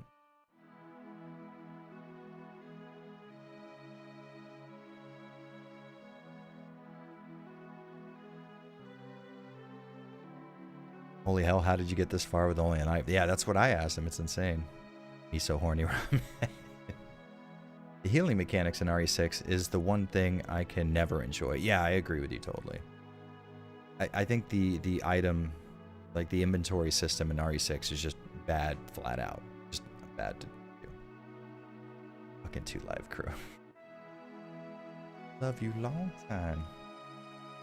What's the scariest moment for you in Resident Evil? Question. I know a lot of people, it's the Cerberus breaking through the window in RE1, and that was a scary moment. It's not like I'm saying like, ooh, I was so hard it didn't scare me. I think some of my scariest moments with Resident Evil haven't been so much like jump scares or moments where things have gotten me. It's been more exploring the environment and seeing the just empty mansion in Resident Evil 1. It was the atmosphere of anything could happen at any moment, but nothing did. It was a constant stress and tenseness that I had, and it was less like one specific moment that scared me. You know what I mean? So yeah, the show is about giving you stuff that you go, what? And I don't know that. That would be really easy for me. I don't know everything. Yeah, I'd be down for watching that. Typically, I will be honest, I don't watch a lot of Japanese game shows because I don't know, something about like the game show format, the Japanese TV doesn't hit me as hard, especially when I visit Tokyo. There's always a game show on, some type of fucking talent on there, the Japanese talento. I don't know, I just don't find those as interesting. Even if I like the actor or actress, I don't really find their take on what's happening right now interesting, but I'll check this out for sure.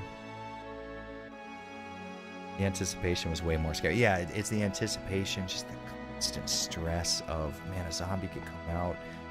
And at the time, when you were first playing a Resident Evil game, you don't know when things are going to happen. You know, like you're not sure that zombies aren't just going to repopulate the mansion. It just did a really good job of constantly keeping you not confident in the fact that you would live through this. Basement music and director's cut. Oh wait, no, realization the original didn't have auto aim was scariest. I don't know. I never really needed auto aim in the original until I got it in the form of like director's cut or RE2 director's cut or DualShock version. I think that has auto aim as well. And then after you use auto aim, you realize, yeah, I needed it. Very first zombie reveal. Yeah, there's something about that first zombie reveal that is just eerie. It's too fucking eerie.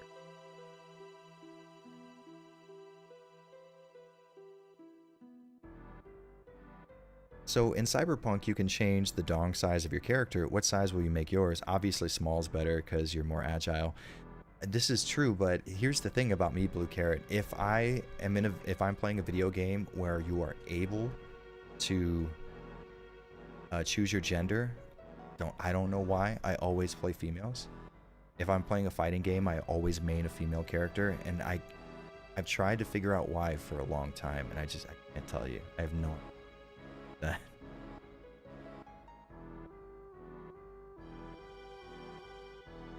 Oh, it's not a game. It just shows you this. Interesting. I thought it was be like you guess it shit. Okay, that's cool as fuck, Peter. You know what? Actually, I would love to see is if AVI Stars has a. This one torrent site that I go to, which you should never torrent anything, but if you do, There's this site called AVI Stars that I like a lot, and I'll see if they have it on there, because that'd be fun to check out with the wife.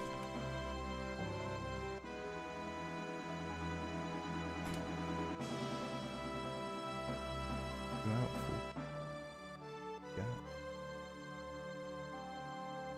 Can I please? I want to search.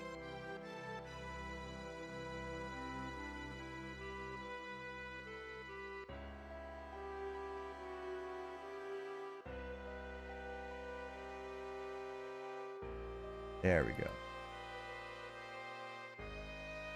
Was it Trivia no Izumi? Izumi no Trivia. That's fine. Oh.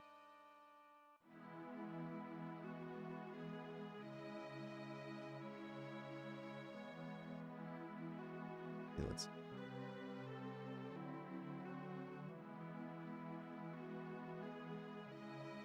Why now I can't find it.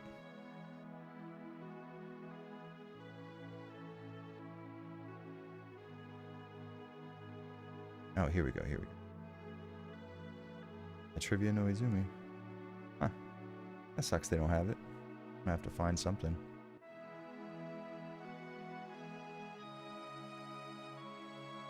By the way, I did a thank you at the end of this. Oh, shit. Okay, we gotta fucking watch that. I'll turn the volume up too, so audible. Trivia doesn't waste time guessing. It's just a constant what the fuck into after what the fuck. That's pretty cool. Japanese television has a lot of shit figured out. You know what's interesting, Beta Blues, is Japanese TV's obsession with Japanese food. You know, like a lot of other countries will have like their own national food in their TV shows, but Japanese TV is just quite literally nothing but Japanese food. And in Japanese people looking at people eating Japanese food and going like, oh, it looks so good. It's like, yeah, but you guys know that because you can eat this like all the time. It feels odd that, shit, I didn't know you fought him knife only too. That's killer. I assumed you would have to use a fucking gun for this fight. That's killer. Dude, same. I always chose female, to be honest. I only do it because it's either they're hot or they have better customization. You know, the attractiveness definitely helps. I think it also has to do with, like, aesthetically speaking, I prefer a slender figure to look at. You know what I mean? Like, if I had to choose between looking at my back all day or looking at my wife's back all day, and anybody who's ever seen my wife's butt before knows what I choose, but I prefer a more slender figure. I find it more aesthetically pleasing. So I don't like a wider character model. I like agile, cute, slender females, I guess. This fight was the funniest and my favorite fight. By the way, my voice is terrible. Hey, well, if it makes you feel any better, I am not too confident in my voice, despite what everybody else says. Oh, what's up, Game Dev Made Easy? Actually, we're finishing up FF7, and Mr. Gohan Fate Team, I promised him a long time ago that we'd watch his knife-only run, so we're kind of watching the highlight reel right now, and we're at the very end where he's fighting the third malformation. Malformation? That's from the soundtrack, the third formation of G. Of fucking Birkin. God damn it, Jared. As a Kamen Rider fan, I can confirm. Yeah, I have a buddy that's heavy into Kamen Rider. Never got into it. The closest I got was watching, fuck, what was it? There was a TV show a while ago about a school teacher who fought crime on the side with a mask. Forget it. Sensei Kamen, something like that. I forget it. Japanese food is amazing. There's no doubt about that. That's most of the reason why I'm moving. But I would say 75% of it is being able to eat sukiya whenever I want, because I have a hard addiction to gyudon. But the other part of it is being able to learn the language and having access to video games. You have a great voice. Thank you, man. I appreciate that. You know what it is? Like, you know how you can never truly, like, hear your own voice the way other people hear it. You only ever hear like the imperfections. I think that's my issue. You did have Miriam from Bloodstained cosplay as Joe when you ran through that. Oh, that is true. I did make her hair red. That's another thing I prefer. When I choose my characters, I make their hair red. I don't know why. Because my wife has red hair, and I didn't used to have a preference for redheads until I married her, and now that's like all I care about. Japanese person, Sugoi. Probably be more likely to say like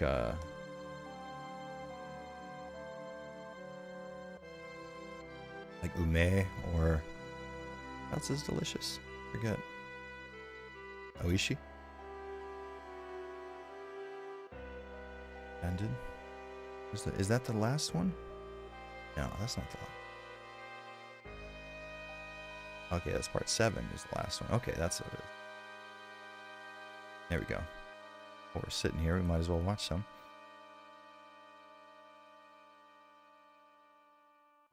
So you can tie food and place and make a traveling program out of it and make it actually interesting. Yeah, that seems to be most of the stuff that I see on Japanese TV during the daytime. It's just stuff where people go to different parts of Japan and try food. You have a panel of like 6 people with their, little faces in boxes, and then somebody who travels to that part of Japan eating a bowl of ramen, and everybody watching them going like, oh wow.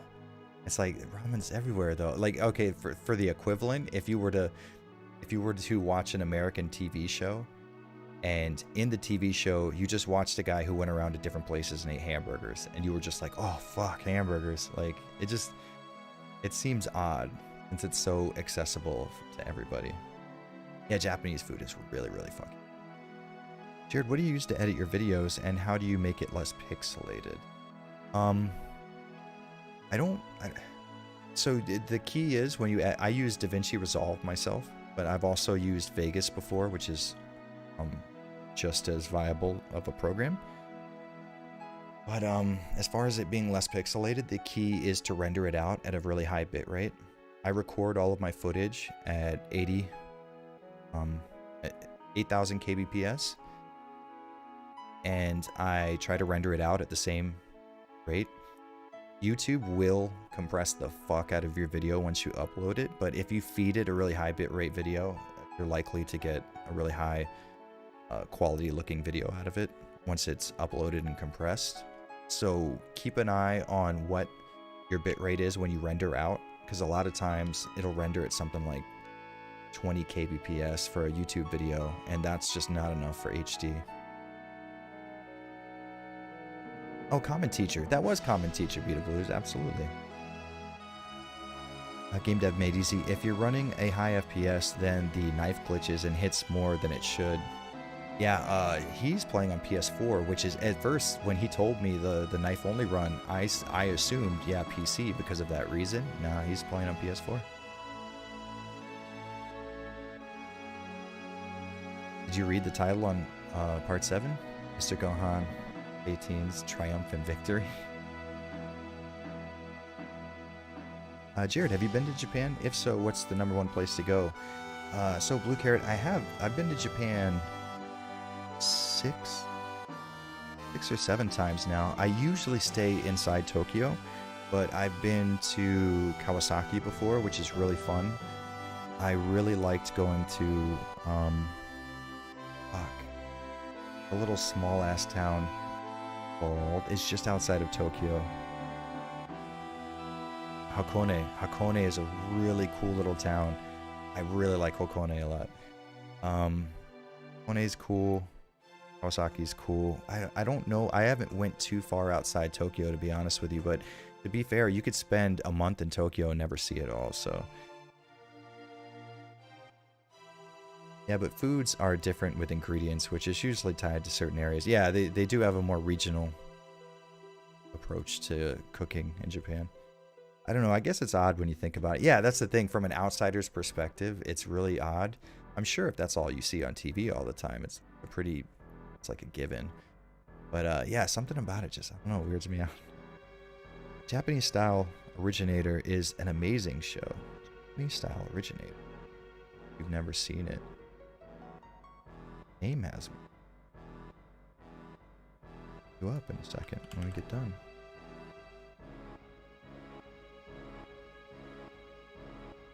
Originate. Okay, so the first image that comes up is an adorable dog that's wearing a bandana around its neck, so I think you may have already sold me. Got a panel of people eating food, essentially. I'll try that out. Fuck yeah, man. You know what? One day, Beta Blues, me and you just have to do a stream where we just fucking discuss. I would love to do it on Twitch. We could just talk about, like, Japanese TV shows.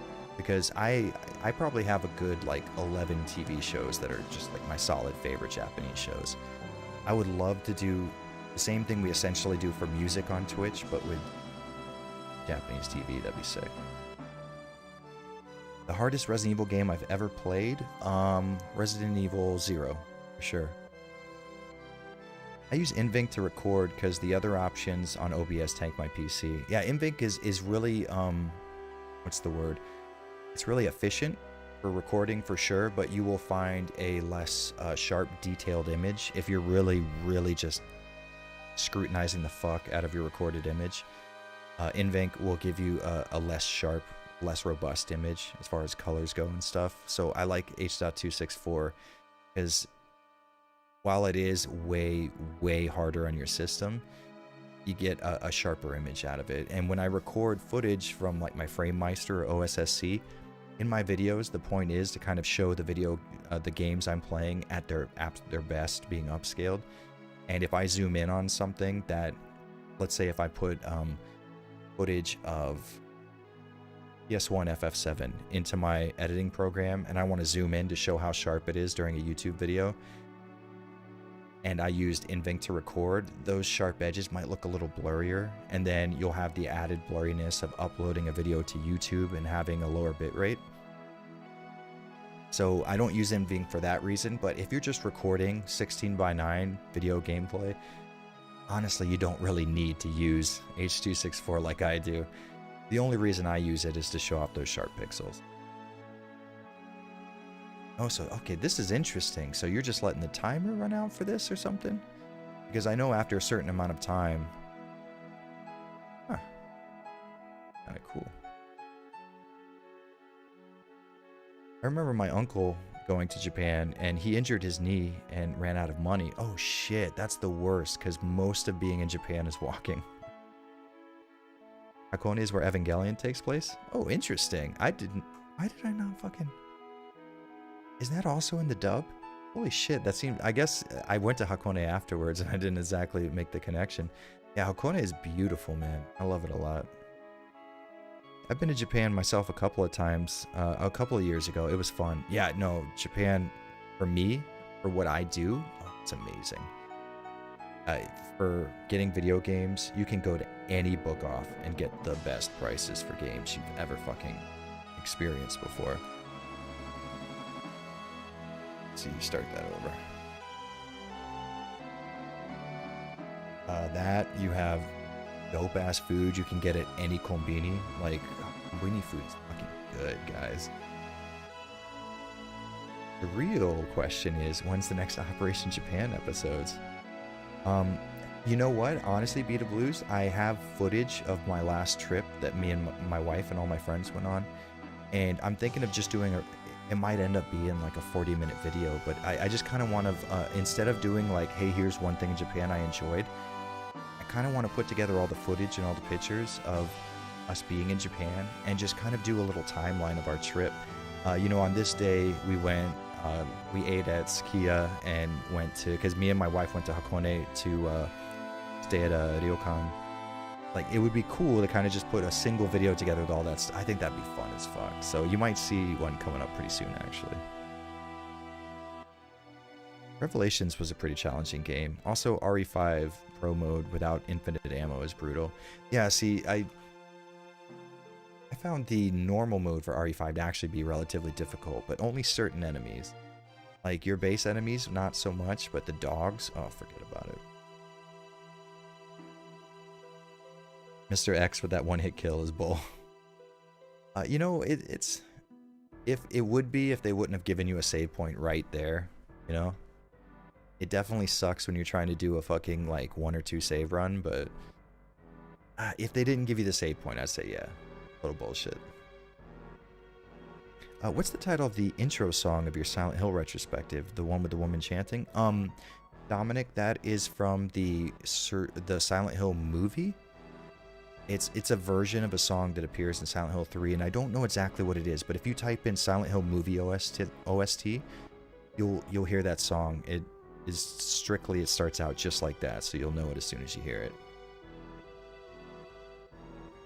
Japanese style originator is about Japanese festivals. Oh, cool. Traditional sweets, Tsukiji fish market, etc. Super interesting and eye-opening, even from a Japanese point of view. Yeah, Beta Blues, I actually watch a lot of Begin Japanology on NHK for that same reason. Like, I just watched an episode that was about nothing but Tokyo alleyways. And it was the most interesting thing I had ever watched in my life, just talking about, like, traditional alleyways in Tokyo. Oh, it's called Tokyo 3 in the show. Interesting. That's so cool. I hear that in Tokyo, in Tokyo is cheap to eat outside, and it's quite common. You mean like to eat out? Yeah, it's cheaper than America. Like you can probably find yourself for under $10 a big ass bowl of ramen with some gyoza and just be set. Or you can go to Skia and fucking get some real good food for real cheap. 500 yen for a bowl of steamed rice with super cut, like thin cut pork over top of it. Super good.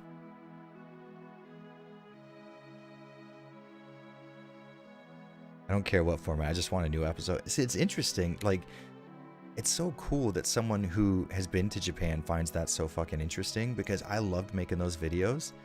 It sucks I don't do it anymore. You know what?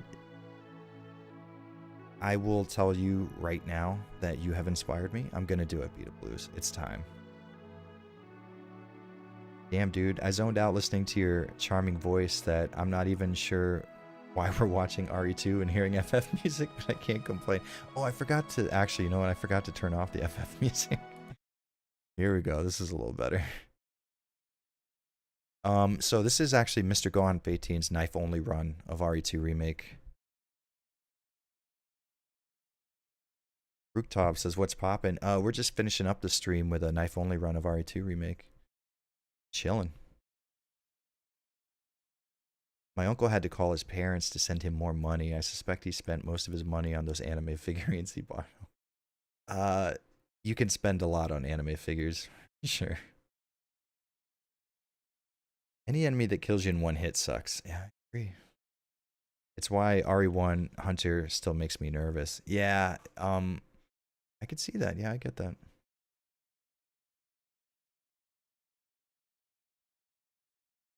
Andrea says, now I'm hungry. Yeah, I just got done eating a big ass fucking bowl of curry and I'm hungry as fuck. I know how you feel. Damn it, this fucking fight is so cool looking. They did such a good job with this part specifically. Also, how are you doing this knife only? Listen, can't be doing this, Mr. God 18. You know what I was thinking too is I kind of want to. Oh, that's a one hit kill there, right?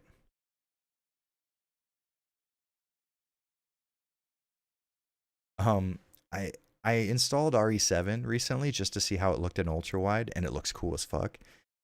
I think we might need to stream some RE7 pretty soon. Non-Japanese point of view of Japan is very interesting, and you learn a lot. Yeah, I I get that. I think that's really cool. Sometimes when I talk to my Japanese friends about America, it makes me see things in a new light. So yeah, I see where you're coming from. Andrea, one day I'll go to Japan. Listen, the Japanese tourism like board or whatever the hell they are looking to get people to come to Japan again, and they're trying to pay for visits. So listen, do a quick internet search, see if that shit's actually popping. It's cheaper than you might think to visit. It's specifically Tokyo. I love Tokyo very, very fucking much.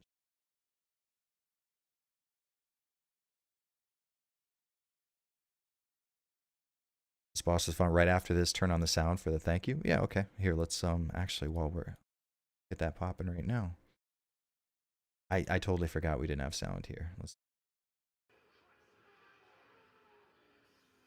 There we go. You guys should be hearing it now. Let me know if that's like drowning me out or anything. I prefer the Hunter over, say, Remake 2's Ivy Zombies, since it's more random and not guaranteed death. Oh, that is true. God damn it. Still to this day, Resident Evil 2's Remake's graphics are just some of the best I've ever seen before. Absolutely insane.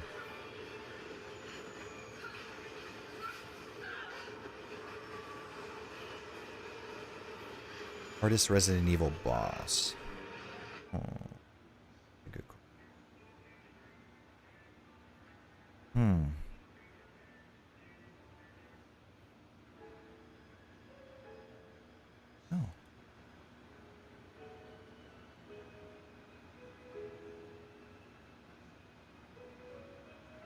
New episode of Operation Japan.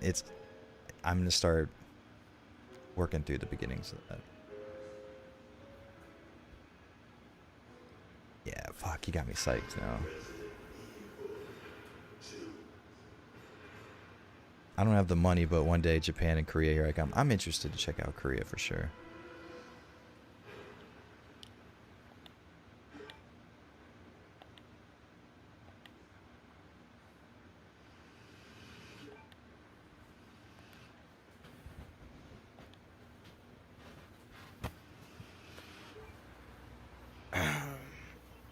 I do not like my voice, but that was Leon RE2 Remake second run, knife only, and I died, I think, twice.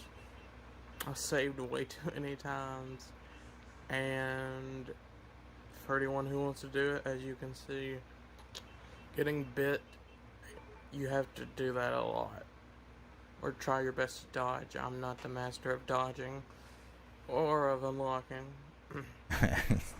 But it was a fun thing. It wasn't so, it didn't make me so mad that I wanted to stop playing.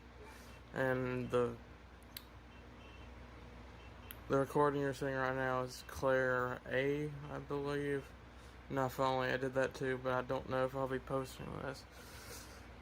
I feel like Knife only A would be way easier. I want to thank Avalanche Reviews for putting this on his channel. That's me.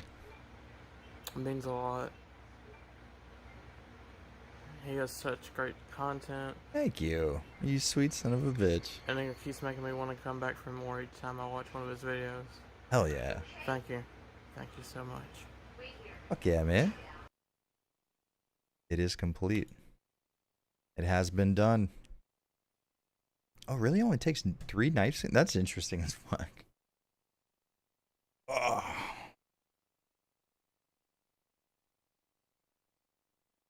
Oh, man. You know, I know it's easier looking at it than it is doing it. I kind of feel like maybe, possibly, I could do a knife only run now. Might do it. Oh, okay, so this is kind of cool. For the few people that are actually still watching, this turned into a just fucking chatting thing. I started getting back on my hiragana, and I'm doing pretty good, but this part right here on my desktop wallpaper, I can read up here. I'm not very good with katakana, but I know this is ha, and the little circle up there means it's pa, and this is n right here, so you got pan, which is bread, and right here where this guy's, I'm an idiot, I'm pointing at the wrong place. I was pointing at anyways, here, up here is pa and n, so we have pan there. And down here, and the sign with what looks like Oronomisi is Oishi I desyo. Oishi I, yeah, desyo. Yeah. Oishi desyo. So I am getting better with the hiragana. I'm getting there. Pretty soon, these streams are going to be only in Japanese. Jared, try a knife only run on Nightmare? No, listen, no joke. Mr. Gone 18 could do that shit. I don't know if I could. I don't know, dude. Am I learning Japanese? Yeah, I am. Yo, that Oronomisi. Oh, so it was Oronomisi. Okay, I have a thing of. Hold on, I have it in the refrigerator over there. I have some Oronomisi that I brought from Tokyo for a buddy I haven't met up with yet. Gamer Sheba 420. Am I late? Yeah, this is the very end of it actually. Mr. Go on 18 says, "Oh, thanks. I'm sure you can do it." Yeah, I think I probably can. Yeah, seeing you do it, maybe I might be up to that challenge. Maybe. That's a cool wallpaper. Yeah. So I have this program called Wallpaper Engine, which it not only is really good for do this. It's really good for getting ultra wide resolution wallpapers for a monitor, but it's fucking killer for animated wallpapers. This is a really, really cool one. Super fucking animate up. Let's move this over here. It's subtly animated, but it's really cool and has almost this cell shaded look. Yeah, Wallpaper Engine. You can actually get it on Steam. Oddly enough, I think it's like $4 or something like that. But there's some really cool pixel based art on here too. Like there is an ultra wide version of the Final Fantasy VI title screen, which is fucking killer. It's such a cool desktop wallpaper to have. Yeah, your voice is fine. It's funny though. I didn't know you were Southern. Yeah, to be honest, Mr. Go on 18, I didn't get the feeling that you were Southern either. Actually, that's interesting. I watched a friend do a knife only in RE1 remake, and the fight against Plane 42 was hilarious. Holy shit, RE1 remake is fucking difficult. Knife only, that's your friend's fucking good. The speedrunners up their FPS in RE2 remake to 120 plus, so when you knife a boss, it counts as like 5 or 6 hits. Yeah, the only problem is I want to run the game in as good looking condition as possible, and that means making my frame rate lower. Right now I'm doing RE4 handgun only, but if you want more of my content, I did Inferno hallway knife only? Inferno hallway. Am I crazy? Is that something I should know?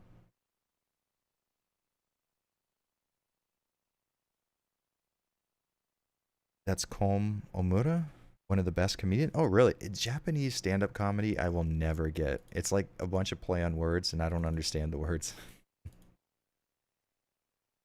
Yeah, this turned into us just hanging out, didn't it? Yeah, Wallpaper Engine's super cool. There is a really cool. Oh, this from Yakuza Kamurocho, right, which is essentially just Kabukicho, which is one of my favorite places in Shinjuku.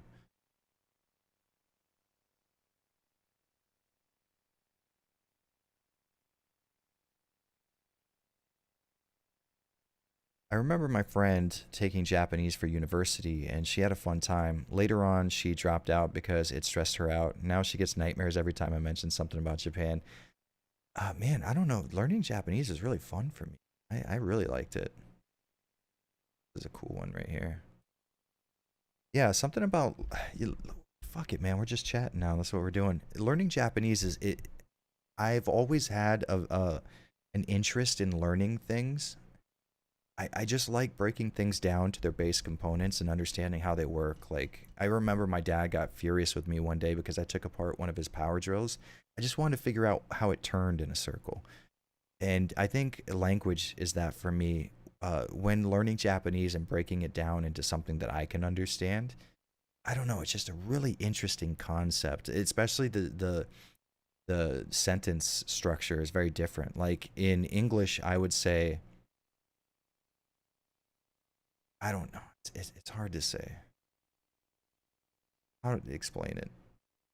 So sentence structure in Japanese is the subject always comes first, no matter what. So you wouldn't necessarily. It's hard to say. It's God damn it. I'm having trouble describing the idea to you, but it's interesting. Everything that you're going to say about the subject always comes last, and the particles they use. Um, there's a really interesting emphasis on things like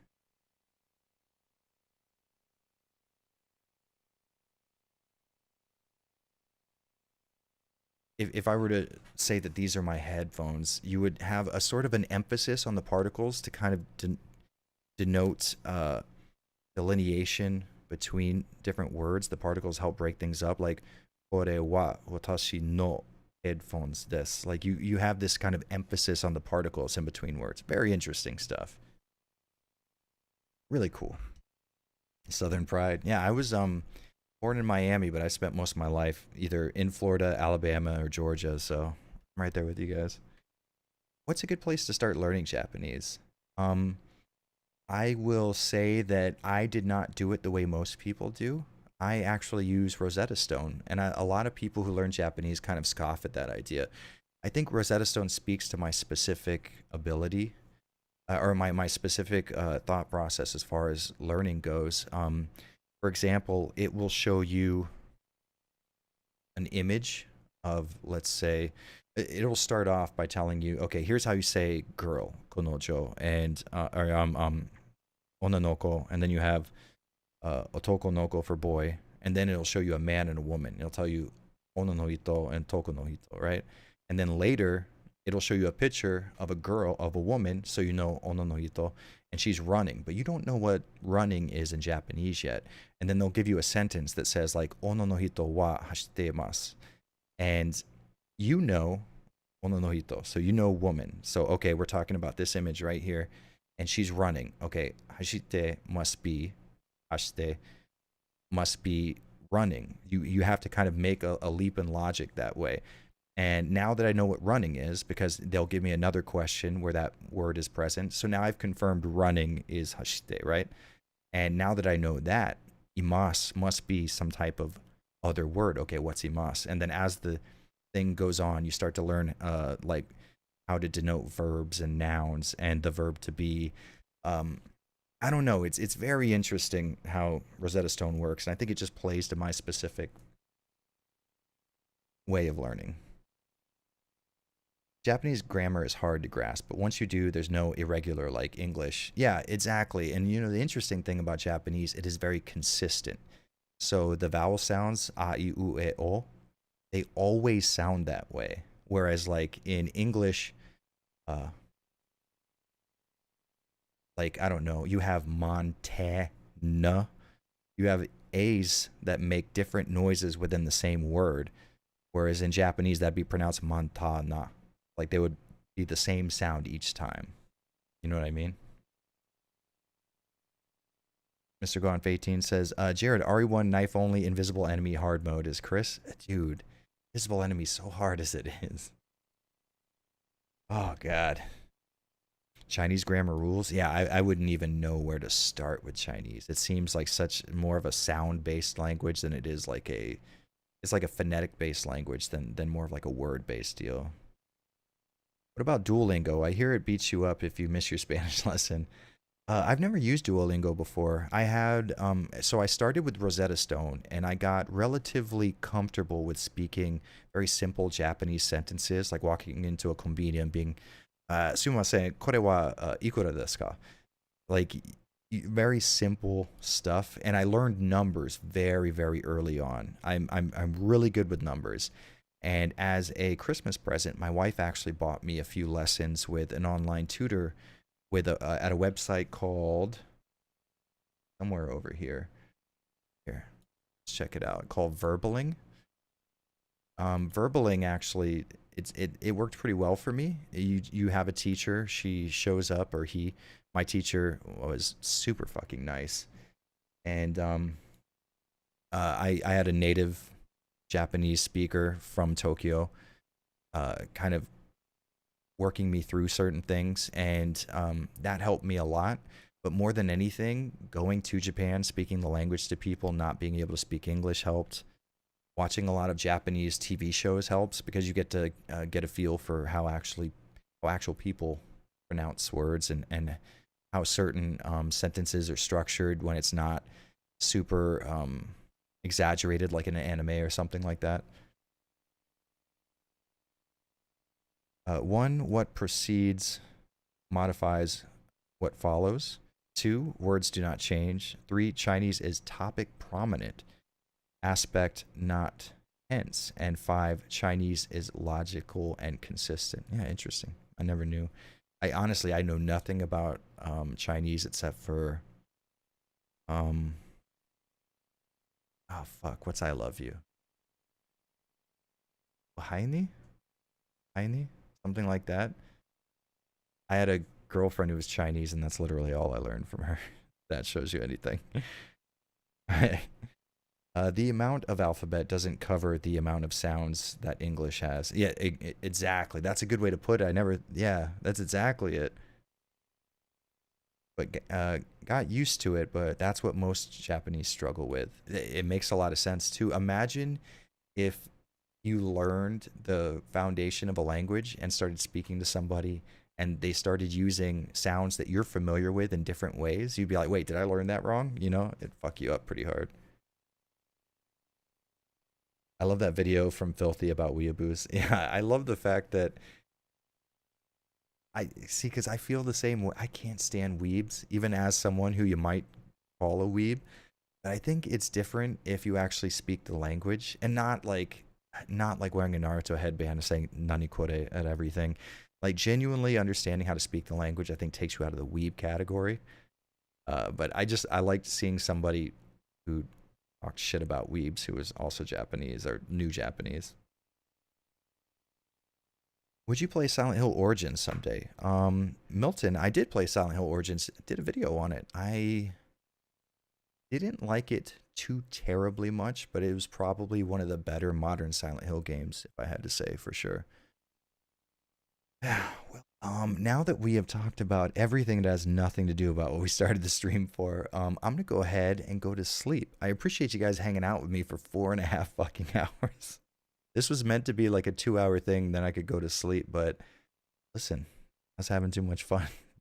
Thanks everyone for hanging out. I will be back again. Anybody who is on here, I also stream on Twitch, and I'll probably stream there next.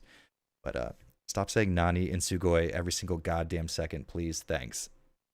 Please do what he says, because it's fucking annoying. Especially if you don't speak any other Japanese. That's really fucking annoying too. Yeah, everyone have an awesome night. Thanks for hanging out with me. Game Dev Made Easy, thanks for showing up late. Same thing to you, Beta Blues. All of you.